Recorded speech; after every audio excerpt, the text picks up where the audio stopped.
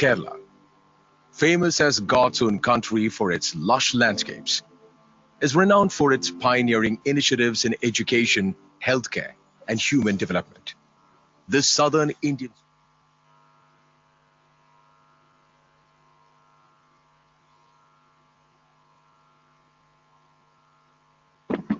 Good morning. Those who are sitting on the back side of the chairs, please get into front side. Please. Please fill this. Come on.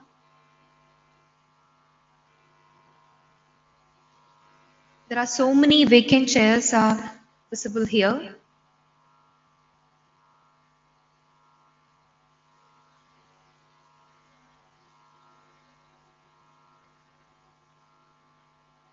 Our program will start very soon. Just come forward.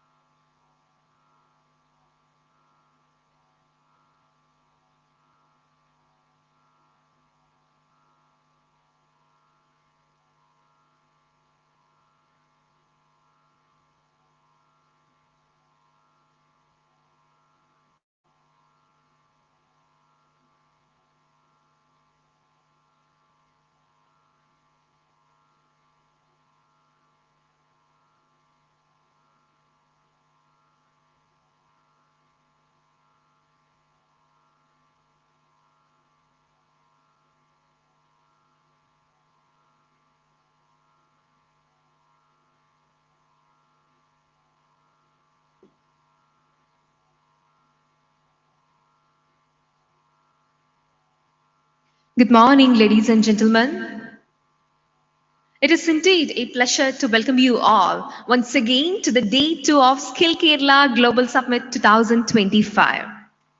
Yesterday, we witnessed some truly insightful discussions, engaging interactions, and powerful sessions led by our esteemed speakers and moderators.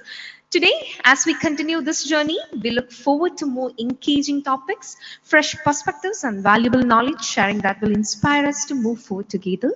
So, let us begin this morning with the same energy, enthusiasm, and the spirit of collaboration that marked us day one.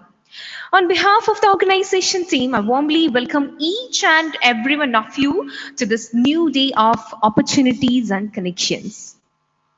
A beautiful applause, please. This is a good, fresh morning. Come on. Okay. We are moving to the next session, the first session. As we move into the first session of day 2, we are privileged to have with us our moderator, Mr. Surjit, DMC Kannur Vijnana Keralam.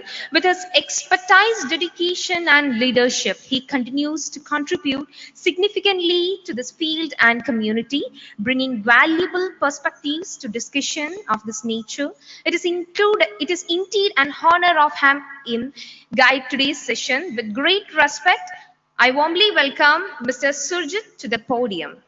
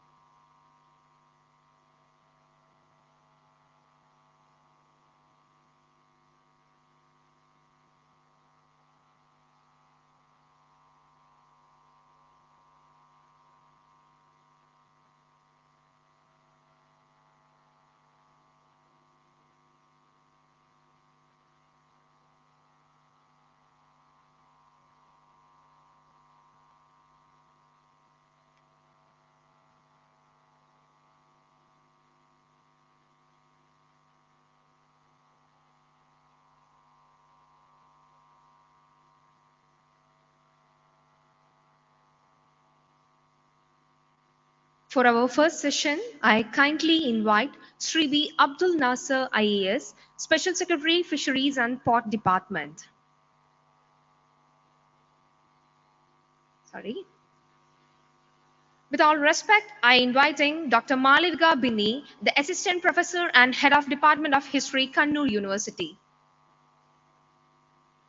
Ma'am, please welcome to the podium. Ladies and gentlemen, give a beautiful applause, please.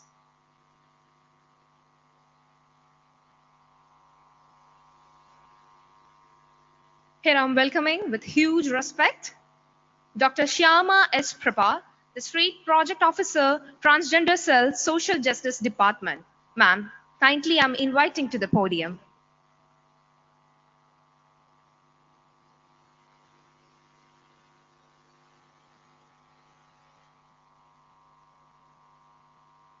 With all respect, I'm inviting Dr. Shyam Kumar T.S., the Department of General Education, Kottayam, Government of Kerala. Sir, welcome to the podium.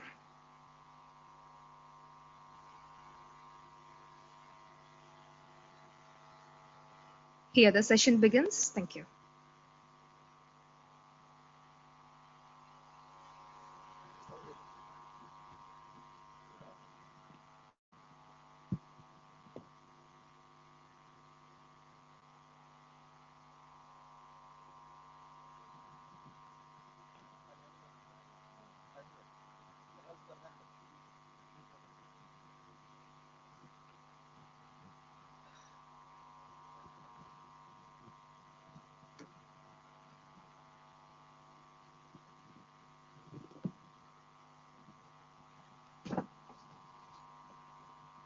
അപ്പോൾ നമുക്ക് തുടങ്ങാം.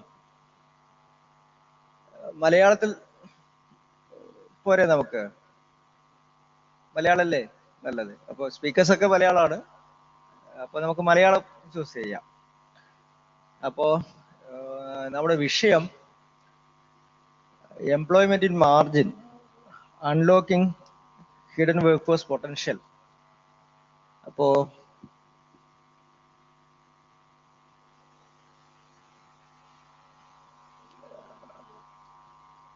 Knowledge economy മിഷനും വിജ്ഞാന കേരളം പ്രോജക്റ്റും ഒക്കെ design ചെയ്യുന്ന സമയത്ത്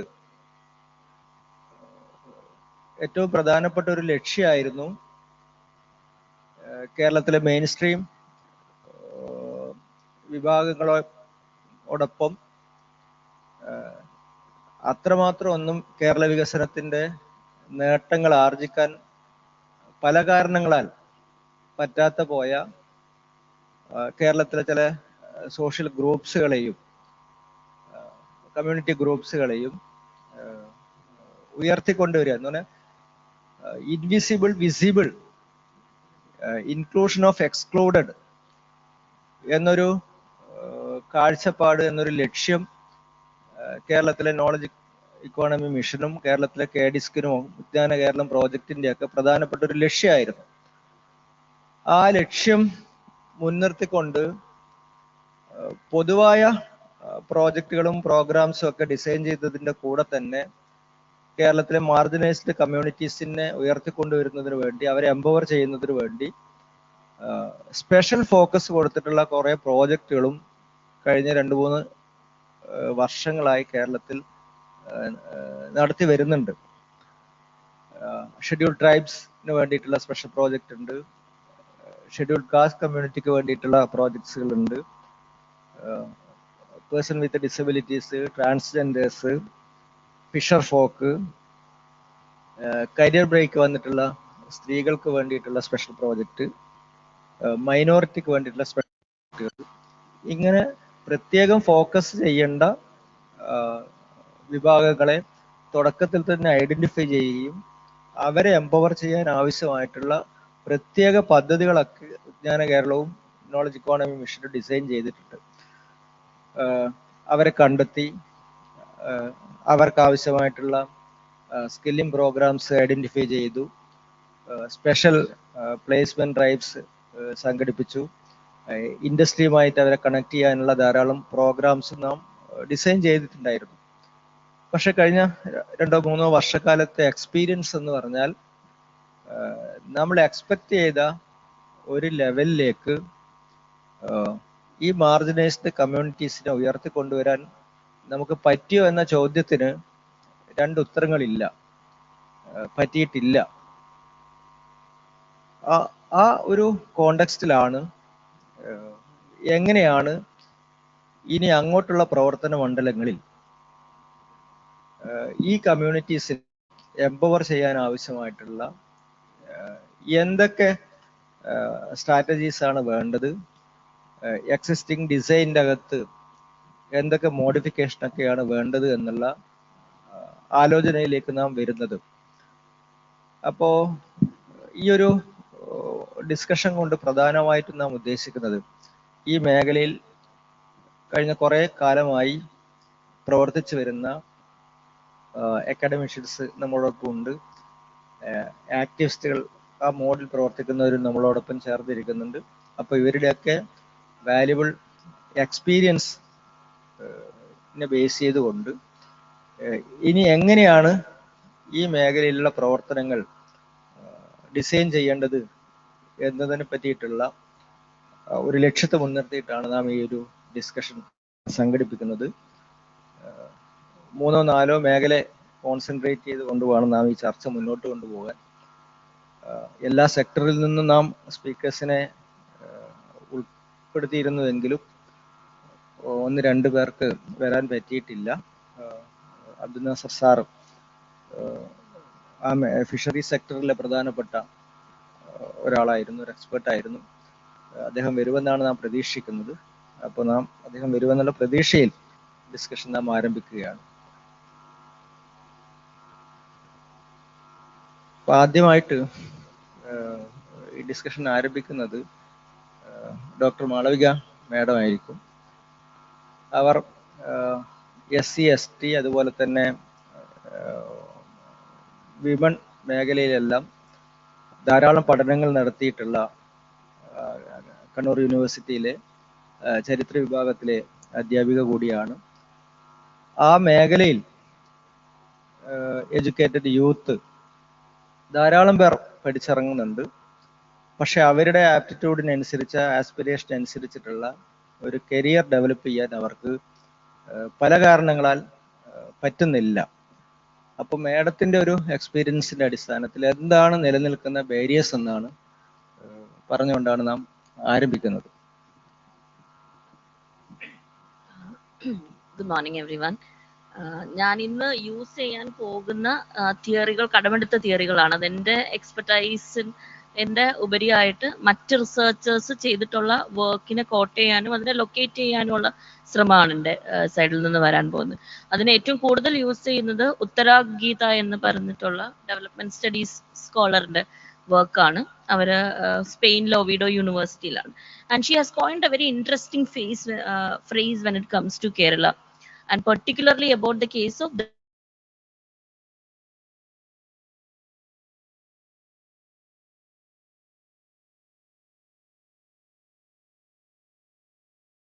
ഈ പഠനം നമ്മൾ ഗുപ്തയുടെയും അതേപോലെ തന്നെ അതിനു മുമ്പേ വന്നിട്ടുള്ള കേരള മോഡൽ ഓഫ് ഡെവലപ്മെന്റ് ക്രിട്ടീക്സും അതിനോടുള്ള ചേർത്ത് വെക്കലിനോടുള്ള റെസ്പോൺസ് ആയിട്ടാണ് അവർ എഴുതിയിരിക്കുന്നത്. അപ്പോൾ അവരൊരു വളരെ ഇൻട്രസ്റ്റിംഗ് ഫേസ് യൂസ് ചെയ്യുന്നുണ്ട്. And that phrase is caste ceiling. നമ്മൾ സ്ത്രീകളുടെ കാര്യങ്ങൾ പറയുമ്പോൾ പലപ്പോഴും ഗ്ലാസ് സീലിംഗ് എന്ന് പറയാറുണ്ട്. അതായത് ഒരു ലെവൽ വരെ എത്താം, എന്നാൽ അത് കഴിഞ്ഞാൽ ഓൺ പേപ്പർ തിയററ്റിക്കലി അടുത്ത സ്റ്റേജിലേക്ക് പോകാമെങ്കിലും ഒരിക്കലും അടുത്ത സ്റ്റേജിലേക്ക് പോകാൻ പറ്റാത്ത രീതിയിലുള്ള ഇൻവിസിബിൾ ആയിട്ടുള്ള ചില ഫോഴ്സസ് വർക്ക് ചെയ്യുന്നുണ്ടെന്ന്. അതെ, ആ ഒരു ഫോഴ്സസ് എന്താണെന്ന് ചോദിച്ചാൽ ഇവിടെ നിലനിൽക്കുന്ന വ്യവസ്ഥ ഇൻസ്റ്റിറ്റ്യൂഷണലൈസ്ഡ് ആയിട്ടുള്ള പേട്രിയാർക്കി ആണെന്ന് നമുക്ക് മനസ്സിലാക്കാൻ പറ്റും. സ്ത്രീകളുടെ കയ്യിൽ ഭൂസ്വത്തില്ലാത്തതാണെന്ന് നമുക്ക് മനസ്സിലാക്കാൻ പറ്റും.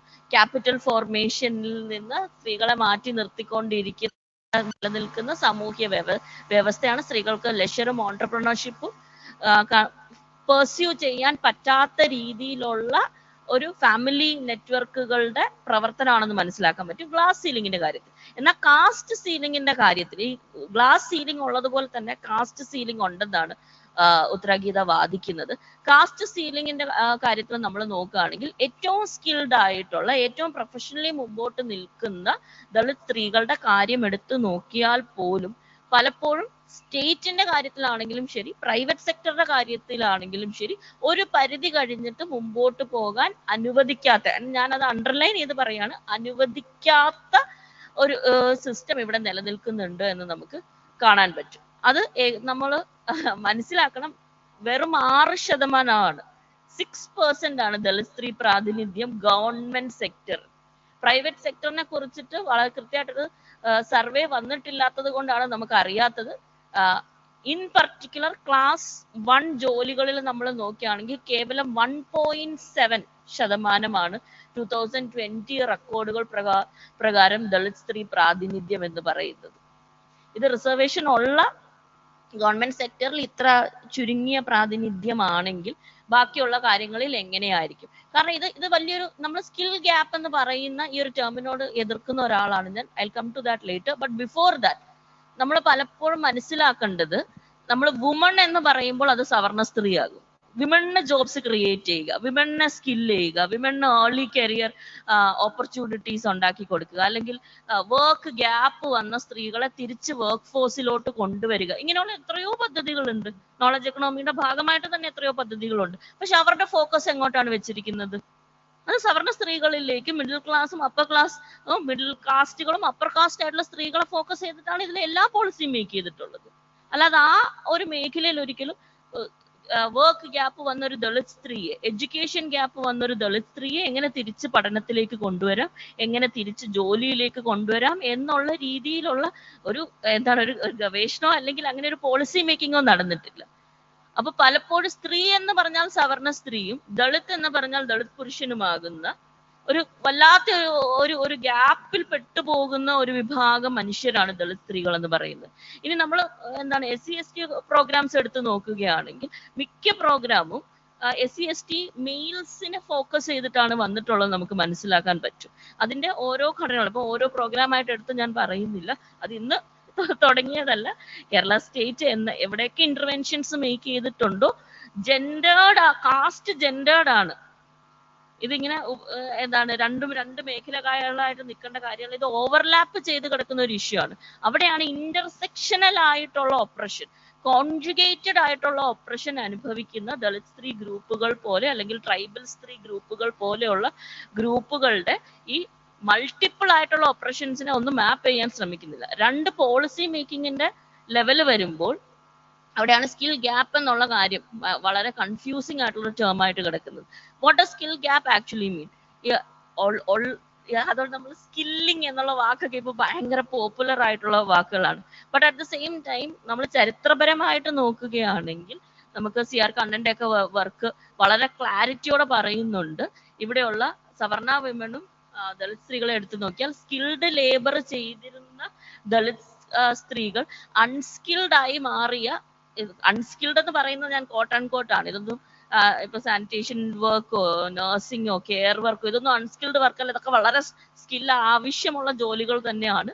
എക്കണോമിക്സിലെ പല പദങ്ങളും വളരെ ഡിസ്ക്രിമിനേറ്ററി ആയിട്ട് ഇന്നും നിലനിൽക്കുന്നതുകൊണ്ടാണ് ഈ സ്കിൽഡ്, അൺസ്കിൽഡ്, ഓർഗനൈസ്ഡ്, അൺഓർഗനൈസ്ഡ് ഒക്കെ ഉള്ള ടേംസ് ഇപ്പോഴും നിലനിൽക്കുന്നത്. അതിനോട് നിശ്ചിതമായിട്ടുള്ള എതിർപ്പ് പ്രകടിപ്പിക്കുമ്പോൾ തന്നെ വേറെ വാക്ക് നമുക്ക് മനസ്സിലാക്കാൻ, കമ്മ്യൂണിക്കേഷന് വേണ്ടി വേറെ വാക്കില്ലാത്തതുകൊണ്ടാണ് ഞാൻ ഈ വാക്ക് യൂസ് ചെയ്യുന്നത്. അഗ്രികൾച്ചർ ലേബറിൽ എക്സ്ട്രീംലി സ്കിൽഡ് ആയിരുന്ന ഒരു പറ്റം, അല്ലെങ്കിൽ ക്രാഫ്റ്റ് മേഖലയിൽ എക്സ്ട്രീംലി സ്കിൽഡ് ആയിരുന്ന ഒരു പറ്റം സ്ത്രീകളെ അൺസ്കിൽ ചെയ്ത് ഒരു കഴിഞ്ഞ 50 വർഷത്തെ ചരിത്രമുണ്ട്. എന്നിട്ട് ആ ഒരു സ്കിൽഡ് സെക്ടറിലേക്ക് കയറി വന്ന middle and so called upper caste അല്ലെങ്കിൽ മർദ്ദക ജാതികൾ നമുക്ക് വിളിക്കാൻ പറ്റുന്ന ആ ഗ്രൂപ്പിലേക്ക് വന്ന ഒരു വിഭാഗമുണ്ട്. അപ്പൊ ഡീ സ്കില്ലിംഗ് നടന്ന ഗ്രൂപ്പുകൾ ഇവിടെയുണ്ട്. ആ ഡീ സ്കില്ലിംഗ് ഇൻട്രസ്റ്റ് ആയിട്ട് പോകുന്നു എന്ന് പറഞ്ഞ ആ സ്കില്ലുകളിലേക്ക് തിരിച്ചു പോക്കല്ല നമുക്ക് ഇപ്പോൾ ആവശ്യം. പക്ഷെ അത് അക്നോളജ് ചെയ്യണം. അത് അക്നോളജ് ചെയ്യുമ്പോൾ തന്നെ അതിന് റിപ്പറേഷൻ പോലെയുള്ള മെഷേഴ്സ് ആലോചിക്കേണ്ട ആവശ്യമുണ്ട്. ഇതിന്റെ എല്ലാം ക്രക്സ് കിടക്കുന്നത് എഡ്യൂക്കേഷനിലും അതേപോലെ ലാൻഡ്ലെസ്നെസിന്റെ കാര്യത്തിലാണ്. ഇപ്പൊ നമുക്ക് ഇത്രയധികം സ്കൂളുകൾ എവിടെയുണ്ട്, ഇവിടെ ഇന്റർനാഷണൽ കരിക്കുലം പഠിപ്പിക്കുന്ന സ്കൂളുകൾ എവിടെയുണ്ട്. മലയാളത്തിൽ സംസാരിച്ചാൽ ഫൈൻ അടിക്കുന്ന സ്കൂൾ വരെ ഈ കൊച്ചിയിലുണ്ട്. ഇങ്ങനെ ഉള്ള സ്കൂളുകളിൽ എത്ര SC/ST കുട്ടികൾക്ക് പ്രവേശനമുണ്ട്? ഇനി പ്രവേശനം ഉണ്ടെങ്കിൽ തന്നെ അവർക്ക് മറ്റു കാര്യങ്ങൾ, ഇപ്പൊ ടെക്സ്റ്റ് ബുക്കുകൾ, യൂണിഫോമുകൾ, അവിടെ നടക്കുന്ന ടൂറുകൾ, അവിടെ നടക്കുന്ന എക്സിബിഷനുകൾ, പ്രോജക്റ്റുകൾ, ഇതിലെല്ലാം പങ്കെടുക്കാനുള്ള ഒരു ലാർജർ ഫെസിലിറ്റേഷൻ സ്റ്റേറ്റ് നടക്കുന്നുണ്ടോ? ഇത് സ്റ്റേറ്റ് പ്രൊവൈഡ് ചെയ്യുന്നുണ്ടോ എന്നുള്ള ചോദ്യം വളരെ പ്രസക്തമാണ്.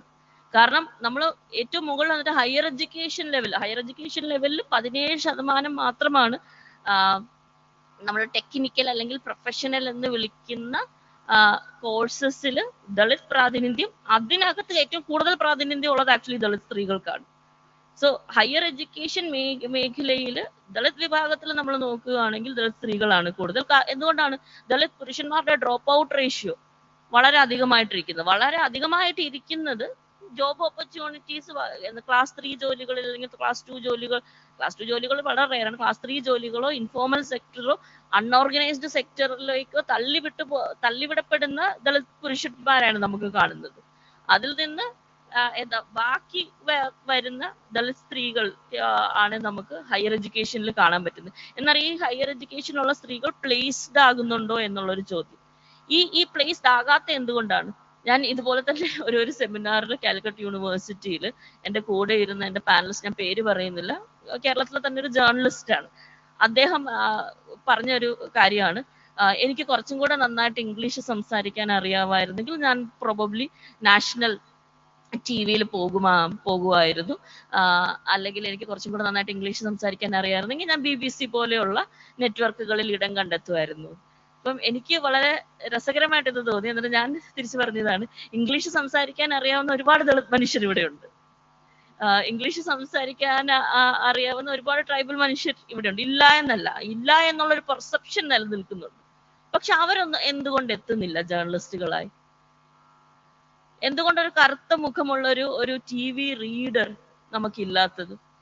ഒരു ന്യൂസ് ആങ്കർ, നിങ്ങൾ ഏത് ചാനൽ വേണമെങ്കിലും മലയാളത്തിലെടുത്ത് ആലോചിച്ച് നോക്കിക്കോളൂ. എക്സെപ്റ്റ് ഡാർക്ക് ആയിട്ടുള്ള ഒരു ഫീമെയിൽ ന്യൂസ് റീഡർ മലയാളിക്ക് ഇല്ലാത്തത് എന്താണ് നമ്മൾ ചിന്തിക്കേണ്ട കാര്യം തന്നെയാണ്. സോ എത്ര നമ്മൾ സോ കോൾഡ് സ്കില്ലുകൾ കൊണ്ട് നിറയ്ക്കാൻ ശ്രമിച്ചാലും വ്യവസ്ഥ മാറാതെ റൂട്ട് ലെവലിൽ ഉള്ള ഡിസ്ക്രിമിനേറ്ററി ടെൻഡൻസീസ് മാറാതെ, അതായത് പ്രാഥമിക വിദ്യാഭ്യാസം തുടങ്ങി നമ്മുടെ കരിക്കുലയിലുള്ള വ്യത്യാസങ്ങൾ തുടങ്ങിയുള്ള കാര്യങ്ങൾ മാറാതെ, പെർസെപ്ഷൻ ലെവലിലുള്ള കാര്യങ്ങൾ മാറാതെ പ്രൈവറ്റ് സെക്ടറിലും അതുപോലെ തന്നെ ഗവൺമെന്റ് സെക്ടറിലും ചേഞ്ചസ് വരാൻ സാധ്യത വളരെ വളരെ കുറവാണ്. ഞാൻ ഇദ്ദേഹത്തോട് ആൻസർ ചെയ്ത് ഇങ്ങനെയാണ്, എനിക്ക് ഇംഗ്ലീഷ് അറിയാം, അത് എൻ്റെ പല സാഹചര്യങ്ങളും കാരണമാണ്, അത്രയും എഫേർട്ട് എടുത്ത് പഠിച്ചതാണ്. പക്ഷെ ഇംഗ്ലീഷ് അറിയാവുന്ന ഒരു പേഴ്സണിന് പോലും ഇവിടെ പല ഇടങ്ങളും കൊട്ടിയടയ്ക്കപ്പെട്ട സ്ഥലങ്ങളാണ്. കാരണം എന്താ പെർസെപ്ഷൻ, നമ്മൾ പലപ്പോഴും ഇംഗ്ലീഷ് സംസാരിക്കുമ്പോൾ നിങ്ങൾ ബാക്കിയുള്ള ദളിതന്മാരെ കുറിച്ച് പോലെ അല്ലല്ലോ. അല്ല, ഞാൻ 100 കണക്കിന് ആൾക്കാരെ കാണിച്ചു തരാം. അപ്പം സ്കില്ലല്ല അല്ലെങ്കിൽ സ്കിൽലെസ്നെസ് അല്ല പലപ്പോഴും ബാരിയർ ആയിട്ട് പ്രവർത്തിക്കുന്നതെന്ന് നമ്മൾ മനസ്സിലാക്കണം. പലപ്പോഴും വളരെ നെറ്റ്വർക്കിങ്ങിലൂടെ മാത്രം ലഭ്യമായ പല ഇടങ്ങളും ഇന്നും കേരളത്തിലെ പ്രൈവറ്റ് സെക്ടറിൽ മാത്രമല്ല ഗവൺമെന്റ് സെക്ടറിലും എക്സിസ്റ്റ് ചെയ്യുന്നത് കൊണ്ടും ആ നെറ്റ്വർക്ക്സ് വളരെ എക്സ്ക്ലൂസീവ് ആയിട്ട് നിലനിൽക്കുന്നത് കൊണ്ടുമാണ് ഈ കാസ്റ്റ് സീലിംഗ് എന്ന് പറഞ്ഞ കാര്യം നിലനിൽക്കുന്നത്. ഒരു ലെവലിനപ്പുറം ദളിത് മനുഷ്യർ കയറി വരാത്തത് കൊണ്ടല്ല, അവരെ കടത്തി വിടാത്തത് കൊണ്ടാണ്. അതിന് കൃത്യമായിട്ട് വർക്ക് ചെയ്യുന്ന ഫോഴ്സസ് ഇവിടെ ഉണ്ടെന്ന് അക്നോളജ് ചെയ്താൽ മാത്രമേ നമ്മൾ ബാക്കി എല്ലാ കാര്യങ്ങളും അഡ്രസ്സ് ചെയ്യുന്നതിന് എന്തെങ്കിലും മീനിങ് ഉണ്ടാകുള്ളൂ എന്നും കൂടെ പറയണം. And that is where we can move from a knowledge economy, which is all about translating the labor workforce or the technical skills we have, so that we can integrate ourselves better to the existing neoliberal economy, to a knowledge society, where the benefits of knowledge society will reach everyone, will be distributed to all groups in society. So ഈ knowledge എക്കണോമിയിൽ നിന്ന് knowledge സൊസൈറ്റിയിലേക്കുള്ള ദൂരം വളരെ വലുതാണ്. അത് skill gap കാരണം defined ആയിട്ടുള്ള ദൂരമല്ല, structural inequality നിലനിൽക്കുന്നത് കൊണ്ടുള്ള ദൂരമാണെന്ന് നമ്മൾ മനസ്സിലാക്കുകയും ആ പോളിസി മേക്കിങ്ങിൽ ആദ്യ ലെവൽ തൊട്ട് ചേഞ്ചസ് വന്നാൽ മാത്രമേ, നമ്മൾ പറയില്ലേ കതിരെ കൊണ്ട് വളം വെച്ചിട്ട് കാര്യമില്ല എന്ന് പറയില്ലേ, അതുപോലെ ആ സ്ട്രക്ചറൽ ഇൻഇക്വാലിറ്റി അഡ്രസ്സ് ചെയ്താൽ മാത്രമേ അത് കൃത്യമായിട്ട് ലാൻഡ് റീഡിസ്ട്രിബ്യൂട്ട് ചെയ്യുന്നത് വഴി ഇതുപോലെ പറയേണ്ട കാര്യമാണ്. അതെനിക്ക് തോന്നുന്നു പ്രൊഫസർ രവിരാമന്റെ വർക്കിൽ വളരെ ക്ലിയർ ആയിട്ട് പെരിഫറി ഓഫ് ദി പെരിഫറി എന്നൊരു വാക്ക് അദ്ദേഹം യൂസ് ചെയ്യുന്നുണ്ട്. കേരള ഡെവലപ്മെന്റ് മോഡലിൽ ആരുടെ കയ്യിൽ നിന്നാണ് ഭൂസ്വത്ത് ഇല്ലാതായെന്ന് ചോദിച്ചാൽ ഇവിടുത്തെ ആദിവാസി മനുഷ്യരുടെ കയ്യിൽ നിന്നാണ് ഭൂസ്വത്ത് ഇല്ലാതായത്. ഭൂസ്വത്ത് ഉണ്ടായിരുന്ന മനുഷ്യർ കുടിയേറ്റത്തിന്റെ അതിന്റെ ഒരു സെക്കൻഡ് ലെവലിൽ നമ്മൾ കാണുകയാണെങ്കിൽ ഇവിടെ നിന്നുള്ള കുടിയേറ്റത്തിന്റെ ഭാഗമായിട്ട് ഉള്ള ലാൻഡ് പലവർക്കും വളരെ തുച്ഛമായിട്ടുള്ള വിലയ്ക്ക് വിൽക്കുകയും ലാൻഡ്ലെസ് ആയി മാറ്റപ്പെട്ട കമ്മ്യൂണിറ്റീസ് ആണ്. ലാൻഡ് ഇല്ലാതിരുന്ന കമ്മ്യൂണിറ്റീസ് മാത്രമല്ല, ട്രൈബൽ വിഭാഗങ്ങളെ പോലെ ലാൻഡ്ലെസ് ആക്കപ്പെട്ട കമ്മ്യൂണിറ്റീസ് നമുക്ക് ഇവിടെയുണ്ട്. ഇതൊക്കെ അഡ്രസ്സ് ചെയ്യണമെങ്കിൽ സ്ട്രക്ചറൽ ഷിഫ്റ്റുകൾ നമുക്ക് ആവശ്യമാണ്.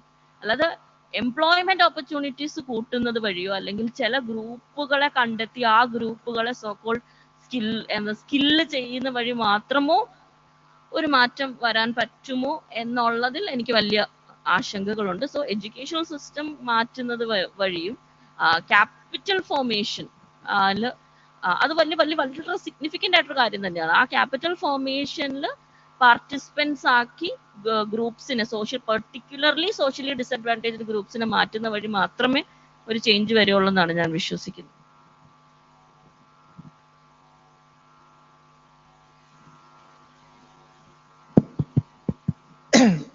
മാം പറഞ്ഞു തുടങ്ങിയതും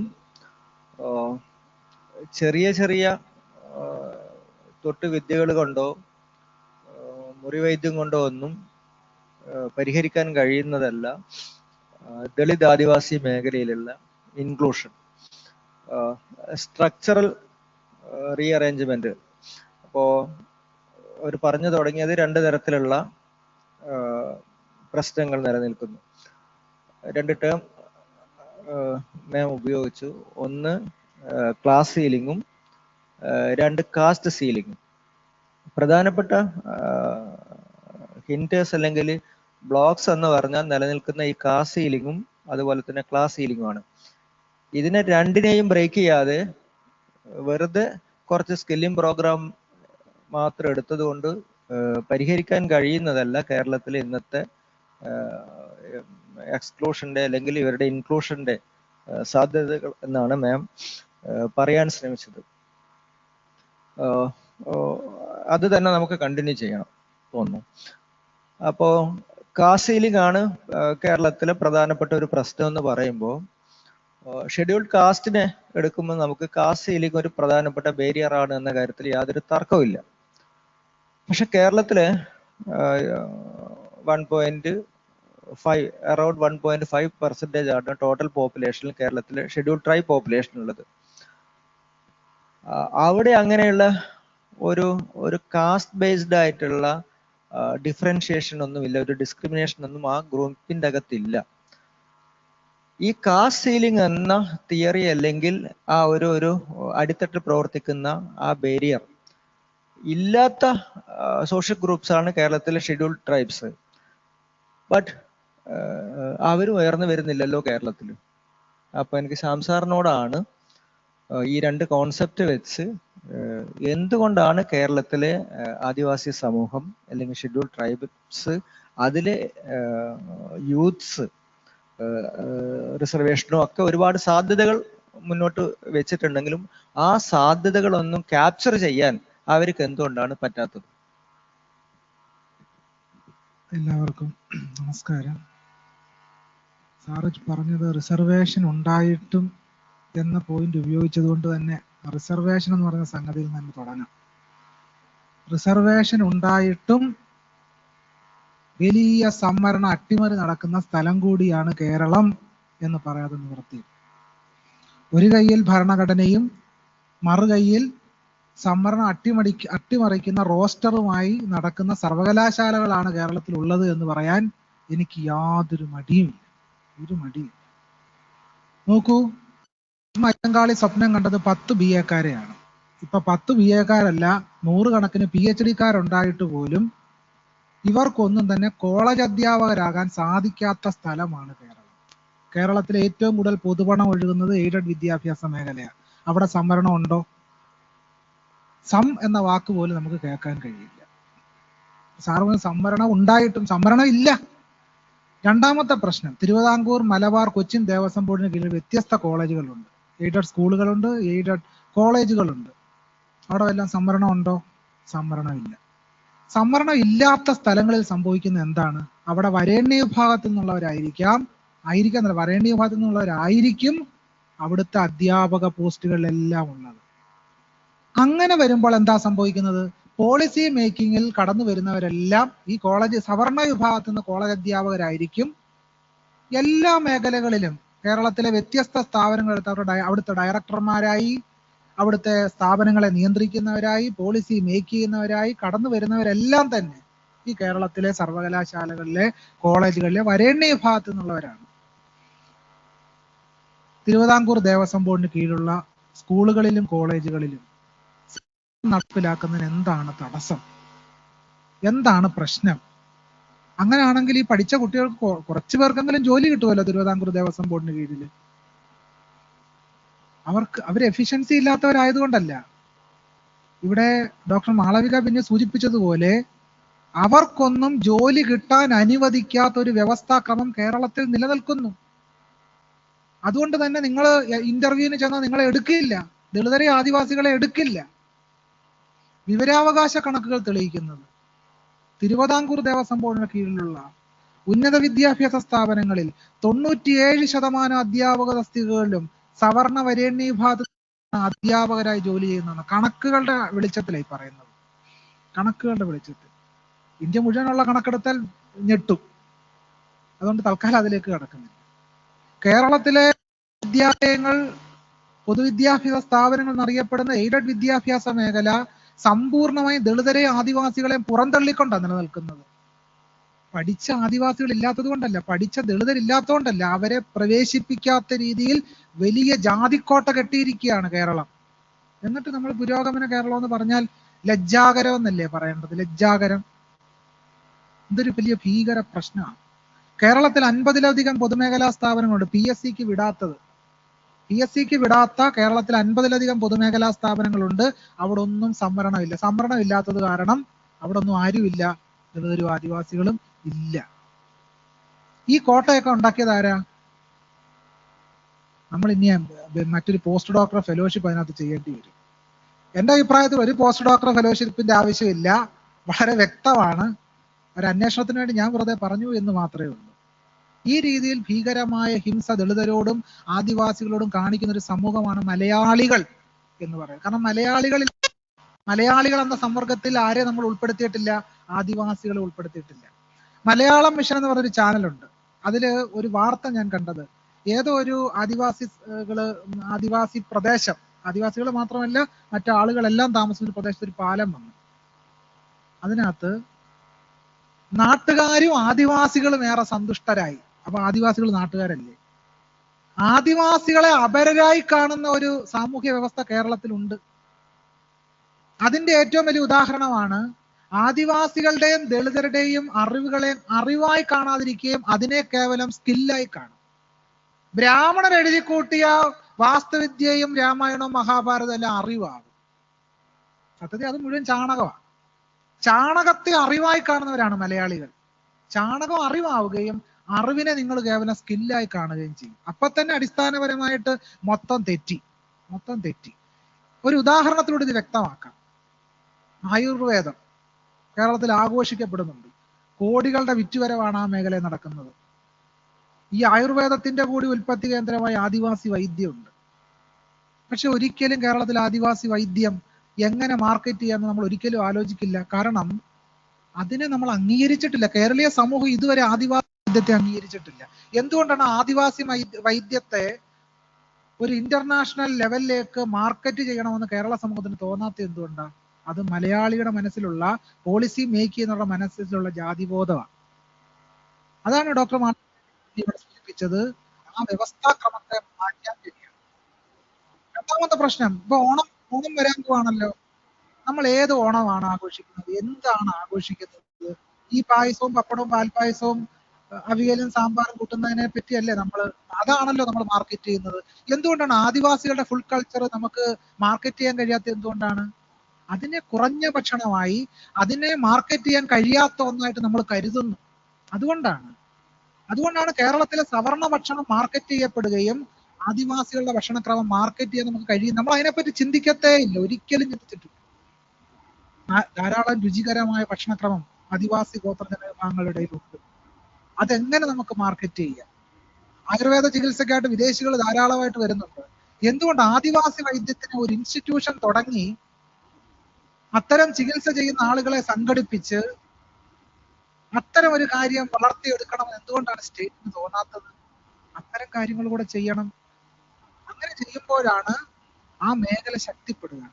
അപ്പൊ ആ മേഖല ശക്തിപ്പെടാൻ തന്നെ ഒന്നും തന്നെ നമ്മൾ നിലവിൽ ചെയ്യുന്നില്ല എന്നാണ് ഞാൻ മനസ്സിലാക്കുന്നത്. നോക്കൂ, പലതരത്തിലുള്ള ഹിംസ ഈ മേഖല നിലനിൽക്കുന്നു. അതിലൊന്ന് ജോലി ഇല്ലാത്തൊരു വിഭാഗം. വിദ്യാഭ്യാസം ഉണ്ട്, ജോലി ഇല്ലാത്ത ആളുകൾ. വിദ്യാഭ്യാസം ഉണ്ട്, കോട്ടാൻകോട്ടില് സ്കിൽ ഇല്ലാത്ത ആളുകൾ. നല്ല വിദ്യാഭ്യാസം ഉണ്ട്, സ്കില്ലും ഉണ്ട്, പക്ഷെ അവരൊക്കെ പുറന്തള്ളപ്പെടുന്ന ഒരു വ്യവസ്ഥാക്രമം. അതാണ് ആദ്യം സംവരണം ഉണ്ടായിട്ട്. സംവരണം ഇല്ല. സംവരണം ഉണ്ടെങ്കിലോ, സംവരണം ഉണ്ടെങ്കിൽ നമ്മുടെ കാലിക്കറ്റ് യൂണിവേഴ്സിറ്റി കണ്ടതുപോലെ സംവരണം ഹൈക്കോടതി പലതവണ പറഞ്ഞിട്ട് പോലും ആ റോസ്റ്റർ ഒന്ന് ശരിയാക്കി ദളിതരെ ആദിവാസികളെ ഉൾക്കൊള്ളാൻ ഇല്ല. കോടതി പലതവണ പറഞ്ഞു. എങ്ങനെ ഒരു ഇൻക്ലൂഷൻ നടക്കുമെന്നാണ് പറയുന്നത്? അത്ര ഭീകരമായ രീതിയിലാണ് ഇവിടെ നടന്നുകൊണ്ടിരിക്കുന്നത്. രണ്ട്, ഇപ്പോൾ നിലവില് ആദിവാസി വിദ്യാർത്ഥികൾക്ക് വിദേശ പഠനത്തിനായിട്ട് പോകാനുള്ള, പക്ഷേ അതിനുവേണ്ടി ശ്രമിച്ച ആളുകളോട് ചോദിക്കുമ്പോഴാണ് കടന്നുപോയ പലതരത്തിലുള്ള ബുദ്ധിമുട്ടുകളും. ഒരു ജനാധിപത്യപരമായ ഒരു സഹമനോഭാവം അത്തരം അപേക്ഷകരുമായിട്ട് അല്ലെങ്കിൽ അപേക്ഷകരുമായിട്ട് കൺവേ ചെയ്യുന്നതിനുള്ള ഒരു, കേരളത്തിന്റെ ആദരണീയ മുഖ്യമന്ത്രി പറഞ്ഞതുപോലെ ഓരോ ഫയലും ജീവിതമാണെന്നുള്ളൊരു സംഗതി ഉണ്ടല്ലോ. അത് ഈ ഉദ്യോഗസ്ഥ ലളിതാ സഹസ്രനാമം ചെല്ലുന്നത് പോലെ.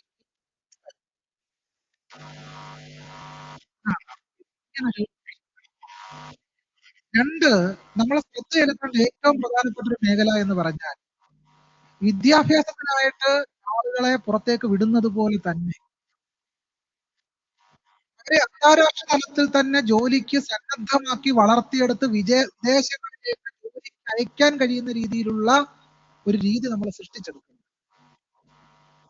അങ്ങനെ സൃഷ്ടിച്ചെടുക്കുന്നതിലൂടെ മാത്രമേ ഭാവി കൂടുതൽ സുരക്ഷിതത്വമാക്കുന്ന രീതിയിലേക്ക് മാറ്റിയെടുക്കാൻ കഴിയുകയുള്ളൂ. രണ്ട്, നമുക്ക് ധാരാളം MR സ്കൂളുകൾ, പക്ഷേ ഫിസിക്കലി നല്ല ആക്റ്റീവായിട്ടുള്ള കുട്ടികൾ ഈ സ്കൂളുകളിലൊക്കെ തന്നെ പഠിക്കുന്നുണ്ട്. പക്ഷേ അവരെ കായികമായിട്ട് മത്സരക്ഷമമായിട്ട് അവരെ മാറ്റി ആ രീതിയിൽ വളർത്തിയെടുക്കുന്ന ആലോചനകളാണ് നമ്മുടെ സ്റ്റേറ്റ് നടത്തുന്നത്. ആ കുട്ടികളെ ആ രീതിയിൽ വളർത്തിയെടുത്തുകൊണ്ട് വരാൻ ധാരാളം പരിശ്രമങ്ങൾ നമുക്ക് ചെയ്യാവുന്നതാണ്. പക്ഷേ ആദിവാസികളെ സംബന്ധിച്ച് പരമ്പരാഗതമായ വിദ്യാഭ്യാസം മാത്രം പോരാ, ധാരാളം കഴിവുള്ള മനുഷ്യർ. ആ കഴിവുകൾ എങ്ങനെ ഉപയോഗിക്കണം എന്നത് സംബന്ധിച്ച് വളരെ ണ്ടതായിട്ടുണ്ട്. അതിന്റെ ഒരു ഉദാഹരണം അതുപോലെ ആദിവാസി വൈദ്യരെ സംബന്ധിച്ച് ഞാൻ പറഞ്ഞത്. ഇപ്പോൾ ചെയ്തുകൊണ്ടിരിക്കുന്നത് എന്താണ്? എന്ന് പറയും, പക്ഷേ കേരളത്തില് വികസനമാണ് വികസനം എന്നത്. ദളിതരുടെ ആദിവാസികളുടെയും കാര്യത്തിൽ എന്താണ് നടക്കുന്നത്? അത് സാമൂഹ്യ സേവനം, സാമൂഹ്യ സുരക്ഷാ പദ്ധതി എന്ന നിലയ്ക്ക് കോഴിയെ കൊടുക്കുകയും ആടിനെ കൊടുക്കുകയും ഒക്കെ ചെയ്യുന്ന നിലയിലേക്ക് സാമൂഹ്യ സുരക്ഷാ പദ്ധതികൾ മാത്രമായിട്ട് ചുരുങ്ങി നിൽക്കുക. അത് വളരെ പ്രധാനമാണ്. പക്ഷെ ചുരുങ്ങി നിൽക്കുക എന്ന് ഞാൻ പറയുന്നതിന്റെ അർത്ഥം അവരെ കൂടുതൽ സ്വന്തം കാലിൽ നിന്ന് പശ്ചാത്തല വികസനം കേരളം നടത്തേണ്ടത് അത്യാവശ്യം. ഒരു ഇൻക്ലൂസീവ് ആയിട്ടുള്ള ഒരു മേക്കിംഗ് കൂടെ മാത്രം സാധ്യമാവുകയുള്ളൂ എന്നതാണ് എനിക്ക് സൂചിപ്പിക്കാനായിട്ടുള്ള ഒരു കാര്യം.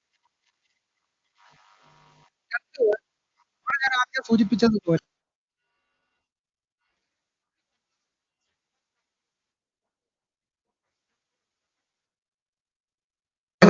ആൾക്കാരെ എങ്ങനെ നമുക്ക് ആ മേഖലയിലേക്കൊക്കെ അയക്കാൻ കഴിയും, അതിന് എന്തൊക്കെ കാര്യങ്ങളാണ് ചെയ്യാൻ കഴിയുക, ആ രീതിയിലുള്ള വിപുലമായ ആലോചനകൾ നടത്തുകയും വിദേശങ്ങളിലേക്കൊക്കെ പോയി ജോലി സമ്പാദിക്കുവാനും സമ്പത്തുണ്ടാക്കുവാനും കഴിയുന്ന ഒരു സമ്പർക്കമാക്കി ദളിത് ആദിവാസി മേഖലയിൽ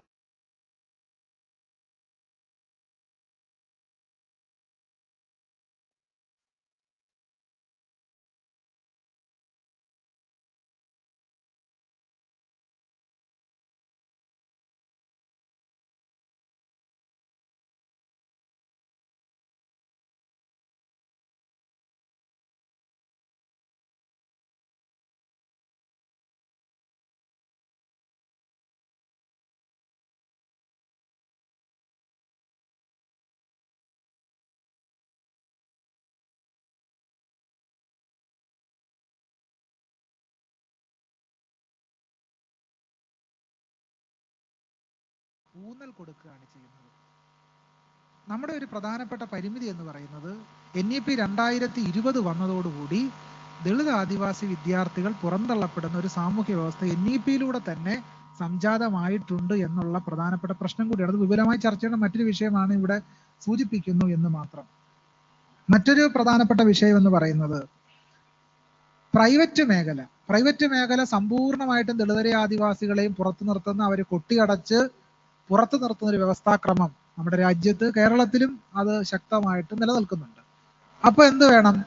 വളരെ കൃത്യമായിട്ട് സർക്കാർ ഒരു പോളിസി മേക്ക് ചെയ്താൽ മാത്രമേ എന്ത് സാധിക്കത്തുള്ളൂ? ദളിതരെ ആദിവാസികളെയും പ്രൈവറ്റ് മേഖലയിൽ ഉൾക്കൊള്ളാൻ കഴിയത്തുള്ളൂ. ഇപ്പോൾ നിലവിൽ എന്താ സംഭവിച്ചിരിക്കുന്നത്?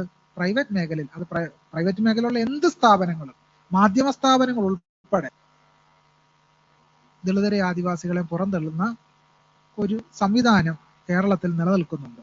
അതിനൊരു നിയമനിർമ്മാണത്തിലൂടെ മാത്രമേ. അതിനുവേണ്ടി സർക്കാർ തന്നെ മുൻകൈയെടുത്ത് പ്രൈവറ്റ് മേഖലയിലെ ഫ്രണ്ട്ലി ദളിതരെ ആദിവാസികളെ ഇൻകോർപ്പറേറ്റ് ചെയ്യാനുള്ള ഒരു പോളിസി സർക്കാർ മേക്ക് ചെയ്യണം എന്നുള്ളതാണ്. തന്നെയല്ല, എങ്ങനെ ഒരു സംരംഭകത്വം ഉണ്ടാക്കിയെടുക്കാം, ദളിത് ആദിവാസി മേഖലയിലുള്ള ആളുകൾക്ക് എങ്ങനെ ഒരു സംരംഭകത്വം ഉണ്ടാക്കിയെടുക്കാം എന്നുള്ളതിനെ പറ്റി സർക്കാർ ഗൗരവമായിട്ട് ആലോചിക്കുകയും അവർക്ക് സ്വതന്ത്രമായ ഒരു സ്വതന്ത്ര സംരംഭകരായി ഉയർന്നു വരുന്നതിന് രീതിയിലുള്ള കാര്യങ്ങൾ ചെയ്യുകയും വേണം.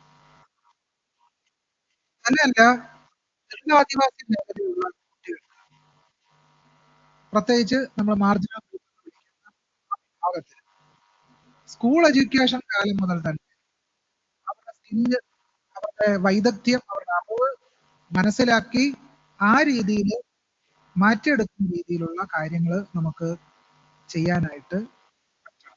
തന്നെയല്ല, പരമ്പരാഗതമായിട്ടുള്ള തൊഴിൽ രൂപങ്ങളുണ്ട്, പ്രത്യേകിച്ച് ആദിവാസി മേഖലയിൽ ഈറ്റ കൊണ്ട് വീടുണ്ടാക്കും, അതുപോലെ തന്നെ പല സമുദായത്തിനിടയിലുള്ള കൊട്ട നിർമ്മാണം, ഇങ്ങനെയുള്ള കാര്യങ്ങളൊക്കെ ഉണ്ട്. പക്ഷെ അതിനെയൊക്കെ തന്നെ അസ്പൃശ്യത വന്ന കുറഞ്ഞ തൊഴിലുകളായിട്ട് മാത്രം കാണുന്ന ഒരു കാര്യമില്ല. ഈ രണ്ടു തരത്തിലുള്ള പ്രശ്നം അതിൽ തന്നെ സംജാതമാണ്. കേന്ദ്ര സർക്കാർ ഈ വിശ്വകർമ്മ സമുദായത്തിന് ചെയ്തൊരു പരിപാടി എന്ന് വെച്ചാൽ, വിശ്വകർമ്മജര് അവരുടെ തന്നെ തൊഴിലിൽ എക്കാലവും നിലനിൽക്കത്തക്ക രീതിയിൽ ഫണ്ട് അനുവദിക്കുന്ന രീതി. ഇവിടെ അങ്ങനല്ല വേണ്ടത്. ഞാൻ ആദ്യം സൂചിപ്പിച്ചതുപോലെ വിദ്യാഭ്യാസം ഉള്ളവരുണ്ട്, ഇല്ലാത്തവരുണ്ട്. കോട്ടാങ്കോട്ടിലെ ഈ സ്കിൽ എന്നുള്ള വാക്കല്ല ഉപയോഗിക്കുന്നത്. അതുപോലെ തന്നെ നന്നായിട്ട് പഠിച്ചവരുണ്ട്, വൈദഗ്ധ്യമുള്ളവരുണ്ട്. ഇവരെ തന്നെ പലതരത്തിൽ പല വിഭാഗങ്ങളായി തിരിച്ച് ഓരോരുത്തർക്കും എന്താണ് ആവശ്യമെന്ന് കണ്ടെത്തി ആ രീതിയിലുള്ള ഒരു സപ്പോർട്ട് കൊടുക്കുമ്പോൾ മാത്രമേ ഇവരെ ഉൾക്കൊള്ളാൻ കഴിയും. ഉൾക്കൊള്ളൽ എന്ന് പറയുന്നത് പ്രാതിനിധ്യമാണ്. നിലവിൽ സർക്കാർ സംവിധാനങ്ങളിൽ പോലും ദളിത് ആദിവാസി മേഖലയിലുള്ള ആളുകൾക്ക് പ്രാതിനിധ്യം ഇല്ല എന്നുള്ളതാണ് കണക്കുകൾ തെളിയിക്കുന്നത്. കേരള ശാസ്ത്ര സാഹിത്യ പരിഷത്തിന്റെ 2.0 തെളിയിക്കുന്നത് കേരളത്തിലെ സർക്കാർ മേഖലയിൽ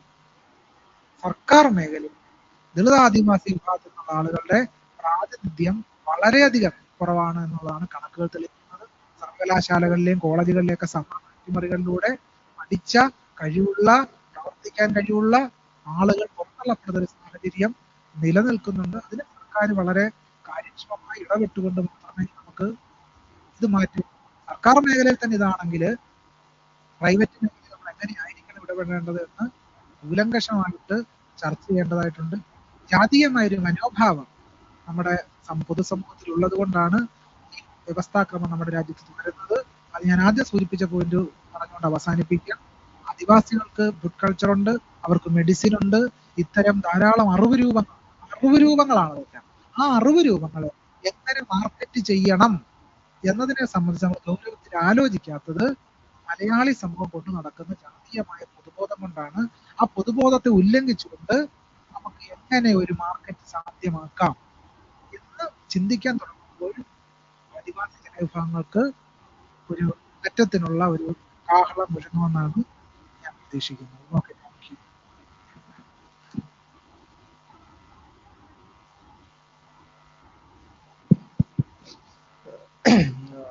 കേരളത്തിലെ ആദിവാസി സമൂഹത്തിന്റെ എംപവർമെന്റുമായി ഇൻക്ലൂഷനുമായി ബന്ധപ്പെട്ടുകൊണ്ട് കുറെ പുതിയതല്ല, എന്നാൽ സമൂഹം റേസിയ സമൂഹത്തിൽ പ്രചാരത്തിലുണ്ടെങ്കിൽ പോലും അധികം സീരിയസ് ആയി പോളിസി മേക്കിങ്ങിലൊന്നും കൊണ്ടുവരാൻ അധികം സീരിയസ് ആയി എടുക്കാൻ കുറെ വിഷയങ്ങൾ നിശാന്ത് സാർ നമ്മൾ ഓർമ്മപ്പെടുത്തിയിട്ടുണ്ട്.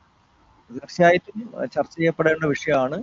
നമുക്ക് അതിനെ ഫോക്കസ് ചെയ്തുകൊണ്ട് രണ്ടാം റൗണ്ടിൽ ആ ചർച്ച നമുക്ക് മുന്നോട്ട് കൊണ്ടുപോകാം. ഇനി നമ്മളുമായി പങ്കുവെക്കാനുള്ളത് കേരളത്തിലെ ന്യൂമറിക്കലി വെരി മിനിസ്കൂൾ സെക്ഷനാണ് ട്രാൻസ്ജെൻഡർ വിഭാഗം. കേരളത്തിലൊരു ട്രാൻസ്ജെൻഡർ പോളിസിയൊക്കെ ഡെവലപ്പ് ചെയ്ത് വന്നിട്ടുണ്ട്. ചില ചില കരുതലുകളൊക്കെ സർക്കാർ മിഷണറിയുടെ ഭാഗമായിട്ട് ആരംഭിച്ചിട്ടുണ്ട്. എങ്കിലും ചരിത്രപരമായും സാമൂഹ്യപരമായും സാമ്പത്തികപരമായും ഒക്കെ കേരളത്തിലെ ട്രാൻസ്ജെൻഡർ വിഭാഗം അനുഭവിക്കുന്ന പ്രശ്നങ്ങളും പ്രയാസങ്ങളും ഒന്നും നമ്മൾ പ്രതീക്ഷിച്ച അളവിലൊന്നും മാറ്റാനൊന്നും നമുക്ക് പറ്റിയിട്ടില്ല. അപ്പൊ ആ മേഖലയെ റെപ്രസെന്റ് ചെയ്യുന്ന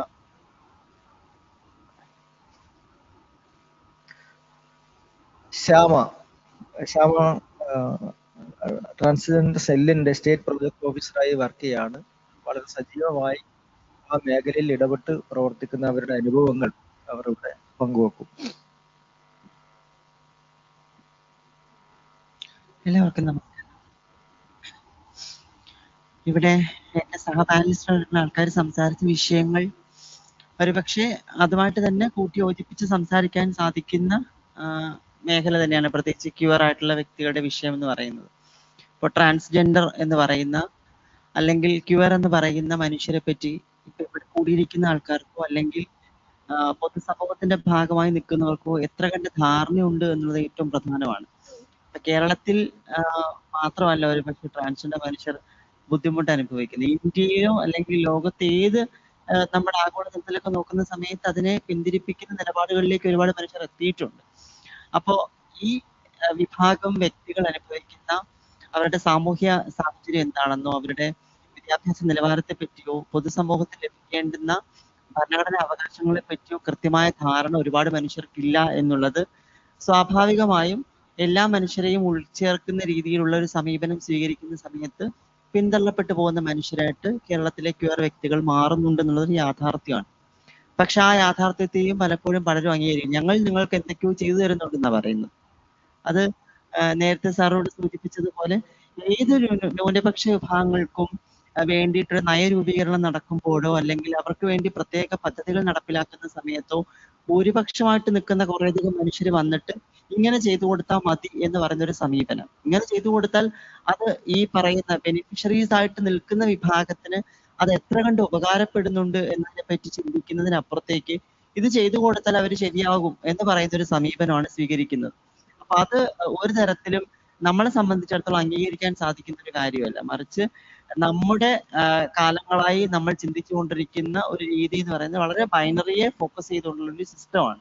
ആൺ പെണ്ണെന്ന് പറയുന്ന ബൈനറിയെ ഫോക്കസ് ചെയ്തുകൊണ്ട് നമ്മൾ കാര്യങ്ങൾ സമീപിക്കുന്ന സമയത്ത് അതിനപ്പുറത്തേക്കുള്ള വിഭാഗങ്ങൾക്ക് അവരുടെ ആവശ്യങ്ങൾ ഇന്നതാണെന്നുള്ള തിരിച്ചറിവിലേക്ക് എത്താൻ ഒരുപാട് പേർക്ക് കഴിയാത്തതൊക്കെ തന്നെ ഈ മെയിൻ സ്ട്രീമിംഗ് എന്ന് പറയുന്ന ഒരു സാധ്യതയെ പോലും നമ്മൾ ലക്ഷ്യം വെക്കുന്ന ഇടത്തിലേക്ക് എത്തിക്കാൻ സാധിക്കാത്ത അവസ്ഥ നിലനിൽക്കുന്നുണ്ട്. ഇപ്പോൾ ഇവിടെ നയം ഉണ്ടെന്ന് പറയുമ്പോൾ നയത്തിന് ആനുപാതികമായിട്ട് സംസ്ഥാനത്ത് നിരവധിയായിട്ടുള്ള ഇടപെടലുകൾ നടക്കുന്നു എന്ന് പറയുമ്പോഴും നമ്മൾ ലക്ഷ്യം വെക്കുന്ന ഒരു ഗോളിലേക്ക് എത്ര പേർക്ക് അല്ലെങ്കിൽ അത് അച്ചീവ് ചെയ്യാൻ എത്ര പേർക്ക് പറ്റിയിട്ടുണ്ടെന്ന് ചോദിക്കുമ്പോൾ ഈ നിലനിൽക്കുന്ന ഒരു സ്റ്റിഗ്മ കാരണം അല്ലെങ്കിൽ നമ്മുടെ ഒരു ഈ സോഷ്യൽ നോം കാരണം പലപ്പോഴും ആ മനുഷ്യർക്ക് അതിന്റെ ബെനിഫിറ്റ് കിട്ടാത്ത സാഹചര്യം നിലനിൽക്കുന്നുണ്ട്.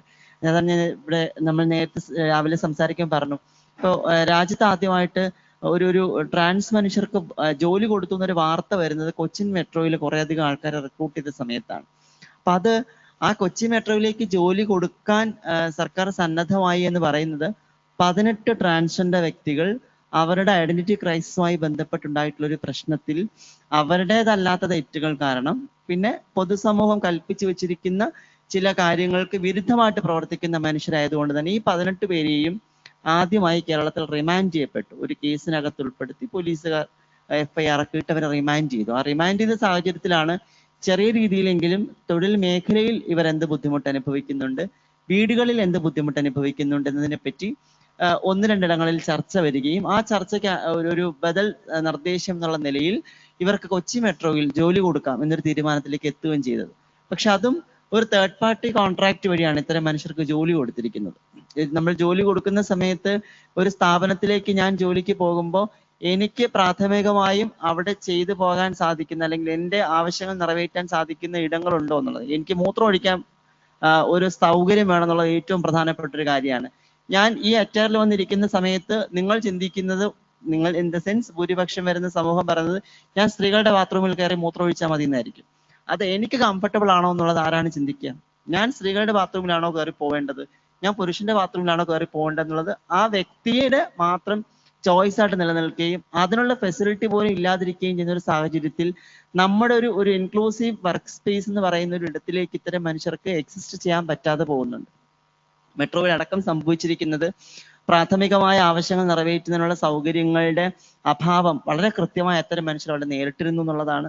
മാത്രമല്ല ഈ പറയുന്ന നമ്മുടെ ഈ ജെൻഡർ നോംസ് എന്ന് പറയുന്ന സമയത്ത് ഞാനിപ്പോൾ ഇങ്ങനത്തെ ഒരു അറ്റയറിൽ ഇരിക്കുമ്പോൾ എനിക്ക് സമൂഹം കൽപ്പിച്ചു വെച്ചിരിക്കുന്ന ചില റോൾസ് ആൻഡ് റെസ്പോൺസിബിലിറ്റീസ് ഉണ്ട്. ഞാൻ ഈ അറ്റയറിലാണ് ഇരിക്കുന്നതെങ്കിൽ ഞാൻ എൻ്റെ സംസാരത്തിൽ ഞാൻ സഭ്യത പ്രകടിപ്പിക്കുന്നവളായിരിക്കണം, ആ രീതിയിൽ ഞാൻ സംസാരിക്കുമ്പോൾ ഇങ്ങനെ ഇരിക്കണം, ഞാൻ ഉറക്കെ ചിരിക്കുന്നത് വലിയ ബുദ്ധിമുട്ട്. അപ്പോൾ സ്ത്രീ എന്ന് പറയുന്ന രീതിയിൽ മനുഷ്യൻ കാണുന്ന സമയത്ത് ഇന്ന കളങ്ങളിൽ നിങ്ങൾ ഒതുങ്ങി നിൽക്കണമെന്നോ ഇന്ന രീതിയിൽ മാത്രം നിങ്ങൾ മുന്നോട്ട് പോകണമെന്നോ പറയുമ്പോൾ അതിനെ പോലും വളരെ കൃത്യമായിട്ട് ഉൾക്കൊണ്ടുകൊണ്ട് മുന്നോട്ട് പോകാൻ സാധിക്കാത്ത കുറേയധികം മനുഷ്യർ നമ്മുടെ കൂട്ടത്തിൽ തന്നെയുണ്ട്. അപ്പൊ അത്തരം മനുഷ്യരുടെ ആവശ്യങ്ങൾ വളരെ സമഗ്രമായിട്ട് കേൾക്കുന്നതിനോ അത് പ്രാവർത്തികമാക്കുന്നതിനോ ഉള്ളൊരു സിസ്റ്റം ഇപ്പോഴും നമുക്ക് ഡെവലപ്പ് ചെയ്ത് കൊണ്ടുവരാൻ പറ്റിയിട്ടില്ല എന്നുള്ളത് വലിയൊരു പോരായ്മയായിട്ട് നിലനിൽക്കുന്നുണ്ട്.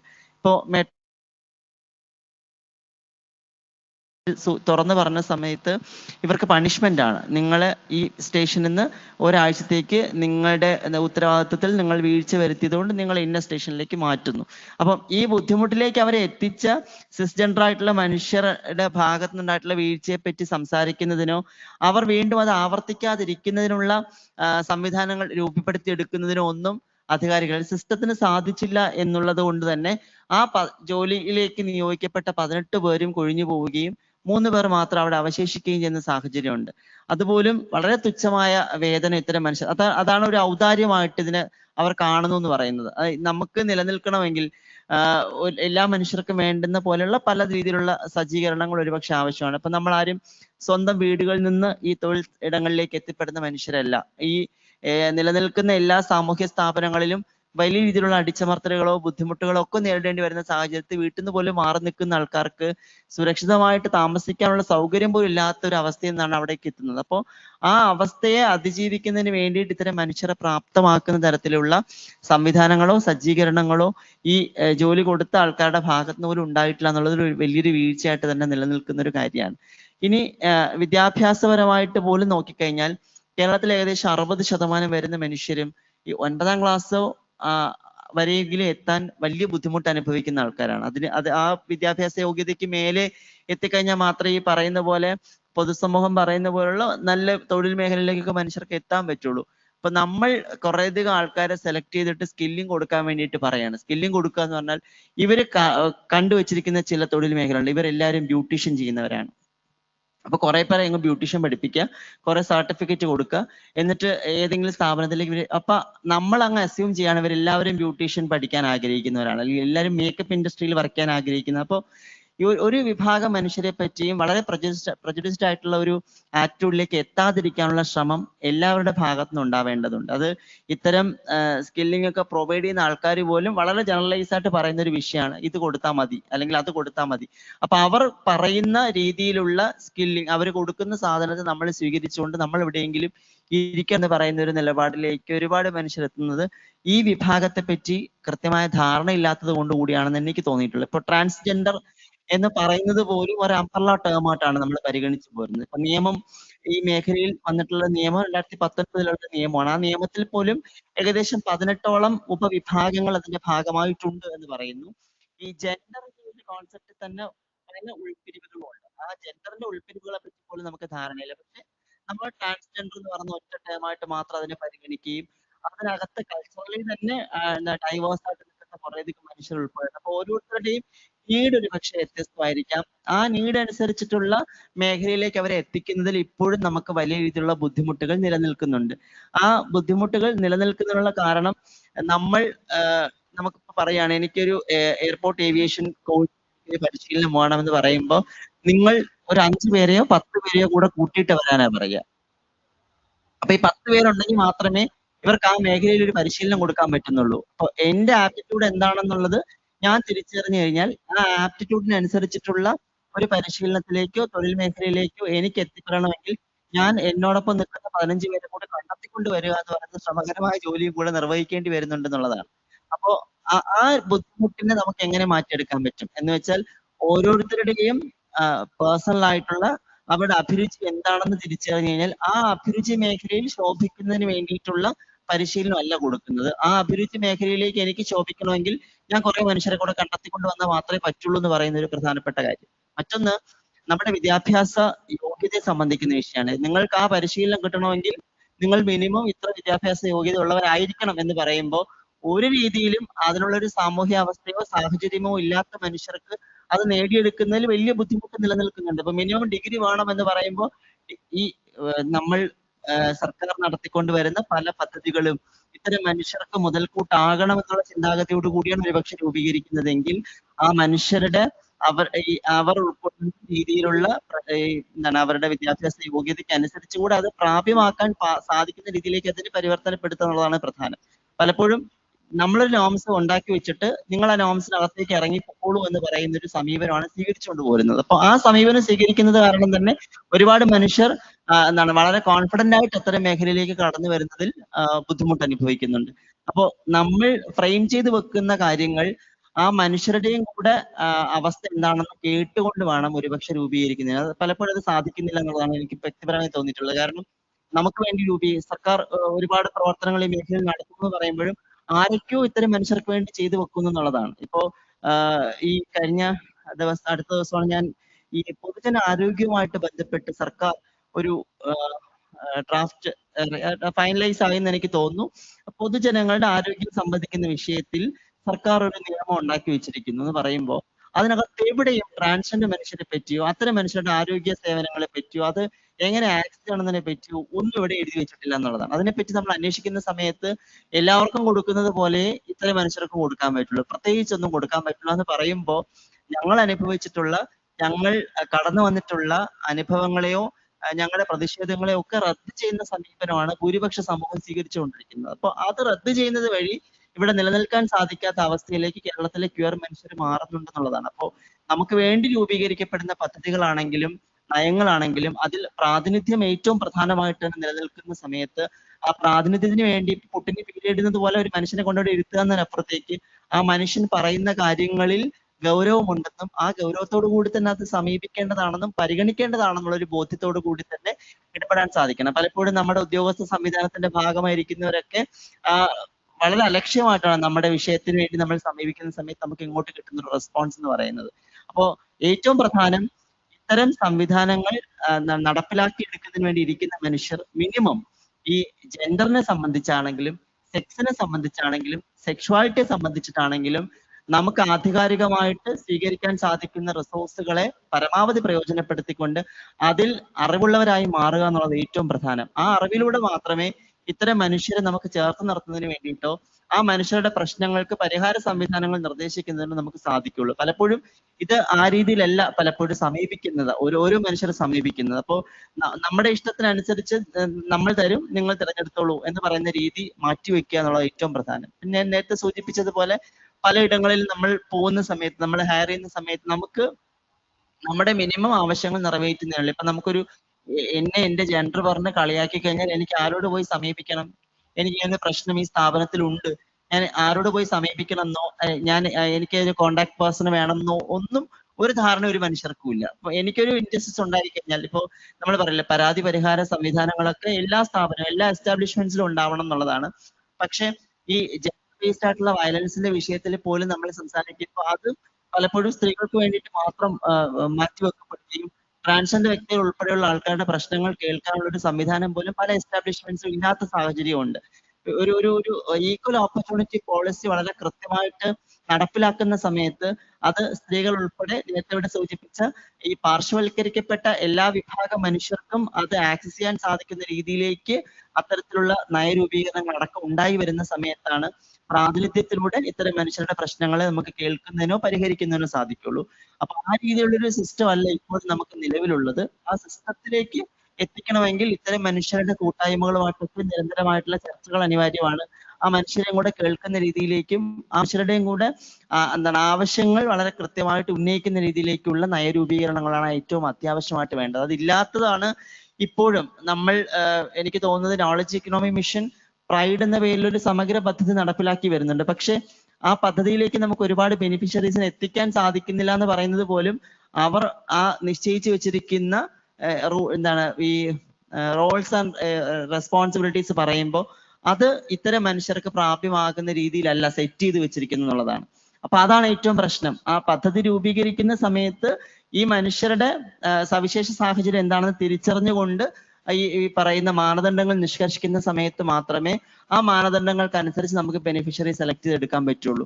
പലപ്പോഴും അതിന് സാധിക്കുന്നില്ല എന്ന് പറയുന്നത് ഈ നിലനിൽക്കുന്ന അറിവില്ലായ്മയും അജ്ഞതയും ഇനി ഞങ്ങളുടെ ഔദാര്യമാണെന്നുള്ളൊരു മനോഭാവവും പ്രകടിപ്പിക്കുന്നത് വഴിയാണ് ഞങ്ങൾക്ക് ഇപ്പൊ എല്ലാ മനുഷ്യർക്കും ഒരു ആത്മാഭിമാനം എന്നൊരു സാധനം ഉണ്ടല്ലോ, പലപ്പോഴും അതിനെ ഹനിക്കുന്ന രീതിയിലാണ് നമ്മളോട് പലരും പെരുമാറുന്നത്, സംസാരിക്കുന്നത്, നമ്മൾ അപ്രോച്ച് ചെയ്യുന്ന സമയത്ത് സംസാരിക്കുന്നത്. അപ്പൊ അത് ഒരു വട്ടം പോവുമായിരിക്കാം, ചിലപ്പോൾ 2 വട്ടം പോവുമായിരിക്കാം. ഇത് നിരന്തരം കേട്ടുകൊണ്ടൊരു മനുഷ്യൻ വീണ്ടും അവിടെ പോയി നിന്ന് അത് സ്വീകരിക്കും എന്നുള്ളത് നമുക്ക് തെറ്റിദ്ധാരണ മാത്രമാണ്. അത് ഈ ആത്മാഭിമാനമുള്ള ഒരു മനുഷ്യനും അങ്ങനെയൊന്നും പോയി നിൽക്കാനൊന്നും പോകുന്നില്ല. അപ്പൊ അതുകൊണ്ട് ആ രീതിയിൽ നമ്മളോട്ട് അസോസിയേറ്റ് ചെയ്യുന്ന മനുഷ്യരെങ്കിലും മിനിമം അതിൽ ധാരണയുള്ളവരും മനുഷ്യരായി തന്നെ അവരെ കേൾക്കാനും കാണാനും പരിഗണിക്കാനും സാധിക്കുന്ന മനുഷ്യരാവണം എന്നുള്ളതാണ് ഏറ്റവും പ്രധാനം. നമുക്ക് സമയത്തിന്റെ ഒരു കുറവുണ്ട്. അപ്പോൾ 2 ചോദ്യങ്ങൾ കൂടി ചോദിച്ചിട്ട് നമുക്ക് അവസാനിപ്പിക്കാം. ഒന്ന് മാമിനോട് ചോദിക്കാനുള്ളത്, ഷെഡ്യൂൾഡ് ട്രൈബ്സിനെയും ഷെഡ്യൂൾഡ് കാസ്റ്റിന്റെയും ഡെവലപ്മെന്റിനെ നാം അളക്കുമ്പോൾ എൻ്റെയൊക്കെ പഠനത്തിൽ നിന്ന് ഞാൻ മനസ്സിലാക്കിയിട്ടുള്ളതാണ്, ഷെഡ്യൂൾഡ് ട്രൈബ്സിന്റെ അകത്ത് അതൊരു ഹോമോജീനിയസ് ഗ്രൂപ്പായിട്ട് നമുക്ക് കേരളത്തിലെ ആദിവാസി സമൂഹത്തെ കാണാൻ പറ്റില്ല. 36 വ്യത്യസ്ത വിഭാഗങ്ങൾ ഉൾക്കൊള്ളുന്നതാണ് കേരളത്തിലെ ആദിവാസി പോപ്പുലേഷൻ എന്ന് പറഞ്ഞാൽ. 2000ത്തിന്റെ തുടക്കത്തിൽ കേരളത്തിലെ ഡീസെൻട്രലൈസേഷൻ സംബന്ധിച്ച് ഞാൻ പൊളിറ്റിക്കൽ എംപവർമെന്റ് സംബന്ധിച്ചിട്ടുള്ള എൻ്റെ PhD പഠനത്തിൽ ഞാൻ മനസ്സിലാക്കിയിട്ടുള്ള ഒരു കാര്യം, ഈ 36 ട്രൈബൽ ഗ്രൂപ്പ്സിന്റെ അകത്ത് തന്നെ ഒരു എലൈറ്റ് ഗ്രൂപ്പും ഒരു ഡിപ്രൈവ്ഡ് ഗ്രൂപ്പും ഉണ്ട്. വികസനത്തിന്റെ എല്ലാ നേട്ടങ്ങളും പിടിച്ചെടുക്കാൻ ശേഷിയുള്ള ഒരു വിഭാഗം അതിൻ്റെ അകത്ത് തന്നെ വളർന്നു വന്നിട്ടുണ്ട്. എന്നാൽ അവസരങ്ങളൊന്നും ക്യാപ്ചർ ചെയ്യാൻ ശേഷിയില്ലാത്ത ഒരു വിഭാഗം അതിൻ്റെ അകത്ത് തന്നെ ഉണ്ട്. ശ്യാം സാറ് അദ്ദേഹത്തിൻ്റെ അവതരണത്തിൽ സൂചിപ്പിച്ചിട്ടുണ്ട്, വികസനത്തിൽ ഏറ്റവും പ്രധാനപ്പെട്ട ഘടകം എന്ന് പറഞ്ഞാൽ ഹ്യൂമൻ ക്യാപിറ്റൽ ഫോർമേഷൻ തന്നെയാണ്. അതായത് നല്ല വിദ്യാഭ്യാസവും നല്ല ആരോഗ്യവും എപ്പോഴാണോ നാം ഒരു മനുഷ്യന് കൊടുക്കുന്നത്, അപ്പം മാത്രമേ അവന് ലേബർ മാർക്കറ്റിൽ മറ്റുള്ളവരോടൊപ്പം കോമ്പീറ്റ് ചെയ്യാൻ വേണ്ടി പറ്റുള്ളൂ. അപ്പൊ ഹ്യൂമൻ അസറ്റ് ഫോർമേഷൻ്റെ അകത്ത് മെച്ചപ്പെട്ട ലെവലിലേക്ക് എത്തിയിട്ടുള്ള ചില വിഭാഗങ്ങൾ ട്രൈബൽ ഗ്രൂപ്പ്സിൻ്റെ അകത്തുണ്ട്. സെനിൻ്റെ ഒക്കെ തിയറി പ്രകാരം ഈ കിട്ടുന്ന അവസരങ്ങളെല്ലാം മാക്സിമം ക്യാപ്ചർ ചെയ്യുന്ന കാര്യത്തിൽ അവരൊക്കെ മുന്നിൽ വന്നിട്ടുണ്ട്. ഞാനിത് പറയാൻ കാരണം ഇപ്പോൾ നാഷണൽ ദേശീയ ഒരു പശ്ചാത്തലമുണ്ട്. ഈ ട്രൈബൽ ഗ്രൂപ്പ്സിൻ്റെ അകത്ത് തന്നെ ഒരു റിസർവേഷൻ്റെ അകത്ത് തന്നെ ചില കോട്ടകൾ വെക്കണമെന്നൊക്കെയുള്ള, സെപ്പറേറ്റ് കോട്ടകൾ വെക്കണമെന്നൊക്കെയുള്ള ഒരു ചർച്ചകൾ നടക്കുന്ന ഒരു ദേശീയ പശ്ചാത്തലം ഇപ്പോൾ ഉണ്ട്. ഈ ഒരു ചർച്ച ആരംഭിക്കാനുള്ള സമയം കേരളത്തിലായോ എന്നാണ് എനിക്ക് മാമിനോട് ചോദിക്കാനുള്ളത്. അങ്ങനെ ഉള്ള ചർച്ചകൾ ഓൾറെഡി എനിക്ക് തോന്നുന്നു നടക്കുന്ന ഒരു സ്ഥലത്ത് SC/ST ക്ലാസിഫിക്കേഷനെ കുറിച്ച്. അതെന്തുകൊണ്ട് നമുക്ക് ഈ ഒരു വേദിക്ക് സദസ്സിന് അറിയാത്തതെന്ന് എനിക്ക് ഭയങ്കര കൺഫ്യൂഷൻ ആകുന്നു. നമ്മൾ എത്ര ഡിസെൻഗേജ്ഡ് ആണ് SC/ST പബ്ലിക് ഡിസ്കോഴ്സിനെ കുറിച്ച് നമ്മൾ എത്ര ഡിസെൻഗേജ്ഡ് ആണ് എന്നാണ് എനിക്കത് ആ ഒരു ചോദ്യത്തിൽ നിന്ന് എനിക്ക് മനസ്സിലാകുന്നത്. കാരണം ഇവിടെ വലിയൊരു SC/ST കോൺക്ലേവ് നടന്നൊരു സ്ഥലമാണ് കേരളത്തിൽ. അധികം നാളുകൾ പോലും ആയിട്ടില്ല സുപ്രീം കോടതി വിധി വരികയും അതിനകത്ത് ക്രീമി ലെയർ എന്നുള്ള ഒരു ഐഡിയ SC/ST വിഭാഗങ്ങളിലേക്ക് കൊണ്ടുവരും. അത് എത്ര പെട്ടെന്നാണ് അത് നടപ്പിലാക്കാനുള്ള ഒരു വ്യഗ്രത ഇവിടെ വന്നത് എന്നതൊക്കെ ചിന്തിക്കേണ്ട വിഷയങ്ങളാണ്. പക്ഷെ ഈ സൈദ്ധാന്തികമായിട്ടും പ്രാക്ടിക്കലായിട്ടും പൊളിറ്റിക്കലുമായിട്ടും ഉള്ള പബ്ലിക് ഡിസ്കോഴ്സ് ഇന്റർവെൻഷൻ ഇവിടെയുള്ള ദളിത്, ആദിവാസി, ബഹുജൻ, ബുദ്ധിജീവികളും പൊളിറ്റിക്കൽ ലീഡേഴ്സും നിരന്തരമായിട്ട് പറഞ്ഞുകൊണ്ടിരിക്കുന്നത് പത്രത്തിലൊക്കെ റിപ്പോർട്ടഡ് ആയിട്ടുള്ള കാര്യമാണ്. അതുകൊണ്ട് അങ്ങനെ ഒരു ചർച്ച തുടങ്ങണ്ടേ എന്ന് ഒരു ചോദ്യം എനിക്കറിയില്ല. കാരണം അങ്ങനെ ഒരു ചർച്ച വളരെ വലിയ രീതിയിൽ നടക്കുന്നുള്ള ചർച്ചയാണ്.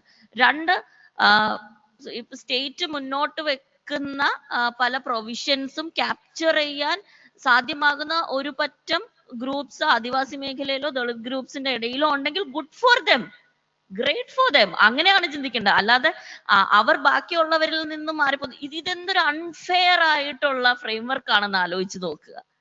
ഇങ്ങനെയാണോ ചിന്തിക്കേണ്ടത്? ഈ ചിന്ത തന്നെ എത്ര തെറ്റായിട്ടുള്ളതാണ്. അതിന്റെ ആ ഫ്രെയിംവർക്കേ തെറ്റാണെന്നൊന്ന് ആലോചിക്കുക. ഒരു ഗ്രൂപ്പിനുള്ളിൽ നിന്ന്, ഒരു സോഷ്യലി ഏറ്റവും ഡിസഡ്വാൻറ്റേജ്ഡ് ആയിട്ടുള്ള പാർശ്വവൽക്കരിക്കപ്പെട്ടിട്ടുള്ള ഒരു ഗ്രൂപ്പിൽ നിന്ന് ഒരു സെറ്റ് മനുഷ്യർ കോട്ട് ആൻഡ് കോട്ട് എംപവേർഡ് ആയിട്ട് വന്നു കഴിയുമ്പോൾ അവർക്ക് ക്യാപ്ചർ ചെയ്യാൻ പറ്റും, അതിലുള്ള ഗ്രൂപ്പ് ബാക്കിയുള്ളവർക്ക് ക്യാപ്ചർ ചെയ്യാൻ പറ്റുന്നില്ലാത്തത് അവരുടെ ശേഷിക്കുറവായിട്ട് ചിത്രീകരിക്കുന്നത് തന്നെ എക്സ്ട്രീംലി പ്രോബ്ലമാറ്റിക് ആണ്. സ്റ്റേറ്റിന് അവരുടെ ഇഷ്യൂസ് മനസ്സിലാകാത്തത് കൊണ്ട്, അല്ലെങ്കിൽ സ്റ്റേറ്റിന് അവരിലേക്ക് പ്രൊവിഷൻസ് എത്തിക്കാൻ പറ്റാത്ത സ്റ്റേറ്റിന്റെ കുഴപ്പമാണ്.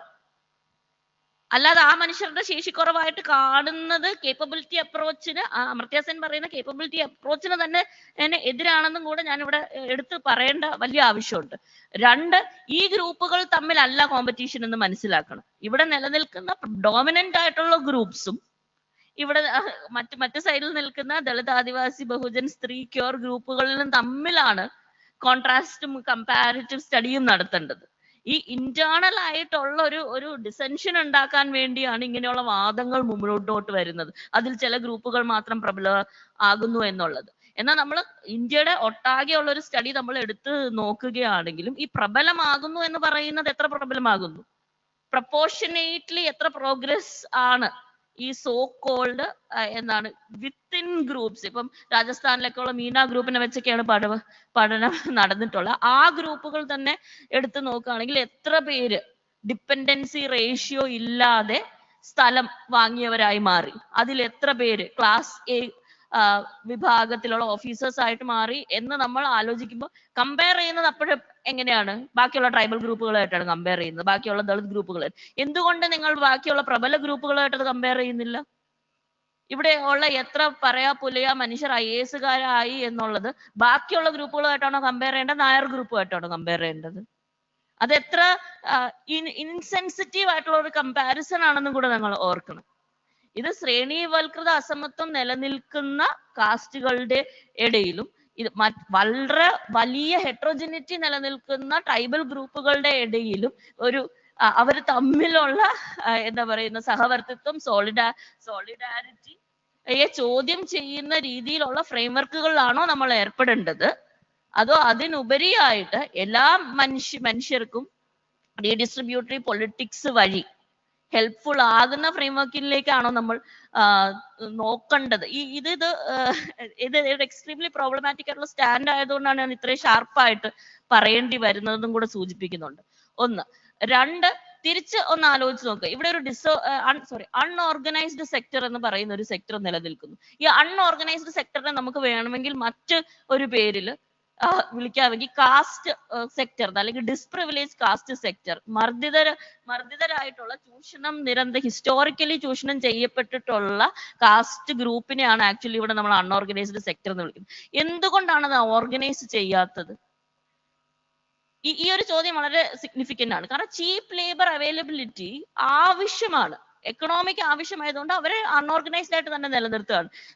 ഫോർ ഇൻസ്റ്റൻസ്, നമ്മുടെ വീടുകളിൽ ജോലി ചെയ്യാൻ വരുന്ന ഡൊമസ്റ്റിക് ഹെൽപ്പ് ആയിട്ടുള്ള സ്ത്രീകളുടെ മിനിമം വേജ് ലേബർ എന്തുകൊണ്ടാണ് സെറ്റ് ചെയ്യാത്തത്? ഒരു മണിക്കൂർ ഇത്രയും ജോലി ചെയ്യുന്നതിന് ഇത്രയും വേതനം എന്നുള്ള ഒരു റെഗുലേഷൻ ഇന്ന് വരെ കൊണ്ടുവന്നിട്ടില്ല. ഇന്നും ഇന്നലെയും തുടങ്ങിയതല്ലല്ലോ വീടുകളിൽ ജോലി ചെയ്യാൻ വന്ന്. എന്നിട്ട് ഈ കേരളത്തിൽ ഒട്ടനവധി ഏജൻസികളുണ്ട്. ഈ ഏജൻസികളെല്ലാം ഡൊമസ്റ്റിക് ലേബർ സപ്ലൈ ചെയ്യുന്ന ഏജൻസികളാണ്. ആ ഏജൻസികളെ റെഗുലറൈസ് ചെയ്യാൻ ഒരു നിയമനിർമ്മാണം ഇവിടെ നടന്നിട്ടുണ്ട്. ഇപ്പം കെയർ ഗീവിങ്, ഇതേപോലെ തന്നെ കെയർ ഗീവിങ്ങിന്റെയും നഴ്സിംഗ് ജോബ്സിനും വലിയ മാർക്കറ്റുള്ള, പർട്ടിക്കുലർലി ഏജിങ് പോപ്പുലേഷൻ ഉള്ള ഒരു സ്ഥലമാണ് കേരളം. ജിറിയാട്രിക് കെയറിന് വേണ്ടി, വയോജനങ്ങൾക്ക് കെയറിന് വേണ്ടി നഴ്സിംഗ് ജോബ്സ് വളരെ വളരെ അതിന്റെ ആവശ്യം വർദ്ധിച്ചുകൊണ്ടിരിക്കുന്ന ഒരു കേരളത്തില് ഈ നഴ്സിംഗ് സെക്ടറിലുള്ള കാസ്റ്റ് കോമ്പോസിഷനെ കുറിച്ചുള്ള ഒരു പഠനമെങ്കിലും നടന്നിട്ടുണ്ടോ? എംപ്ലോയ്മെന്റ് കാസ്റ്റ് സെൻസസ് എന്ന് പറഞ്ഞ ഒരു പഠനം ഒരു പഠനം എന്തുകൊണ്ടാണ് വരാത്തത് നമ്മൾ ചിന്തിക്കേണ്ട കാര്യമാണ്. ഈ ചീപ്പ് ലേബർ അവൈലബിലിറ്റി എപ്പോഴും നിലനിർത്താൻ വേണ്ടിയുള്ള, അത് ഒരു പൊളിറ്റിക്കൽ പാർട്ടിയുടെ കാര്യമല്ല, നമ്മൾ നിരന്തരമായിട്ട് നോക്കുകയാണെങ്കിൽ ഇങ്ങനെ തന്നെ ഈ വ്യവസ്ഥയെ നിലനിർത്താനുള്ള ഒരു ക്യാപിറ്റലിസ്റ്റിക് ഇൻട്രസ്റ്റ് നമുക്ക് ഇതിനകത്ത് കാണാൻ പറ്റും. അപ്പൊ ക്യാപിറ്റലിസ്റ്റിനെ ചോദ്യം ചെയ്യണമെങ്കിൽ ചോദ്യം ചെയ്യാൻ ഇത് പഠനവിധേയമാക്കണം. ഒന്ന്. രണ്ട്, വർക്ക് റെഗുലറൈസ് ചെയ്യുകയും അതിന് കൃത്യമായിട്ടുള്ള വേതനം കിട്ടുന്നുണ്ടോ എന്നുള്ള എൻക്വയറീസ് സ്റ്റേറ്റിന്റെ സൈഡിൽ നിന്ന് വരേണ്ട ആവശ്യമുണ്ട്. അതുകൊണ്ട് സ്കിൽലെസ്നെസ്സിനെ സ്കില്ലിലേക്ക് മാറ്റുന്ന പ്രവൃത്തി പോലെ തന്നെ ഓൾറെഡി സ്കിൽഡ് ആയിട്ടുള്ള വർക്കുകൾ ഉണ്ടല്ലോ, ഈ വർക്കുകൾ ചെയ്യുന്ന മാർജിനലൈസ്ഡ് ബാക്ക്ഗ്രൗണ്ടിൽ നിന്നുള്ള ആൾക്കാർക്കുള്ള സോഷ്യൽ സെക്യൂരിറ്റി മെഷേഴ്സ് നടക്കുന്നുണ്ടോ എന്നുള്ളൊരു ചോദ്യം വളരെ പ്രസക്തമായിട്ടുള്ള ഒരു ചോദ്യമാണ്. അപ്പൊ സോഷ്യൽ സെക്യൂരിറ്റി, പെൻഷൻ ബെനിഫിറ്റ്സ് കിട്ടാത്ത ജോലികളാണ്, ഹെൽത്ത് ബെനിഫിറ്റ്സ് കിട്ടാത്ത ജോലികളാണ്. അപ്പൊ അത് ആര് എൻഷുർ ചെയ്യും എന്നുള്ള ആൻസേഴ്സ് നമുക്ക് ഇപ്പോഴും കിട്ടാത്തത്. ഇതുപോലെ തന്നെയാണ് ഫോർ ഇൻസ്റ്റൻസ്, എനിക്ക് തോന്നുന്നു ശ്യാമ അത് കുറെ കൂടെ നേരത്തെ പറഞ്ഞതിനോട് ചേർത്ത് പറയാണ് ശ്യാമ പറഞ്ഞത്. ഇപ്പൊ ട്രാൻസ്ജെൻഡർ വിഭാഗങ്ങൾക്ക് 2% ഹയർ എഡ്യൂക്കേഷനിൽ സീറ്റുകൾ കൊടുക്കുന്നു. അവർക്ക് ഹോസ്റ്റലുകളുണ്ടോ? അപ്പൊ 2% സീറ്റ് ഒരു കുട്ടി ഏതെങ്കിലും ഒരു യൂണിവേഴ്സിറ്റിയിൽ വരികയാണെങ്കിൽ ഇവരെ ഗേൾസ് ഹോസ്റ്റലിൽ താമസിപ്പിക്കാൻ പറ്റുമോ? ബോയ്സ് ഹോസ്റ്റലിൽ താമസിപ്പിക്കാൻ പറ്റുമോ? എവിടെ താമസിക്കാൻ പറ്റുമോ? താമസിപ്പിക്കണം, അതാണ് കറക്റ്റ്. പക്ഷെ അപ്പൊ ഗേൾ സ്റ്റുഡൻസ് അതിന് പ്രശ്നം ഉണ്ടാക്കുന്നു, ബോയ് സ്റ്റുഡൻസ് അതിന് പ്രശ്നം ഉണ്ടാക്കുന്നു. അപ്പൊ അതിന് സജ്ജമായിട്ടുള്ള ഒരു ഇൻഫ്രാസ്ട്രക്ചർ റെഡിയാക്കിയിട്ടാണോ ഈ 2% നമ്മൾ ഇംപ്ലിമെന്റ് ചെയ്യുന്നത്? സോ ഈ റെപ്രസെന്റേഷണൽ പൊളിറ്റിക്സിൽ നിന്ന് ഇൻക്ലൂസീവ് പൊളിറ്റിക്സിലേക്ക് മാറേണ്ട വലിയ ആവശ്യം നമുക്കുണ്ട്. ഞാനിത് പറഞ്ഞത് സിംറ്റമാറ്റിക് ആയിട്ടാണ്. ഇതേ കാര്യം തന്നെയാണ് മാർജിനലൈസ്ഡ് മനുഷ്യരുടെ കാര്യത്തിൽ ഉണ്ടാകുന്നത്. ലാർജർ ആയിട്ടുള്ള ഒരു ഇൻസ്റ്റിറ്റ്യൂഷണൽ ആയിട്ടുള്ള വ്യവസ്ഥാപിതമായിട്ടുള്ള ചേഞ്ചസ് വരാതെ നമ്മൾ അതിന്റെ മേലിൽ വലിയ മുറിവിന്റെ പുറത്ത് പൗഡർ ഇടുന്നത് പോലെ ചില മിനുക്ക് പണികൾ ചെയ്യുന്ന രീതിയിൽ ഉള്ള പെരിഫറൽ ആയിട്ടുള്ള ചേഞ്ചസ് വരുത്താതെ സ്ട്രക്ചറൽ ചേഞ്ചസ് വരാൻ ഇവിടെ നിയമനിർമ്മാണം വഴി അതിന് സാധ്യമാകുള്ളൂ. ആ നിയമനിർമ്മാണത്തിന് നമ്മുടെ ലെജിസ്ലേറ്റീവ് ആസ് വെൽ ആസ് നമ്മുടെ എക്സിക്യൂട്ടീവ് വില്ലിംഗ് ആകുന്ന അങ്ങനൊരു ക്ലൈമറ്റ് ഇവിടെ സെറ്റ് ചെയ്തിട്ടുണ്ടെന്ന് തന്നെയാണ് ഞാൻ വിശ്വസിക്കുന്നത്. കാരണം കുറച്ച് കാലങ്ങളായിട്ട് ഇൻക്ലൂസീവ് ആയിട്ടുള്ള പൊളിറ്റിക്സിനെ കുറിച്ചുള്ള വലിയ ചർച്ചകളൊന്നും നടക്കുന്നുണ്ട്. രണ്ട്, പോളിസി മേക്കിംഗ് ഇന്റർവെൻഷൻസിൽ ചേഞ്ചസ് പല രീതികൾ തന്നെ വരുന്നുണ്ട്. പക്ഷെ അതൊരു പൂർണ്ണതയിൽ എത്തണമെങ്കിൽ നേരത്തെ ഇവിടെ ശ്യാം സാർ പറഞ്ഞ പോലെ പാർട്ടിസിപ്പേറ്ററി ആയിട്ടുള്ള കമ്മ്യൂണിറ്റി പാർട്ടിസിപ്പേഷൻ ലെവലിലുള്ള കമ്മ്യൂണിറ്റി അറിവുകൾ, അത് മാർജിനലൈസ് കമ്മ്യൂണിറ്റിയുടെ അറിവും ജ്ഞാനവും പബ്ലിക് അറിവിന്റെ ഭാഗമാക്കി മാറ്റുന്ന പ്രക്രിയകൾ, അങ്ങനെ ട്രാൻസ്ഫോർമേറ്ററി ആയിട്ടുള്ള പ്രക്രിയകൾ നടന്നാൽ മാത്രമേ സമൂലമായിട്ടൊരു ചേഞ്ച് വരുള്ളൂ എന്നാണ് എനിക്ക് തോന്നുന്നത്. അവസാനം ശ്യാം സാറ് സമപ്പ് ചെയ്യും. സാറിന്റെ അവതരണത്തിൽ കുറെ പുതിയ ആശയങ്ങൾ അദ്ദേഹം പങ്കുവച്ചിട്ടുണ്ട്. ഈ കേരളത്തിലെ ആദിവാസി സമൂഹത്തെ അവരുടെ പരമ്പരാഗതമായ തൊഴിൽ മേഖലകളിൽ മാത്രം ഒതുക്കി നിർത്താതെ പുതിയ സാധ്യതകളിലേക്ക്, സാഹചര്യങ്ങളിലേക്ക് ഉപയോഗിച്ചുകൊണ്ട് ഉള്ള കാഴ്ചപ്പാടുകൾ ഉയർന്നു വരണമെന്ന് പറഞ്ഞു. പരമ്പരാഗത സാധ്യതകൾ പറഞ്ഞപ്പോൾ സാർ ആദിവാസി വൈദ്യത്തെ പറ്റി പറഞ്ഞു. കേരളത്തിലെ എത്നോ മെഡിസിൻ രംഗത്ത് വലിയ ഇടപെടലുകൾ നടത്തിയ ഒരു കാലം കേരളത്തിൽ ഉണ്ടായിരുന്നു. 95, 96 കാലം കേരളത്തിലെ ട്രൈബൽ റിസർച്ച് ഇൻസ്റ്റിറ്റ്യൂട്ടായ കോഴിക്കോട് കിർട്ടാഡ്സ്, ഞാൻ ആ കാലത്ത് അവിടെ റിസർച്ചറായി പ്രവർത്തിച്ചുകൊണ്ടിരിക്കുന്ന സമയത്ത് അന്നത്തെ അവിടുത്തെ ഡയറക്ടർ ഡോക്ടർ വിശ്വനാഥ് സാറ്, അദ്ദേഹത്തിന്റെ ഒരു സ്പെഷ്യൽ ഇനീഷ്യേറ്റീവിൽ അദ്ദേഹം കേരളത്തിലെ പ്രധാനപ്പെട്ട വംശീയ വൈദ്യന്മാരെയൊക്കെ സംഘടിപ്പിച്ചു. അവർക്ക് സർട്ടിഫൈഡ് മെഡിക്കൽ പ്രാക്ടീഷണറായിട്ട് അവരെ വളർത്തി കൊണ്ടുവന്നു. ഒരു 3-4 വർഷം ഒരു വലിയ മൂവ്മെന്റ് ആയിട്ട് ആ പ്രസ്ഥാനം വളർന്നു വന്നിരുന്നു. പക്ഷെ ഈ സ്വാഭാവികമായിട്ടും അത് പിന്നീട് തകർന്നു പോവുക ചെയ്തത്. പല ഘട്ടങ്ങളിലും നമ്മൾ പല ഇന്റർവെൻഷൻസ് നടത്തി ഇവരുടെ ഈ നാച്ചുറൽ ആയിട്ടുള്ള പ്രകൃതിദത്തമായ ആവാസ വ്യവസ്ഥയിൽ നിന്ന് അവരെ പുറത്തു കൊണ്ടുവന്ന് പുതിയ തൊഴിൽ സാധ്യതകളിലേക്കൊക്കെ അവരെ കൂട്ടിക്കൊണ്ട് കണക്ട് ചെയ്യാനുള്ള ശ്രമം നടത്തിയപ്പോൾ എൻ്റെ കൂടി പേഴ്സണൽ അനുഭവങ്ങൾ പലപ്പോഴും നെഗറ്റീവാണ്. ഞാൻ കുടുംബശ്രീ മിഷൻ്റെ അകത്ത് പ്രവർത്തിക്കുന്ന കാലത്ത് അവിടെ ഒരു വലിയ സ്കില്ലിംഗ് പ്രോഗ്രാം ഉണ്ട്, DDGKV എന്ന സ്കില്ലിംഗ് പ്രോഗ്രാം ഉണ്ട്. കുട്ടികളെയൊക്കെ സ്കില്ലിങ്ങിനെ വിട്ടു. കോഴിക്കോടും അതുപോലെ കണ്ണൂരും ഒക്കെയുള്ള പഠന കേന്ദ്രീകൃതമായ തൊഴിൽ സ്ഥാപനങ്ങളിലൊക്കെ അവരെ പ്ലേസ് ചെയ്തു. NTTF പോലുള്ള സ്ഥാപനങ്ങളിൽ ആ കുട്ടികളെ പഠിപ്പിച്ചു. ബാംഗ്ലൂരിലൊക്കെ കുട്ടികളെ പ്ലേസ് ചെയ്തു. പക്ഷേ ഈ പുതിയ തൊഴിൽ സാഹചര്യങ്ങളിൽ പിടിച്ചു നിൽക്കാൻ അവർക്ക് പറ്റുന്നില്ല. ഒരു 3-4 മാസം കുട്ടികൾ അവിടെ നിൽക്കും, അതുപോലെ കുട്ടികൾ തിരിച്ചങ്ങോട്ടേക്ക് വരുന്നു. അപ്പോൾ പ്രായോഗികമായ കുറെ പ്രശ്നങ്ങളുണ്ട്.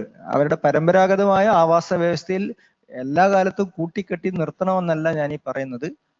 പക്ഷെ പുതിയ സാധ്യതകളിലേക്ക് അവരെ കണക്ട് ചെയ്യുമ്പോൾ അത് എസ്റ്റാബ്ലിഷ് ചെയ്യാൻ, അത് ഒരു സസ്റ്റെയിൻ ചെയ്ത് കൊണ്ടുപോകാനുള്ള പ്രായോഗികമായ കുറെ ബുദ്ധിമുട്ടുകളൊക്കെ ഉണ്ട്.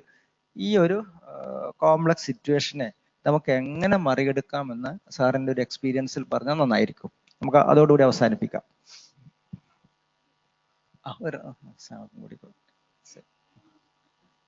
വളരെ പ്രധാനപ്പെട്ട ഒരു ചോദ്യമാണ്. നമ്മളിവിടെ കാണേണ്ട ഒരു കാര്യം, നമ്മൾ ഇതിനകത്ത് ഒരു ഭാഗം മാത്രമേ കാണുന്നുള്ളൂ എന്നുള്ളതാണ് ഞാൻ ഉന്നയിക്കാൻ ആഗ്രഹിക്കുന്ന പ്രധാനപ്പെട്ട പ്രശ്നം. ഇത് മലയാളിയുടെ ഒരു പൊതുബോധത്തിന്റെ പ്രശ്നമാണ്.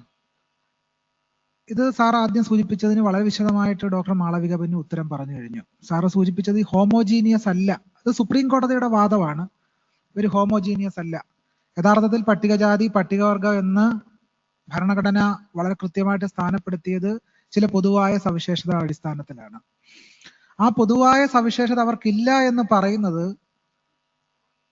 ഇവിടെ സൂചിപ്പിക്കപ്പെട്ടതുപോലെ തന്നെ വിഭവങ്ങളുടെ വിതരണത്തെ സംബന്ധിച്ച്, വിഭവങ്ങളുടെ വിതരണത്തിലെ അനീതിയെ, അതിന്റെ ഉത്തരവാദിത്വം ദളിതരുടെയും ആദിവാസികളുടെയും തലയിൽ കെട്ടിയേൽപ്പിക്കുന്നതിന് വേണ്ടിയാണ് ഇത്തരം ഒരു ആഖ്യാനം സൃഷ്ടിക്കപ്പെട്ടിരിക്കുന്നത് എന്ന് സൂചിപ്പിക്കാതെ വയ്യ. അതിന്റെ വിശദമായ ചർച്ചകളിലേക്കൊന്നും തൽക്കാലം ഞാൻ കടക്കുന്നില്ല.